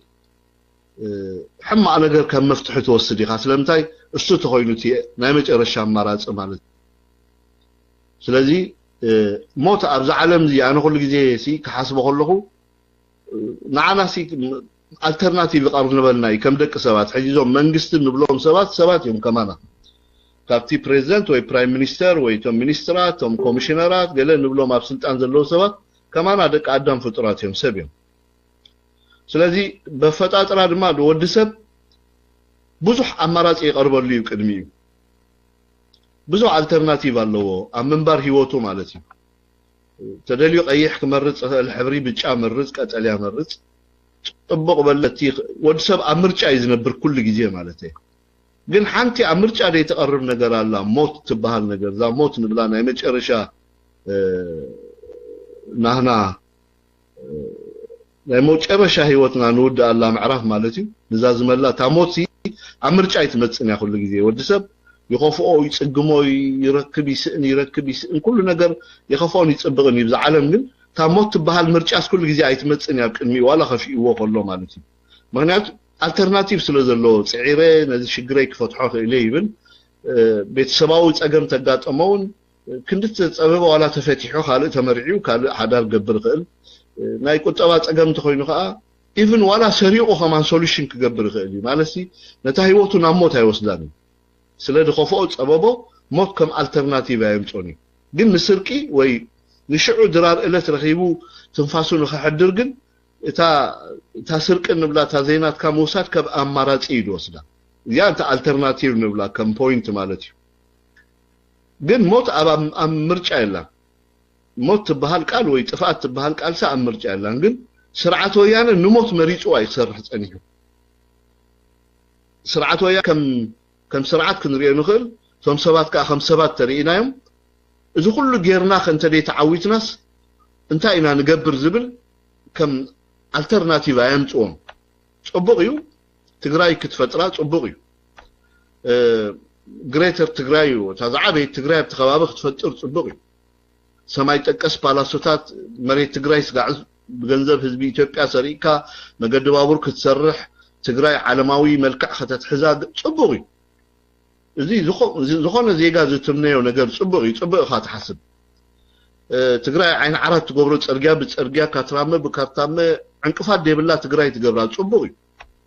حزب تجري مع ثلاثة جزية ديكونس عشان من تجزية كم زبلع تقبرون حزب تجري يزول صبغي حزب تجري دخوف أخم دي اللي غير كحت فترة تدلي زول صبغي حما قل بواقع خالق خون يقولون بتسعر حزب تجري بتسعر من قست حزب تجري خون خلاله إذا كله تقبر كل خاقاني أمارات تقدف كتكلال لك مالتي صوت alternative نبلو at least سرعة ويانا مش حزب إفترا خبأ ساينو برون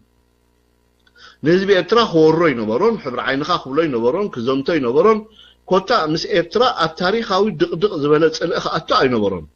زيادة حجيت alternative تقولون ويانا مالتي مسامحارا خبأس مأورومو خبأس مسكالة خبأس كقاتل نبوري أما ترشات مدرخنا إثيوبيا تتأنقق مستودت بوزعو تقليلو مسمصسي تبله الجوخا زبلو حيلس بتسمين كركب كخلالو سلامنتاي اتا الترناتيف نبلادلنا ويتا اماراتيتنا ايرتراسي ايصنققان مالتي سلازي سرعات ويانه مسكينا يحزنك يبتحد وغن نحاصير غيزي هابتيمو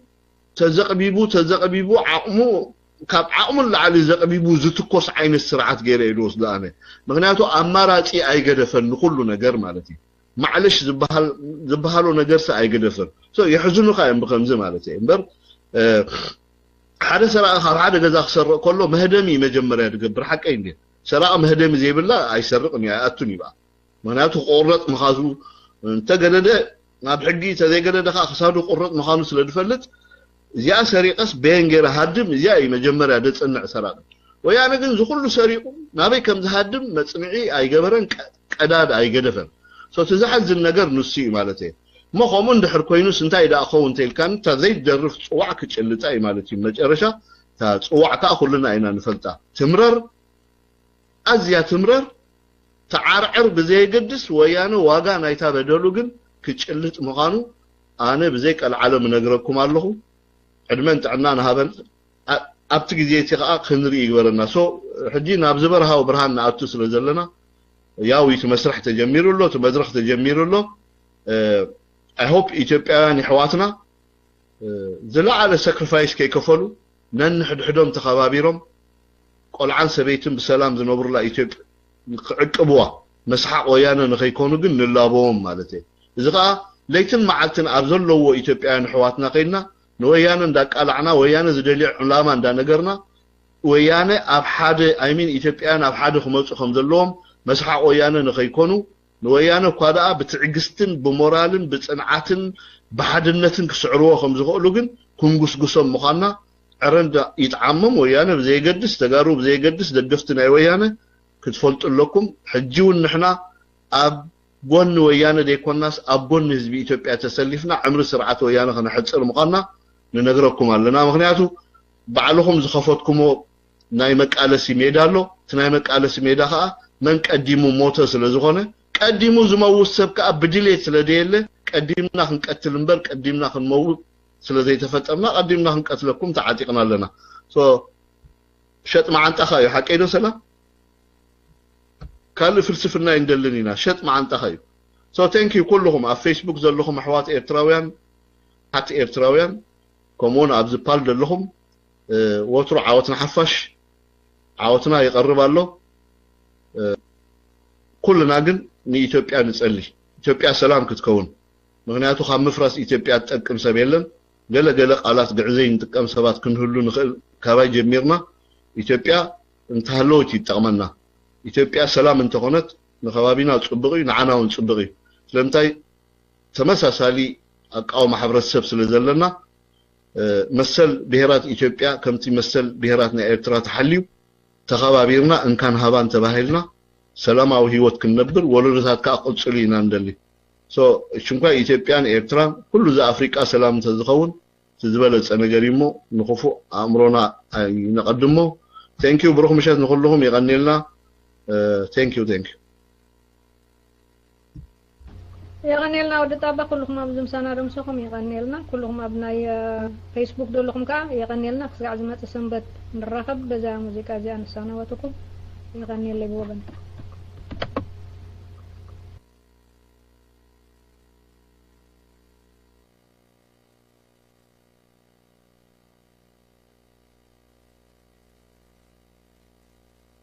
بحفشة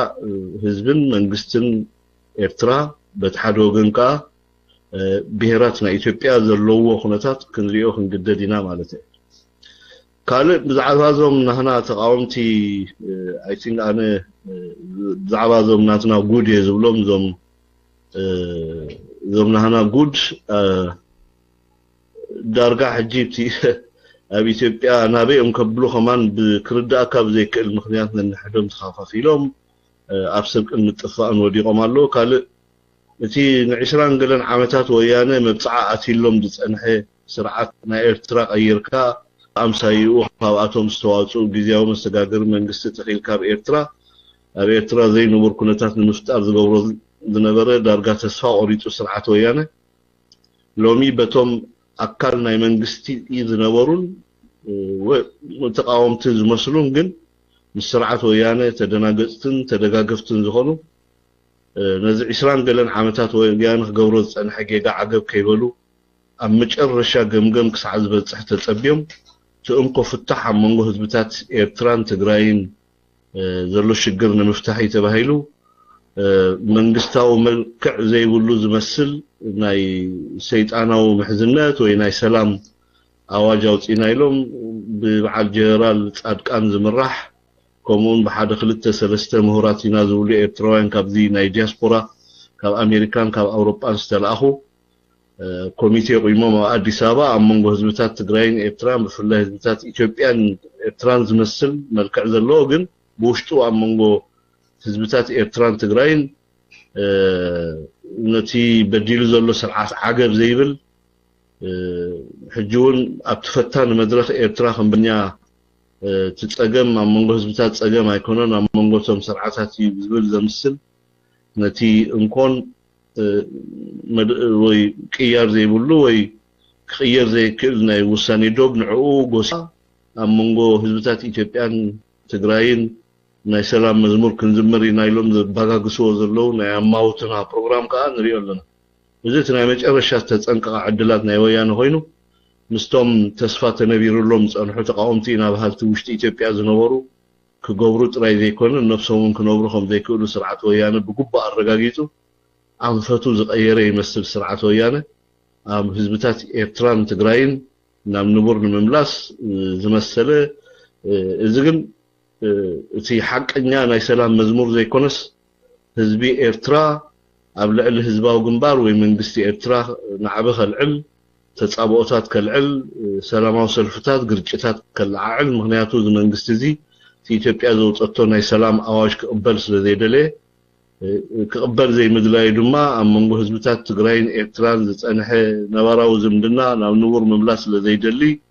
عدمي خناوح سلذي حسب سلذي هزب إيرترا أبلع الشعبية كبقسا اللو عينتو ناي سلام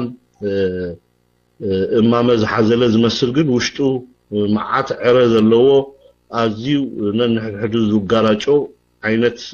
ከፖለቲካ ነፃ ኢና ዝብሉ ሰባት ዝመስሉ ግን ሙሉ ኣብቲ ናይ ኢትዮጵያና ኤርትራና ፖለቲካ ጉዳይ ከቋማጥዑ ዝጸንሑ ከቋማጥዑ ጥራይ ዘይኮነ ብደም ዝጨቀው ሰባት ኣተኣኻኺብካ ናይ ሰላም መዝሙር ክንዝምር ኢና ምባል ንምንታይ ዝዓለመ እዩ ንመን ንምድሓን ከዩ ክንሪኦ ዝግባአና ማለት እዩ I think ኢትዮጵያውያን ኮይን ብሎም ኒና ዞም ተጋሩ ንብሎም መሪሕነት ናይ ስርዓት ወያነ ኣብዚ ሕጂ ዘይተበፂሓቶ ዘላ ኩነታት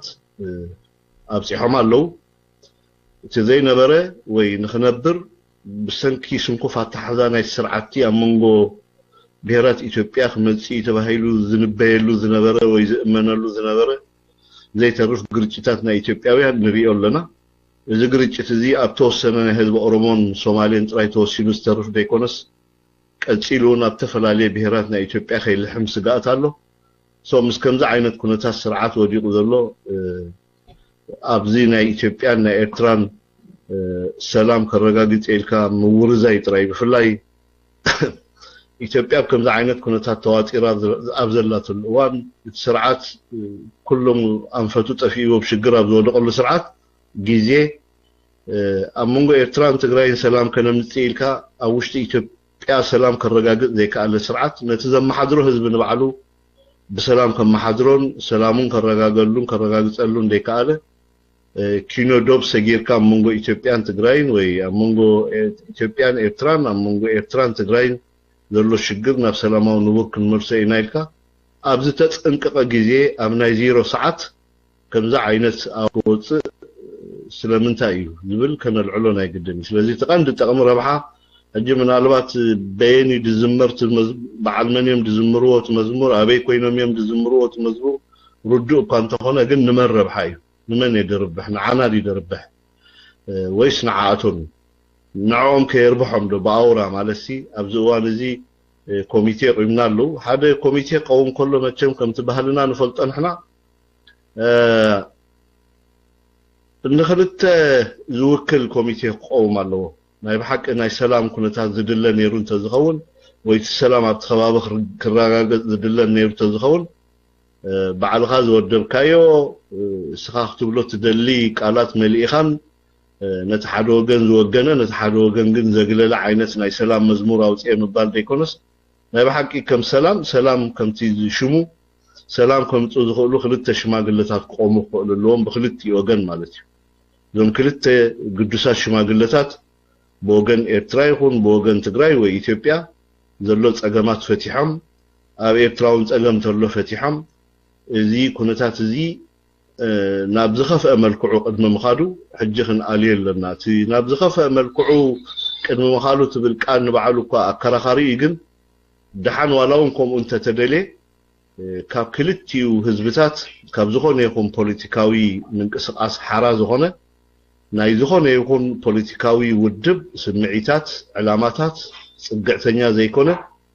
ናይ ባዕሉ ሓራ ናይ ሰላም መርገፂ ዘለዎ ንክልቲኦም ህዝብታት ሰላም ዝሓስብ ከም ናይ ክልቲኦም ህዝብታት ሰላም ጥራይ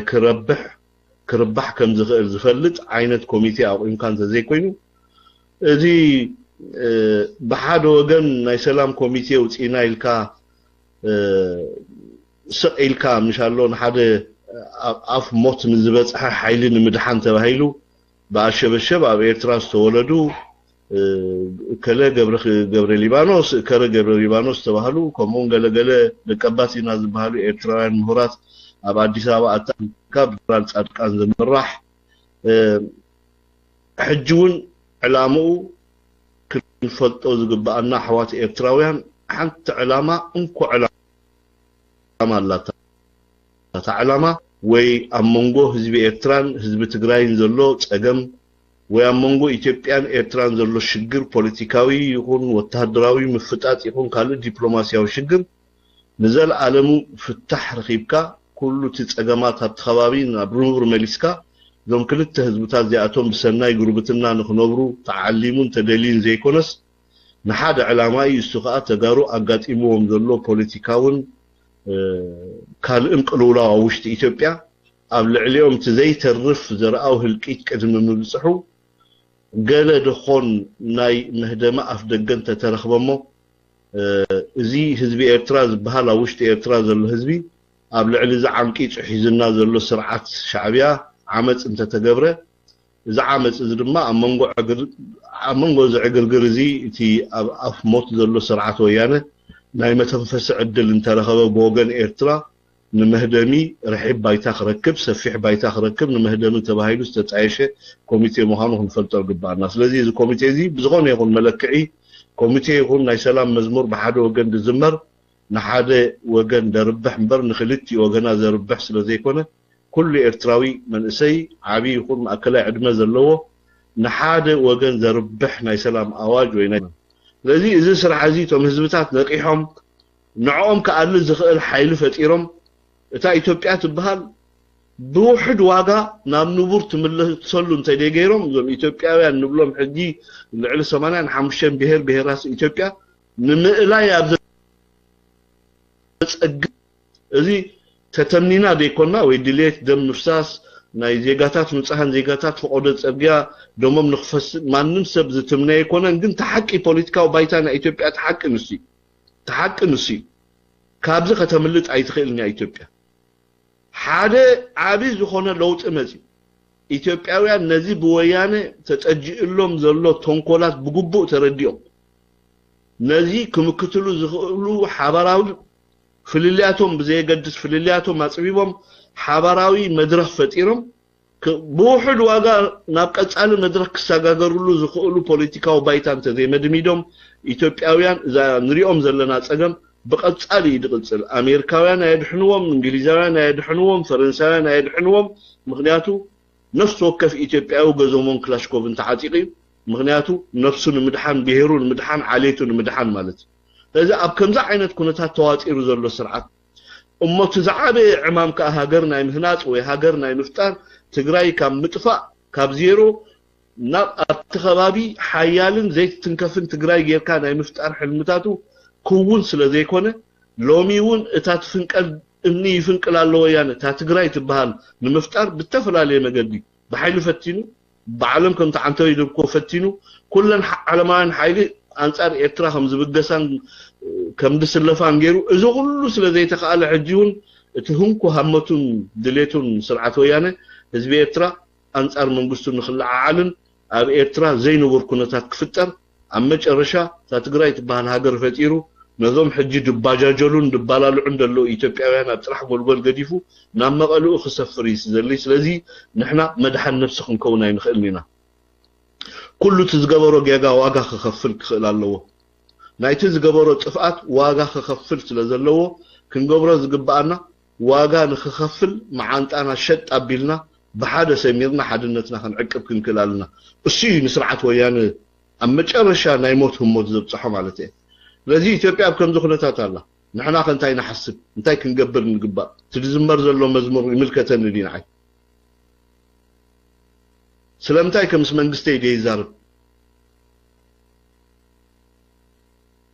بحقاونت منقستلو بإيرترا حقاو منقستلو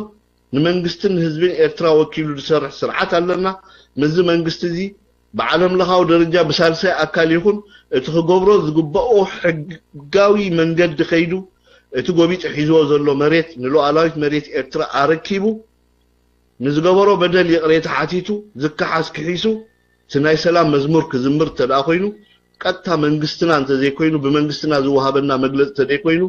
بأفلي أمن دفران أبكرن فقودن داسوا توليدهم زعبيو إثيوبيانين ارتراينا بحالت دك سبيتي ناي سلام مزمور سلتزمره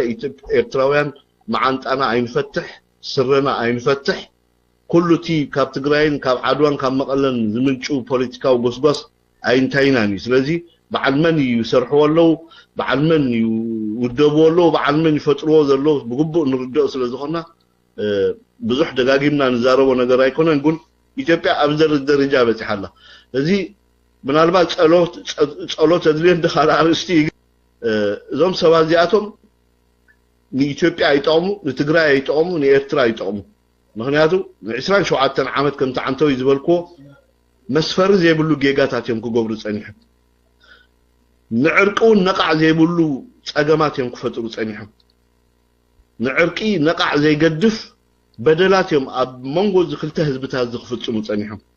أما جرش حاجة أب كم ذا عين التحال على خه مفتح البوي مفتح زي بالبوليتيكاوين كان إن شجر مسودكا نعم موتع عينت برنامج قبل عليه هزبي إرتران من إسي إرتران كم ذا عينت بوس مدبر فوت من هنا بداي كم زي كونه خنزرم أتوم مهاراتنا تبلي إرتراويان حجون كاب عد إنجليزن كاب أمريكان دكتور يقول بحالتو وخيركم مستمناي كوميتي مزمور تزمر زلهم وكلتنا يكونكم زوكلكم هزبي إرترايلن أفنياتات ناتنا يكونكم بزعبا سلام أديس أبان مقالن كيدكم مسويانن مصادقانن تزاربونا زبلكم يلن إتكمن أجركمن أكيبكم أبتتسديدكم زلوا عقون نبرد دقكمن ورايكمن تجبروا كابزوت أجن هزبي إرترا رحنبه بتاريخ حتىكم مقانن بدم زكل زحلفه بتفعل زكل زحلفه بدلات سرعة ويانا زي كونس زوم كلتا مهرانينا بهالتي تمال تطاب جزين إرتران تحطتو مقانكم كتفلتو تقول لكم كنبلوم على أفنا ملينا دكتور سلومون يكون دكتور كاله إرترا وكيلون أديس أبا دخديلن أبزغون يكون مساراتنا إرتراويان أب أمريكا يكون أب كندا يكون أب أستراليا يكون أب أوروبا يكون إرتراوز وكلكم سبس لذيل إتكمن أجركم كتقبل لكم سرعة ويانا انتخت فعنا انتخت نطفو أبتنا يمج أرشا مدرخ بس إحنا سلزلنا إرتراويانون تناي زيرو ساعات كتوفيقكم تباهيلو نعلم بأواش تنجيرو شارشاي ورارن سلحتا ورارن إرتراويان كتفومي رأيلي تباهيلو بتلفزيون بغازيت أساتن نعلم تنجيرو زيت أنا زرقس لذخنا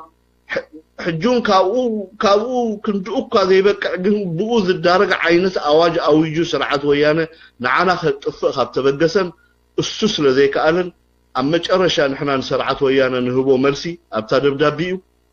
ويسغا وين نحنا خنتقفينا دحري تخباب سلام دركبينا خنبلمو نايلمو ازي امسي امصي ግን اذا تمالي ناي سلام مزمور يلوم زوصوا بزعبا كم اجندا خزارب نعاون كنما يطلا مدرخ نعكم كم مخنياتو اتي قداماي كالاي سالساي بروجرامنا بقصالتي اناف زبل بروجرام وي بقى نبلو بروجرام قصال سنبت كنقصلينا إذا وقعوا خناتنا إثيوبيا بتحطوا زلا ترجم نايزي ناي سلام كوميتي زبهال توم سبات بأكل من يوم أبي توليدهم أبي عبيهم بقبو نفلتهم سباتهم أمنتاي كنات توافيرهم زلوا وشت إثيوبيا قال تزغرم نجر إرترانا دبلو مهرات كاب أوروبا كاب أمريكا أديس أبا خيدهم من يوكلهم تزعبي حتى أنا دقر من يوكلهم نعملت مسارات أمريكا زلوا إرتراويان أكيبهم سرعات إفتراز غورو زلو جيجاس لزخونه ويانا زقربنا ناي سلام صاوعيت كندقف نعكم وكيلناكم علنا شعبيا اي وكلنا ويانا اي وكلنا ግን ኣብ ከባቢ ሰላም ክመጻለሁ ሙክሪትኩም አዲስ አበባ ተዛይተይና ድበሎም አካል ህዝቢ ኤርትራ ኣብ አውሮፓ ይኹን ኣብ አሜሪካ አሎ ዲዩ መን ይወኪልዎም ዘም ሰባት ዚኣቶም መኪኖ ብሽም ኤርትራውያን ብሽም መንግስቲ ኤርትራ ብሽም ህዝቢ ኤርትራ ናይ ሰላም ዘተخبሩ ምስርዓት ወያነ መን ይወኪልኩም እዙ حتى እዚ ብግቡእ ክንሓቶም ክንክል ኣለና ኤርትራውያን ሎሚ ብሽም ኤርትራውያን ብሽም ሰማዕታት ኤርትራውያን ብሽም ዝኩሉ 20 ዓመት ጸገም ዘጋጠመ ኤርትራዊ ኣነ ኤርትራዊ ኢሉ ኣነ እፈልጠልካ ኢሉ እሞኻ ሃገራዊ ጉዳይ ብዝኾነ ልዑል አጀንዳ ደም ዝተኸፍሎ ረሃፅ ዝተኸፍሎ ብዙሕ ዋጋ ተኸፍሎ 20 ዓመት ከልበትበት ተባሃሎ ጉዳይ በቋራጭ ምሁራት ይናይሎም ሳምሰናይት ሒዞም አዲስ አበባ ኸይዶም ምስርዓት ወያነ ናይ ሰላም መዝሙር ንዝምረልኩም ኣለና ኸብሉና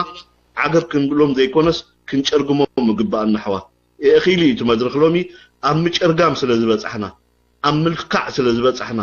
ክትለኽዕዎም ኣለኩም ግቡእ ሽም ክትብዎም ክትክእሉ ኣለኩም እዚ ንተቃዋማይ ኣይጠቅም ندقافي አይጠቅም ኮም አይነት ዝባሃል ነገር የለም ብዙኾነ ይኹን መለክዒ ኤርትራዊ መንግስት ለዎ ናይዶ ጉዳይ ክስሓብ ዲዩ ክውሰን ዲዩ ክተርፍ ዲዩ ኤርትራ መሬታ ክትረክብ ዲያክስን መንግስት ሎ ተመንግስቲ ምስ መንግስት ተዛቲው እንተ ብሳልሳይ አካል እንተ ብሕብራት መንግስታት ሽግርና ኤርትራን ኢትዮጵያን ክፍታሕ እንተ ኮይኑ ነዚ ክገብር ዝኽእል ሓይልን ስርዓትን ኣለና ስለምንታይ بحقاد إرترا يحسمنا يخفعنا بعدنا نبلون عنا غينو كم منجستنان كم وكيلنان سرعة ويانا مزي منجست زتراي خزارب زخل أبتحتي كم ذا برايفت أمسيلكا بقلا كابت منجستي نتايوم كابوليتكاو تقعينات ونتاع زخونو سبات غيرنا كوميتي قمنا الكان يمتلال عيوم مغبارغن باغو خنفلط خنكلالنا سلازي بستلنا تمنجستنا دوسنو وساني بصقا نقبلو امونغو ኤርትራን ትግራይን ተፈጠረ ሽግር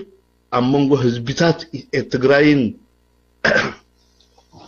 ትግራይን ኤርትራን ደይኮነስ بقندو سرعة ويانا زختولو غوغي بوليس مخانو سلنا أمن ويانا لبن دلوو معنطات دلوو نتيب إرترا كتفو إيلو تهانديدو نعيشر عامت كسرح تسأنح منجستي أفلوت هيبو كبرت هيبو كم حدا منجستي كم حدا هادر تقبلو نايزاته علامان تدعلوو خينو ويانا ناي سلام علامان تدعلوو خينو سراويتو خابتي حيزو زلو مريت أوتيو سحيبو لومي نسلام تدالي اللهو زبدلكو بدل يقرب لالخو زطفاخو نبرت كخحس يلو عفو مليو او عالم يزارب كملسلو زخل حيلن منجستن سلازلناها توكلنا انا منجستي نايبناو ስለዚህ እዞም ሓደ ክልተ ኤርትራውያን بتزغرم ملكعو ዝኾነ ይኹን ህዝባዊ ውክልና ዘይብልኩም ኣብ ዝኾነ ይኹን መድረኽ ኤርትራ ወኪላትኩም ዘይትፈልጥ ናይ መንነት ቅልውላው ዘለኩም በተሓደገን ኤርትራ አንጊላ ዝዓበይትኩም በተሓደገን ጦብ ኤርትራ ቆሪጥኩም ኣብ ተኻልኣይ መድረኽ ከይድኩም ናይ ሰላም ሃዋርያት ኮይንኩም ትመጹ ዘለኹም ኢድኹም እግርኹም ተኣከብኩምና ዝሓሸይ ምክንያቱ እዛ ናይ ሎሚ ናይ ሴፍ ናይ ወያነ ሴፍ ኣባኹም ክትመጹ ምዃና ትፈልጥለኩም ስለዚ ኩሉ ኤርትራዊ ክብድሆ ዘለዎ ነገር ኣሎ ሰላም ትብል ቃል ንኹሉ ጥዑም እንዲው ግን ኣውሽጥታ ሰላም ተሸፊኑ ዘሎ ዕረ ብግቡእ ከነልልዮም ክርድኦን ኣለና ሓዋ ስለዚ ኣነ ኣብዚ ብጣዕሚ ኢሞሽናል ዝገብረኒ ዝሓፀረ ብ7 10 መዓልታት ኣብ ውሽጢ ኢትዮጵያ ዝርአ ዘሎ ምንቅስቃሳት ንምንታይ እዮም ስርዓት ወያነ ኣብ ውሽጢ ኢትዮጵያ ዘሎ ሽግር ዘይፈትሑ ንምንታይ እዮም ኣብዛ እዋን እዚኣ ናይ ኤርትራን ናይ ኢትዮጵያን ሽግር ክንፈትሕ ኢና ኢሎም ብሳልሳይ ኣካል ዝብገሱ ደለው ትዘቐለለ ትዝሓሸ ከም መንግስቲ ከምቲ ነቲ ሃገር ወኪሎም ዝመርሕዋ ዘሎ ወያነ እቲ ኢትዮጵያ ዘሎ ሽግር ፖለቲካዊ ማሕበራዊ ኤትኒካዊ ሽግር ፈቲሖም እዚ ናይ ኤርትራን ናይ ትግራይን ወይ ናይ ኤርትራን ናይ ኢትዮጵያን ጉዳይ ዝብልዎ ብኻልኣይ ደረጃ ክሪእዎ ምኽኣሉ ተቀዳማይ ፀገማ ውሽጢ ኢትዮጵያ ኮይኑ ዘሎ ናይ ምንባርን ዘይምንባርን ሕቶይ ኢትዮጵያ ዝበሃል ሃገር ናይ ምቕፃል ዘይምቕፃል ሕቶይ ኣብ መንጎ ዓበይቲ ብሄራት ኢትዮጵያን ንኣሽቱ ብሄራት ኢትዮጵያን ናይ ምብልላዕ ስራሕ እዩ ተጀሚሩ ዘሎ ናይ ምቅታል እዩ ዘርኢ ናይ ምህላቕ ዘርኢ ናይ ምጽናት መደብ እዩ ዝካየድ ዘሎ ውሽጢ ኢትዮጵያ ነዚ ሓበራዊ ሃገራዊ ሶሉሽን ኣክንዲ ድፈጥሩሉ ነዚ ጉዳይ እዚ ኣወንዚፎም ህዝቢ ብቀትሪ ብጥይትን ብሴፍን ብጉራዴን እንዳተቀተለ ነዚ ኣውፎም ኣብ ናይ ኤርትራን ኢትዮጵያን ኣሚን ኣብ ናይ ኤርትራን ትግራይን ጉዳይ ናይ ሰላም መዝሙር ምዝማር እንታይ ዕላምኦም እያን እንታይ ዕላማኻ ገዛኻ ከይፅልኻ ገዛ እንዳማትካ ተፅሪ ትኽእልን ኢኻ ኣብ ውሽጢ ገዛኻ ዘሎ ሽግር ከይፈታሓኻ ክልተ ጎረባብትኻ ተባኢሶም ኣለዎሞ ሽግሮምን ፀገሞምን ክፈትሓሎም እየ ሰላም ከውርደሎም ኢልካ ኣይትኸይድኒ ኢኻ ከምቲ ትማሊ ሃይለማርያም ደሳለኝ ኣብ ውሽጢ ኢትዮጵያ ዘሎ ዝፅገም እዚ መጠኑ ሓሊፉ ህዝብታት ኣብ ምትህልላኽ ደረጃ በፂሖምሉ ዘለው ፖለቲካዊ ሽግር ናይቲ ሃገር ኣክንዲ ምፍታሕ ኣብ ኬንያ ተገበረ ምርጫ ህዝባዊ ምርጫ ክኸውን ኣለዎ እቲ ፕሬዝደንታዊ ምርጫ ናይ ኬንያ በቲ ቤት ፍርዲ ዝሃቦ ውሳኔ ክቕበል ክኽእል ኣለዎ እቲ መንግስቲ ኢልካ ኣዋጅ ምውፃእ እንታይ ዓይነት ምስልዩነት እዩ ትዝገርም ነገር ናይ ስርዓት ወያነ ማለት እዩ ስለዚ ኢትዮጵያ ኣብ ዝኸፍአ ኣብ ውሽጢ ሳብ 130 ዛ ኢትዮጵያ ትበሃል ሃገር ከም ንፈልጣ ድሕሪ ሚኒልክ ምስ ቆመት ኣብ ታሪክ ናይ ኢትዮጵያ እቲ ዝኸፍአ ፀገም ይጋጢሞ ኣብቲ ቀዳማይ ምዕራፍ ኢትዮጵያ እቲ ሪቮሉሽን ገይረ ዝበለትሉ 1974 ዘጋጠመ ሕድሕድ ኩናት ነይሩ ኣብዚ ናይ ፖለቲካል አይዲዮሎጂ ፍልልይ ዘለዎም ኣካላት እዮም ዝቃለሱ ነይሮም ናይ ዓሌት ፍልልይ ኣይነበረን ንኣብነት ኣብ 1974 ክሳብ 77 ዝቐፀለ ሕድሕድ ኩናት ኣብ ውሽጢ ኢትዮጵያ ኣብ መንጎ ኢሃፓን እቲ ስልጣን ሒዙ ዝፀንሐ ኣቤታዊ ሰደድ ዝበሃል ናይ ደርጊ ፓርትን ካልኦት ዞም መኢሶን እጫት ማለሪድ ወዝለግ ዝበሃሉ ዝነበሩ ናይ ኢትዮጵያ ፖለቲካዊ ሰልፍታት ኣብ መንጎኦም ካየድ ዝነበረ ናይ አይዲዮሎጂ ምንሕናሕ እምበር ዘርኣዊ ፅልኢ ወይ ዘርኣዊ ግጭት ኣይነበረን ኣምሓራይ ብሓባር ይቅተል ኦሮሞ ብሓባር ይቅተል ትግራዋይ ብሓባር ይቅተል ቲ ቀይሕ ሽብር ይኹን ናይ ጻዕዳ ሽብር بخلتيهم حيلتا زكاي زنبره من نحنا سلطان تزي كوينو نايزرئي كوينات نايزرئي غريچت ايتراين اب زحجي بصحنا يزلنا مبل 20 حدن كفل زمن جن ኢትዮጵያ ኣብ ታሪኻ ዘይራኣየቶ ህልቂትን ጥፋኣትን ኣብ ቅድሚኣ ተገቲሩሎ ምናልባት ንሓፀር ግዜ ከውን እዚ ብዓለም ለኸ ደረጃ በአህጉራዊ ደረጃ ናይ ኢትዮጵያ ሽግር እንተዘይ ተፈትሑ ኢትዮጵያ ናብ ዝኸፈ ዓይነት ፀገም ትወድቅ ከም ዘላ ክንርዳእ ክንክእል ኣለና ስለዚ ስርዓት ወያነ ኣገዲስዎ እውን ኣይኮነን እዚ ኢትዮጵያ ዝካየድ ዘሎ ህልቂት ኣብ መንጎ ህዝብታት ዝካየድ ዘሎ ምጭፍጫፍ ምስ ስርዓት ወያነ ትዝደልዮ ነገር እዩ ስለምንታይ ወያነ ትግራይ ትበሃል ሃገር ክፈጥር እንድሕር ኮይኑ ነቶም ዘፍርህዎ ክልቲኦም ዓበይቲ ብሄራት ኢትዮጵያ ከቃትል ክኽእል ኣለዎ ኣብ መንጎዞም ብሄራት ድማ ደም ኣፋሲሱ ዘለዓለማዊ ፅልኢ ተኺሉ ክልቲኦም በሪፈረንደም ላልያ ዓይነት ሃገራት ክፈጥሩ ከም ዘለዎም ገይሩ ይሰርሕዎም ፀኒሑ ግን ትናይ ኤርትራ ጉዳይ ኣብ ፀገም ስለ ዘሎ ዝናይ ኤርትራ ጉዳይ ከኣብ ኩናት ኣይተኻኣለን ብኻልእ ዓለማዊ ፀጥታት ኣይተኻኣለን ሕጂ ንኤርትራ ከዓ በዚ ናይ ሰላም መዝሙር ጌርና ስርዓት ሻዕብያ እዩ ነዚ ናይ ሰላም መዝሙር ዘይተቀበሎ እምበር ወያነና መንግስቲ ኢትዮጵያ ተቀቢልዎ ኣሎ ኢልካ ንመንግስቲ ኤርትራ ብህዝቡ ተቀባልነት ከም ዘይረክብን ከም ዝንፀግን እኳ ደኣ ህዝቢ ኤርትራ መሪሩ ወይሉ ከም ኖት ጉተሲዩ አንጻርት መንግስቲ ንኽልዓል ዝግበር ዘሎ ተንኮል ምዃኑ ክንፈልጦ ክንክእል ኣለና ስለዚ እዚ ሕጁን 00 እንተ በቀጥታ እንተ በተዘዋወሩ ንመንግስቲ ኤርትራ ዝዓለመ ምዃኑ ንፈልጥ መንግስቲ ኤርትራ እንተ ተዘንኪፉ ህዝቢ ኤርትራ ክትንከፍ ምዃኑ ስለናኣምን መንግስቲ ኤርትራ እንተ ተዘንኪፉ ሓድነትን ነፃነትን ሉዓላዊትን ኤርትራ ብዝእዋን ዝሓደጋ ክወድቕ ምዃኑ ስለናኣምን ከዓ ንሕና ይኽፋእ ይፀብእ ብዘይገድስ ህዝቢ ኤርትራ ወጥሩ ከም ቀደሙ ስንን ኮይሱ ኣብ ጎኒ መንግስቲ ኮይኑ ንፀላእቱ ብጉባእ ኣለልዩ ነዞም ትማሊ ሕብሪ ዓይንኻ ዝበልዎ ሎሚ ከዓ ንፈትወካ ኢና ነፍቅረካ ኢና መንግስትኻ ይሕማቕ እምበር ንሕና ሰላም ንደሊ ናይሎም ከታልልዎ ዝደሊ ዘለው ካልእ ትረፍ ብደቁ ገይሮም ከታልልዎ ዝደልዩ ብጉቡእ ተረዲኡ ነቕሕሎምን ፎቅ ክብሎም ክኽእል ኣለዎ ስለዚ እቲ እዋናዊ ኩነታት ናይ ኢትዮጵያ ንወያነ ኣየገድሰን እዩ ንወያነ ዓጭጮ ይፈልጥኒ ምክንያቱ 27 ዓመት እዚ ንሪኦ ዘለና ውፅኢት ግርጭት ንኽፍጠር እዩ ወያነ ሰሪሑ እዚ ብቐሊል ልዑል ዋጋ ከፊሉሉ እዩ ወያነ ደኺሞምሉ እዮም መዓት ባጀት ኣፍሲሶምሉ እዮም ኢትዮጵያ ብፌደራል ስርዓት ንኽትከል ብቋንቋን ዘርእን መሰረት ዝገበረ ምሕደራ ንኽትክተል ኣብ መጨረሻ ኣብ መንጎዞም ብሄራት እዚኣቶም ብቁጠባን ብፖለቲካን ዝለዓለን ዝተሓተን ምፍልላይ ተገይሩ እዞም ህዝብታት እዚኣቶም እንዳተተፋነኑ ክነብሩ ኣብ ዘ ኤንድ ኦፍ ታይም ወያነ ኣብቲ ኣኺሉኒ ዝብሎ ሰዓት ወይ ይኣክል ኣብ ዝበሎ ሰዓት ከዓ ትግራይ ትበሃል ሃገር ምስ ፈጠረ ነዞም ሕጂ ምቅታል ጀሚሮም ዘለዉ ህዝብታት ዝያዳ ኣብ ዝቃተሉ ደረጃ ኣውዲቑ ኢትዮጵያ ብዓለም ለኸ ደረጃ ተጠማት ረኺባ ዓለም እዚ ፀገም ናይ ኢትዮጵያ እዚ ብሪፈረንደም ፍታሕ ክግበር ኣለዎ ተባሂሉ ህዝበ ውሳኔ ክግበር ኣብ ውሽጢ ኢትዮጵያ ኣምሓራ ናይ ባዕሉ ስቴት ክፈጥር ኦሮሞ ናይ ባዕሉ ስቴት ክፈጥር ክልቲኦም ደባቶም ክገብሩ ናይ ባዕሎም ነፃ መንግስታት ክተኽሉ ከምኡውን ደቡብ ኢትዮጵያ ይኹን ዓፋር ከምኡ ዓይነት ኣካይዳ ንክኸዱ ወያነ ብግቡእ ሰሪሕሉ ዝሓደረ ጉዳይ ስለዚ 80,000 ሰብ ይቀተል ኣዴታት ጥኑሳት ብሴፍ ይተሓረዳ ዝጠነስኦም ቆልዑ ካብ ከብደን ብኻራ ተዘልዚሎም ውፁን ወያነ ዝግድሶ ነገር ኣይኮነን እዚ ክሰርሓሉ ፀኒሑ እዩ መዓት ሚልዮናት ባጀት ኣብሲስሉ እዩ ንኽቃተሉ ነፍሲ ወከፍ ኣብ ደቡብ ኢትዮጵያ ዘለው ንኣሽቲ ይኹን ዓበይቲ ኤትኒክ ግሩፕስ ጎዞሞ ገዚኦም ኣብ ትርኣሶም ንኸቐምጡ ወያነ ክምህሮም ፀኒሑ እዩ ዘይነበሮም መንነት ፈጢሩሎም እዩ ዘይነበሮም ባንዴራ ስኢሉ ሂብዎም እዩ ዘይነበሮም ናይ ከባቢኦም ካርታን ናይ ዓዶም ካርታ ከም ዝፈልጡ ን27 ዓመት ክምህሮም ፀኒሑ እዩ እዞም ህዝብታት እዚኣቶም ዳግም ኣብታ ኢምፓየር ኢትዮጵያ ተጠርኒፎም ክመሓደሩ ከም ዘይክእሉ ገይሩ ሰሪሕዎም እዩ ስለዚ እዚ ውፅኢት እዚ ናይ ስርዓት ወያነ ውፅኢት እምበር ናይቶም ህዝብታት ፀገም ኣይኮነ ሰላም መዝሙር ምዃኑ ፈሊጡ ክትንቀቐሉ ግባእ እዚ ምስ በልኩ እቲ ኩሉ ግዜ ከም ንብሎ ስለምንታይ እዮም ሎሚ ከምኡ ድብሉ ዘለዉ ኣበይ ነይሮም ቅድሚ 10 ዓመት ኮሚቴ ኣይኮነን ኮሚሽን ኣይኮነን ንክልቲኡ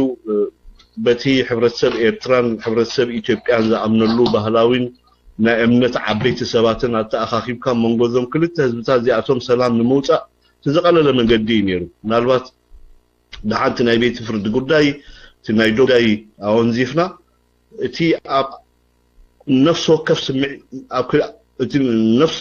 ወከፍ ስምዒታት ኣብ ክልቲኦም ዜጋታት ደሎ ኣረኣያ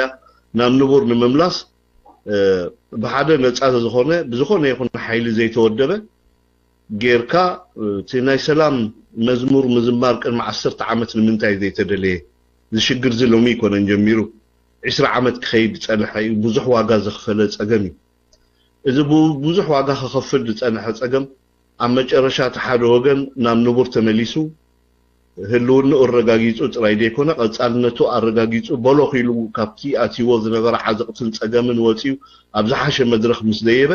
በቲ ሓደ ወገን ዘሎ ድማ እቲ ሓሲብዎ ዝነበረ ዕላማ ክሳኽዓሉ ስለ ዘይከኣለ ወይ ነቲ ኸጥፍኦ እየ ነቲ ክድምስሶ እየ ዝበሎ ሓይሊ ኣሽንኳይ ምድምሳስ ፅንፂዕ ዓኒኑ ከንፍረሉ ኣብ ዘይክእል ደረጃ ምስ በፅሐ እሱ ጥራይ ደይኮነ ድማ ነቲ መሓድረካ እየ ድብሎ ህዝቢ ኣብ መጨረሻ እቲ ክመሓደር ዝጸንሐ ህዝቢ ሽግራቱ እንዳዘቕበቡን ኩነታት ናይቲ ህዝቢ ኣብ ዘይቆዋፀሩ ደረጃ ምስ በፅሐ ድሕሪ 20 ዓመት ናይ ሰላም መዝሙር ዝምር ኣለኹም ተበለና ስርዓት ወያነ በቶም ኣፈኛታቱ ገይሩ ንመን ይኸርብሕ ክንርዳእ ክንክእል ኣለና ሰላም ገለገለ ገርህኛታት ኤርትራውያን ጸሓፍቲ ኢና ድብሉ ገለገለውን ምሁራት ኢና ድብሉ ገለገለውን ተበለጥቲ ይኹኑ ተደናገጽቲ ገለገለ ይኹኑ ገርህኛታት ከኣኒ ክጽሕፉ ርኢና ኢና ኣብ ተፈላለየ ዌብሳይታት ካብ ሰላም እምበር ካብ ሰላም ሕማቕ ስለ ዘይርከብ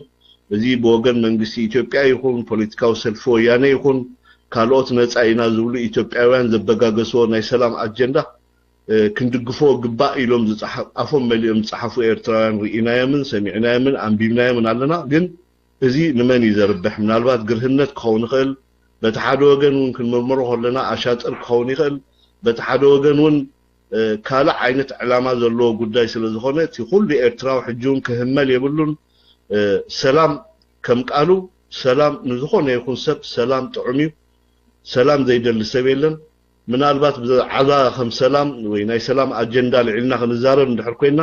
ልዕሊ ኩሉ ሰላም ዘገድሶም ኤርትራውያን እዮም ልዕሊ ኩሉ ካብ ሰላም ዝረብሑ ኤርትራውያን እዮም ልዕሊ ኩሉ ሰላምን ናይ ሰላም መቐረቱን ዝፈልጡ ኤርትራውያን እዮም ልዕሊ ኩሉ ንኤርትራውያን ሰላም የገድሶም ልዕሊ ዝኾነ ይኹን ፍጡር ኣብቲ ከባቢ ንኤርትራውያን ናይ ሰላም ኩነታት ቀዳማይ ኣጀንዳኦም ስለምንታይ ስነ 50 ዓመታት ደም ዕፅምቶም ክኸፍልሉ ጸንሑ ክስደድሉን ክፋናቐሉን ካብ ዝኸፍአ ናብ ዝኸፍ ህይወት ክሰጋገሩ ጸንሑ ኤርትራውያን ብዛዕባ ሰላም ንኤርትራውያን ናይ ሰላም መምህር ኮይንካ ክትመጽእ ካብ ምውርዛይ ንላዕሊ ካልእ ክኸውን ኣይክእልኒ ምክንያቱ ሰላም ንዓና እዩ ልዕሊ ኩሉ ዘገድሰና ስለዚ ብናይ ሰላም ቋንቋ ተተጎልቢብካ ንህዝቢ ንምድንጋር ዝግበር ዘሎ ኣሸበሸብ ኣብ ሰዓት እዚ ንሰምዖን ንሪኦን ስለ ዘለና ክትጥንቀቐሎም ዝግባአና ነጥብታት ኣለዉ ኣበይናይ ኩነታት ኮይንካ ኢኻ ሰላም ትብል መን ኢኸ ሰላም ድፅውዕ እቲ ሰላም ድፅውዕ ዘሎ ሓይሊ ሕጂ ናይ ሞራል ብቕዓት ኣለዎ ዶ ወይ ከም መንግስቲ ውክልና ህዝቢ ስለ ዘለዎ ኢትዮጵያ ንኢትዮጵያ ብቐጻሊ ሰላማን ኩነታታን ኣረጋጊ ኢትዮጵያ ከም ኢትዮጵያ ንኽትቅጽል ዝገብር ሓይሊ ድዩ ሰዓት እዚ ውክልና ከለዎ ድዩ ከም መንግስቲ ወይ ከም ስርዓት ኣብ ውሽጢ ኢትዮጵያ ውክልና ናይ ህዝቢ ኢትዮጵያ ከለዎ ድዩ ስርዓት እዚ ኣብ መንጎ ህዝብታት ኤርትራን ኢትዮጵያን ዘሎ ሽግር ንኽፈትሕ ከ ናይ ሞራል ብቕዓት ጥራይ ዘይኮነ ሕጋዊ ውክልና ኣለዎ ድዩ ዝብል ነጥቢ ክንርኢ ይግባአና ምክንያቱ ወያነ ኣብዚ እዋን እዚ ህዝቢ ኢትዮጵያ ተፊእዎ ጥራይ ዘይኮነ ህዝቢ ኢትዮጵያ ሴፉን ጉራዲኡን ኣብሊሑ ኣንጻር ወያነን ደገፍቲ ወያነ ናብ ዝተልዓለሉ እዋን እዚ ህዝቢ እዚ እዚ መንግስቲ እዚ ካብዚ ህዝቢ እዚ ተነፂሉ ውክልንኡ ናብ ባዶ ወሪዱ ኣብ ዘለወሉ ሰዓት ሎሚ ስርዓት ወያነ ሽም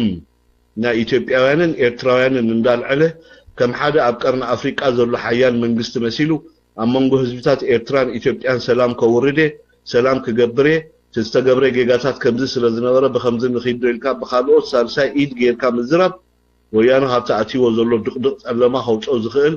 ሓደ ኣንፈት ይምህዝ ከም ዘሎ ክንፈልጥ ይግባአና ስለዚ እንታይ ማለት እዩ ወያነ ኣብዚ እዋን እዚ ብዛዕባ ሰላም ኢትዮጵያን ኤርትራን ክዛረብ ውክልና የብሉን ብዛዕባ ሰላምን ኤርትራን ኢትዮጵያ ክዛረብ ናይ ሞራል ብቕዓት የብሉን ብዛዕባ ኤርትራን ኢትዮጵያን ናይ ሰላም ቀጻልነት ክዛረብ ኣብቲ ከባቢ ወያነ ዝኾነ ይኹን ኢትዮጵያ ውክልና ስለ ዘይሃቦ ወያነ ከም መንግስቲ ወኪል ኮይኑ ካብ ስርዓት ካብ ህዝቢ ኢትዮጵያ ምስ ኤርትራውያን ተዘራሪቡን ተመያይጡን ኣብ ክቢ ጠረጴዛ ኮፍ ኢሉ ኣብቲ ከባቢ ሰላም ከምፅእ ብዝኾነ ይኹን ውክልና ስለ ዘይብሉ እዚ ናይ ወያነ ናይ ሰላም መዝሙር ፋልሶ ጥራይ ይኸውን ዝኽእል ስለዚ ሰላም መዝሙር ክዝምረሉ እትኽእል ወይ ዘኽእለካ ናይ ግዜ መቓን ኣለዎ ምክንያቱ ሰላም ከምቲ ሓንተወይ ዝበልኮ ዝፀልኦ ሰብ የለን ካብ ሰላም ትረብሕ እምበር ኣይትጉዳእን ስለዚህ እዚ እንተዳ ኮይኑ ናይ ሰላም ውፅኢት እዚ ናይ ሰላም ዕላማዚ ክመጽእ ዝግብኦ እዚ ኩሉ ዕንወት ቅድሚ ምንፁ ቅድሚ ትኹናት ወይ ድሕሪ ትኹናት ጥራይ ደይኮነስ ድሕሪ ትኹናት ዝመጸ ሳዕቤናት ኣዝዩ ዝኸፍአ ስለ ዝኾነ ምናልባት እቲ ኩናት ዝበልዖ ናይ ሰብ ዓቕሙ ክህሉ ይኽእል ዝበልዖ ገንዘብ ክህሉ ይኽእል ልዕሊ ኩሉ ግን ኣብዚ ውሽጢ 17 ዓመት ድሕሪ እቲ ኩናት ብፍላይ ኤርትራ ድኸሰረቶም ናይ ግዜ ሰብኣዊ ክሳራ ናይ ቁጠባ ፖለቲካን ዲፕሎማስያውን ኩነታት ኩሉ ደማሚርካ እንተዳሪኻዮ ሎሚ ስርዓት ወያነ ነዚ ኩሉ ዕንወት እዚ ኣብፂሑ ነዚ ኩሉ ሽግር እዚ ኣብፂሑ ነዚ ኩሉ ጥፋእቲ ንክፍጠር ገይሩ ኣብ ናይ ዚሮ ናይ ሞት ሰዓት ናይ ሰላም መዝሙር ክዝምር ስለ ዘይክእል እንተኸኣለውን ድሰምዖ ስለ ዘይብሉ ኩልኩም ኤርትራውያን እዚ ድዝመር ዘሎ መዝሙርና ከም ዘይኮነን ድሌትና ከም ዘይኮነን ድሌት ሰላም ከም ዘለና ካብቲ ሰላም ንርባሕ ከም ዝኾንና ብግቡእ እኳ እንተፈለጥና እዚ ሰላም መዝሙር እዚ ንወያነ ካብታ ኣትይዎ ዘሎ ፀበባ ንኸውፅዎ ዝመሃዝዎ እንተዘይኮይኑ ንህዝቢ ኤርትራን ንመንግስቲ ኤርትራን ከምኡውን ንኻልኦት ብዛዕባ ኤርትራ ዝግደሱ ሓይልታትን ኣካላትን ዘገድስ ናይ ሰላም ፃውዒት ኣይኮነን ስለዚ መዓልቱ ዘይሓለወ ግዜኡ ዘይሓለወ ናይ ሰላም ፃውዒ ስለ ዝኾነ ኣብቲ ዘለዎ ቦታ ተሪፉ ዝኾነ ኤርትራዊ ትርጉም ክህቦ የብሉን ስኑ ነኺሱ ከም ተቐደሙ መኸቱ ቅፅል ክኽእል ኣለዎ ዕምሪ ናይ ወያነ እንዳሓፀረ እዩ ዝኸይ ዘሎ ምናልባት ኣብ መጨረሻ እቲ ምሕፃር ናይ ዕምሪ ወያነ ውፅኢቱ ብሓደገኛ ኩነታት ከይከውን ካብ ምፍራሕ ሓሊፍና ወያነ ናይ ወያነ ዕምሪ ወዲኡ ወያነ ዝበሃል ስርዓት ካብ ኢትዮጵያ ስሩ ነቂሉ ከልግስ ምዃኑ ግን ዘጠራጥር ኣይኮነን እቲ ሱ ድሕሪት ወያነ ዝመፅእ ዲዛብ ኢትዮጵያ ድሕሪ ወያነ ዝመፅእ ጥፍኣት ኣብ ኢትዮጵያ ይኸገዲሰና ዝኽእል ኣብዚ እዋን እዚ ምክንያቱ ኢትዮጵያ ካብቲ ተሓሲቦ ዝነበረ ኣንፈት ናብ ዝኸፍአ ደረጃ ትኸይዳላ ድሕሪ ሕድሕድ ኩናት ምልዓል ኣብ መንጎ ብሄራት ግርጭት ተደኣ ተላዒሉ ህዝብታት በኣልማማ ብጃምላ እንተደኣ መንግስቲ ዝበሃል ስርዓት ኣብ ኣዲስ ኣበባ ኮፍ ኢሉ እንከሎ ኣብ በዓል ጅጅጋን ሃረርን ኣብ በዓል ኣወዳይን ኣብ በዓል ድሬዳዋን ሰባት ልዕሊ 80-90 ብብረትን ብሴፍን ተደኣ ዝቅተሉ ኮይኖም መንግስቲ ሎ ተዓዲልካ ክትዛረብ ስለ ዘይከኣል ወያነ ነቲ ኣብ መጨረሻ ኢትዮጵያ ክትኮኖ ዝደልዮ ዓይነት ስእሊ ዝሰኣሎ ንሱን ይትግብሮ ከም ዘሎ ተረዲእና ኣብዚ ሰዓት ናባና ዝዝምሮ ዘሎ መዝሙር ከምቲ ኩሉ ግዜ ኣነ ድብሎ ናይ ኣማውቱና ከም ዝኾነ ክንፈልጥ ክንክእል ኣለና እዚ ናይ ኣማውቱና ፕሮግራም ሕጂ ኮነን ወያነ ጀሚርዎ ኣብ ዝሓለፉ ግዜያት ብዙሕ ናይ ባዛር ሲምፖዚየም ዘተ ዓይነት ብዙሕ ዓይነት ነገር ክገብር ጀሚሩ እዩ ፈቲኑ እዩ ኣብ መንጎ ህዝብታት ኤርትራ እንዳበለ ክንዝንግዖ ዘይግባአና ግን መንግስቲ ኣለና ስርዓት ኣለና ብዓድና እዚ መንግስቲ እዚ ወኪል ህዝቢ ኤርትራ እዩ ወያነ ብቐጥታ ምስ ህዝቢ ኤርትራ ዘይኮነ ዝዛረብ ክዛረብ እንተደኣ ኮይኑ ምስቲ ንህዝቢ ኤርትራ ዝውክል ውላድናን ኣካል ህዝብና እንደኾነ መንግስቲ عصاد كغير قلقول سلام عيبن أين أسن دما أين أسن نورست خوف حقير يوم با مسناخن كله صاد كيحتي نففل موقع تسلم ما تينال نخد وكون سازي ممرفو حجر كتاكل يوم مكرا يحلفو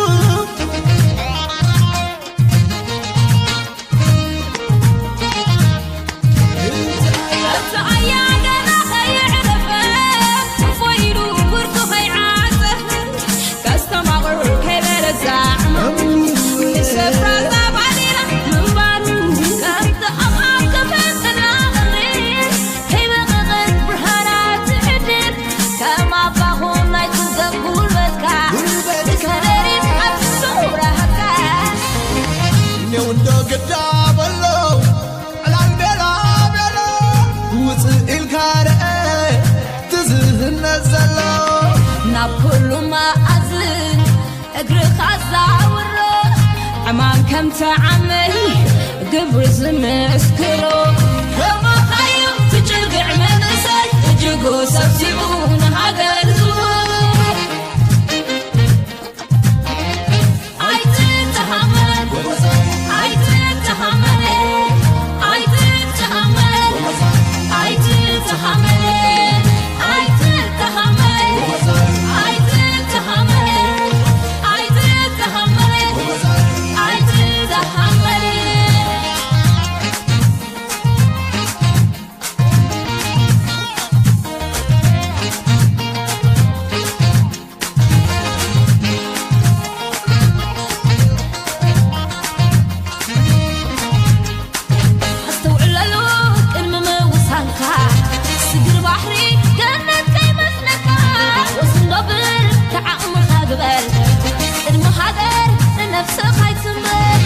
تقلللو قدم وصالكا سكر بحري ورق غي مسلكا وسن دبل تعاقم فاقبه هاجر مرس خايتبر فتاو نفسو وجوز للزعكا زي تاريخ ما سكري بالكا هاي تباهيلو كترف تاريخا فتاو نفسو حمدي وسفر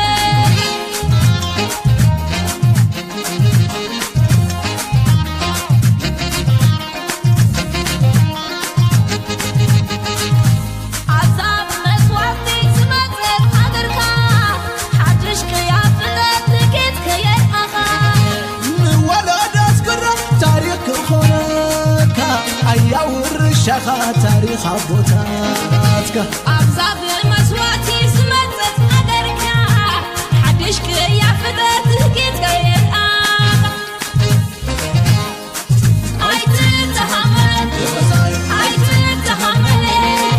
عيد تحمل عيد تحمل عيد تحمل عيد تحمل عيد تحمل عيد تحمل عيد تحمل عيد تحمل عيد تحمل عيد تحمل عيد تحمل عيد تحمل عيد تحمل عيد تحمل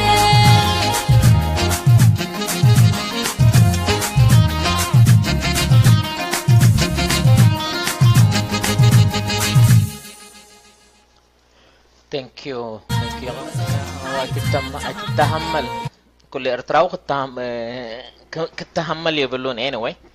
ثانك يو مو وطبا مصيلو سوري بدمغناينا نجمر زلنا مجمريا قال اي كفالينا نغبر زلنا ماتي اكل زبل وي انا بانجلش ابز حلفه سمون منتا خمس مرضنا ودبقا لي صوان يرو حجون هو في المورقل صركم هون كما اون انتا قبل زلنا ابالاتنا اي بي ال اف هكدف فيجن امول عالم زلو تبركتو زغبرو بنا 10 سنه እና መስገና ቴንክ ዩ እናበልና ቲ ገንዘቡን አቦቶ 5 በጽሐይ ነው ሁሉ ሰብ ተረጋግጽሉ ማለት ዩ ሶ ማይክ ናህ ወጣባ ቴንክ ዩ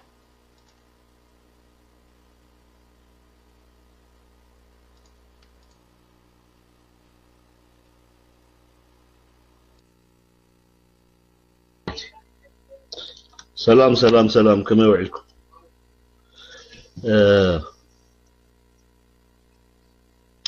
كلهم على فيسبوك زلهم إيرتراويان أحوات أحد أبوتات أديتات كوا هندينا فيسبوك كمان أخي يعلقن بعفش كلهم إيرتراويان كله ميديا زلهم مالتي بزانا بزغا أبرمنا زلهم أحوات كميك أنهم لومي تخونتات زلنا يجزيه مالتي زلنا يجزيه أوسان مدرخ زلنا ينا نسلت خبابينا مالتي تي وسان مدرخ زبلنا دما إثيوبيا تخدو زلا خونتات نريو لنا من الوقت تفلا لي ميدياتات سمعته اللو تي وانا خونتاتنا إثيوبيا تدفر هذا نبر منغو حزبتاتنا إثيوبيا تقريتشتات غنا يباغاغسالو ابز حلف خلت سلسته معلتي منغو حزب اورومون إثيوبياوያን ሶማሌን استخايده ህዝባውን ዓቢ ወይ ናይ ዘርኢ ፈጅኻ ግርጭት ብዙሓት ሰባት ህይወቶም ሲኢኖምን ሰንኪሎምን ኣለው እዚ ውፅኢት ናይቲ ወያነን 27 ዓመት ኣብ ኢትዮጵያ ከተሎ ፀንሐ ዘርኢ መሰረት ዝገበረ ወይ ቋንቋ ዓሌት መሰረት ዝገበረ ፌደራላዊ ስርዓት እዩ እዚ ከይተሓልመት ተፈትሐዩ ምክንያቱ ኣብ ከምኡ ዓይነት ኩነታት ክኸይድ ፀንሐ ስርዓት ኮነ ኢሉ ነዚ ፍልልያትና ህዝቢ ኢትዮጵያ ንምግፋሕን ቁልቁል ክታፋንን ህዝብን እንሕድሕዱ ኣብ ዝሕጂ በፅሕዎ ደሎ ደረጃ ናይ መግርጫ ወይ ናይ ምቅትታል ብሓፂሩ ብሄር ወኪልካ ዝዓበየ ይኹን ዝናእሰ ብሄር ነቲ ሓደ ንምጥቃዕ ዝግበር ዘሎ ምንቅስቃሳት ኩሉ ውፅኢት ናይ ስርዓት እዩ ምክንያቱ ኦፍ ኮርስ ኢትዮጵያውያን ፍልልይ ኣለዎም ዝሓለፈ 100 ገለን ዓመት ኣብ መንጎ ህዝብታት ኢትዮጵያ ዘይተፈትሐ ፖለቲካዊ ማሕበራዊ ፀገማት ኣለው ግን እቲ ዝፀንሐ ማሕበራውን ፖለቲካውን ፀገማት ናይ ህዝቢ ኢትዮጵያ ናብ ከምዚ ዓይነት ሕጂ በፂሕዎ ዘሎ ደረጃ ናይ ምርፃም ብስለት ኣይነበሮን مفحفحات نيريو من نععات نيريو أمانغو هزبتات ناي لعلواي دربن تحتواي دربن زعينتو أبتي بوليتيكاهم قطواو ناي تهاجر ناي مقبات كونتات نيريو استبدل هزبي نورن مالتاي كوننجل أبزح جبت يحوزلو معبالة ناي متهررام وي ناي مقتال درجة أي بصحن أبكم خنتون سور سديدو أي سنحنجن ويانا نزي شجرنا إثيوبياويان فلاي أمانغو بهرات إثيوبيا زنبرة حلاف زلاف بوليتيكاو محبراوي كتباو كوتا كله أبتهاجر زنبرة خنتات أكندنا معري كنتات دوسدو مليسون عون دا قافحن اندابا أسن دا كافن أبزح جبتي حتى زلا أزيت أفا في المدرخ بس حلا إثيوبيا من الوقت ندقف تسرعة ويانا أجب تسرعة ويانا أوشتنا بدقن زلو نتيجه له كنتاتنا إثيوبيا كم دحان دلهم سيلهم كتالولي فتنو هونو جن إثيوبيا أبتاريخا أقات إموا أبزي فلت أزي فتان بزخونة تاريخا ومدرخ الله سلذي أب كم زعينت كنتات انتاينا هنقبر بغمينا انقدو انتاينت رديتنا انتاي مسل كنريقونا يقدني تعانتوي ريمنا زبالكايو من الوات سأبتي نايتوم يأكل تبال بروغرامنا كم زلو خوينو قروبن أبتي وقعوي كنتات زلنا له أبكوابينا بس يحوى زلو معبالة خنريقو خنكال لنا بوغنا خم إيرتراوان انتاي ترانس أوات مخنياتو أبتنا إثيوبيا كنتات بغد تايخون بتزواري 10 عامات نعانون سرعات ويان ختلون أن حقوقي بوليسية قبل علي تات إثيوبيان إيرتران نزعج بس إحنا يزلنا مدرخ نخبط صحة جديدنا يتلزي بغد تايخون تزواري ونعاناي ملكة الناس اللي زخونة يتسألوا الناس اللي زخونة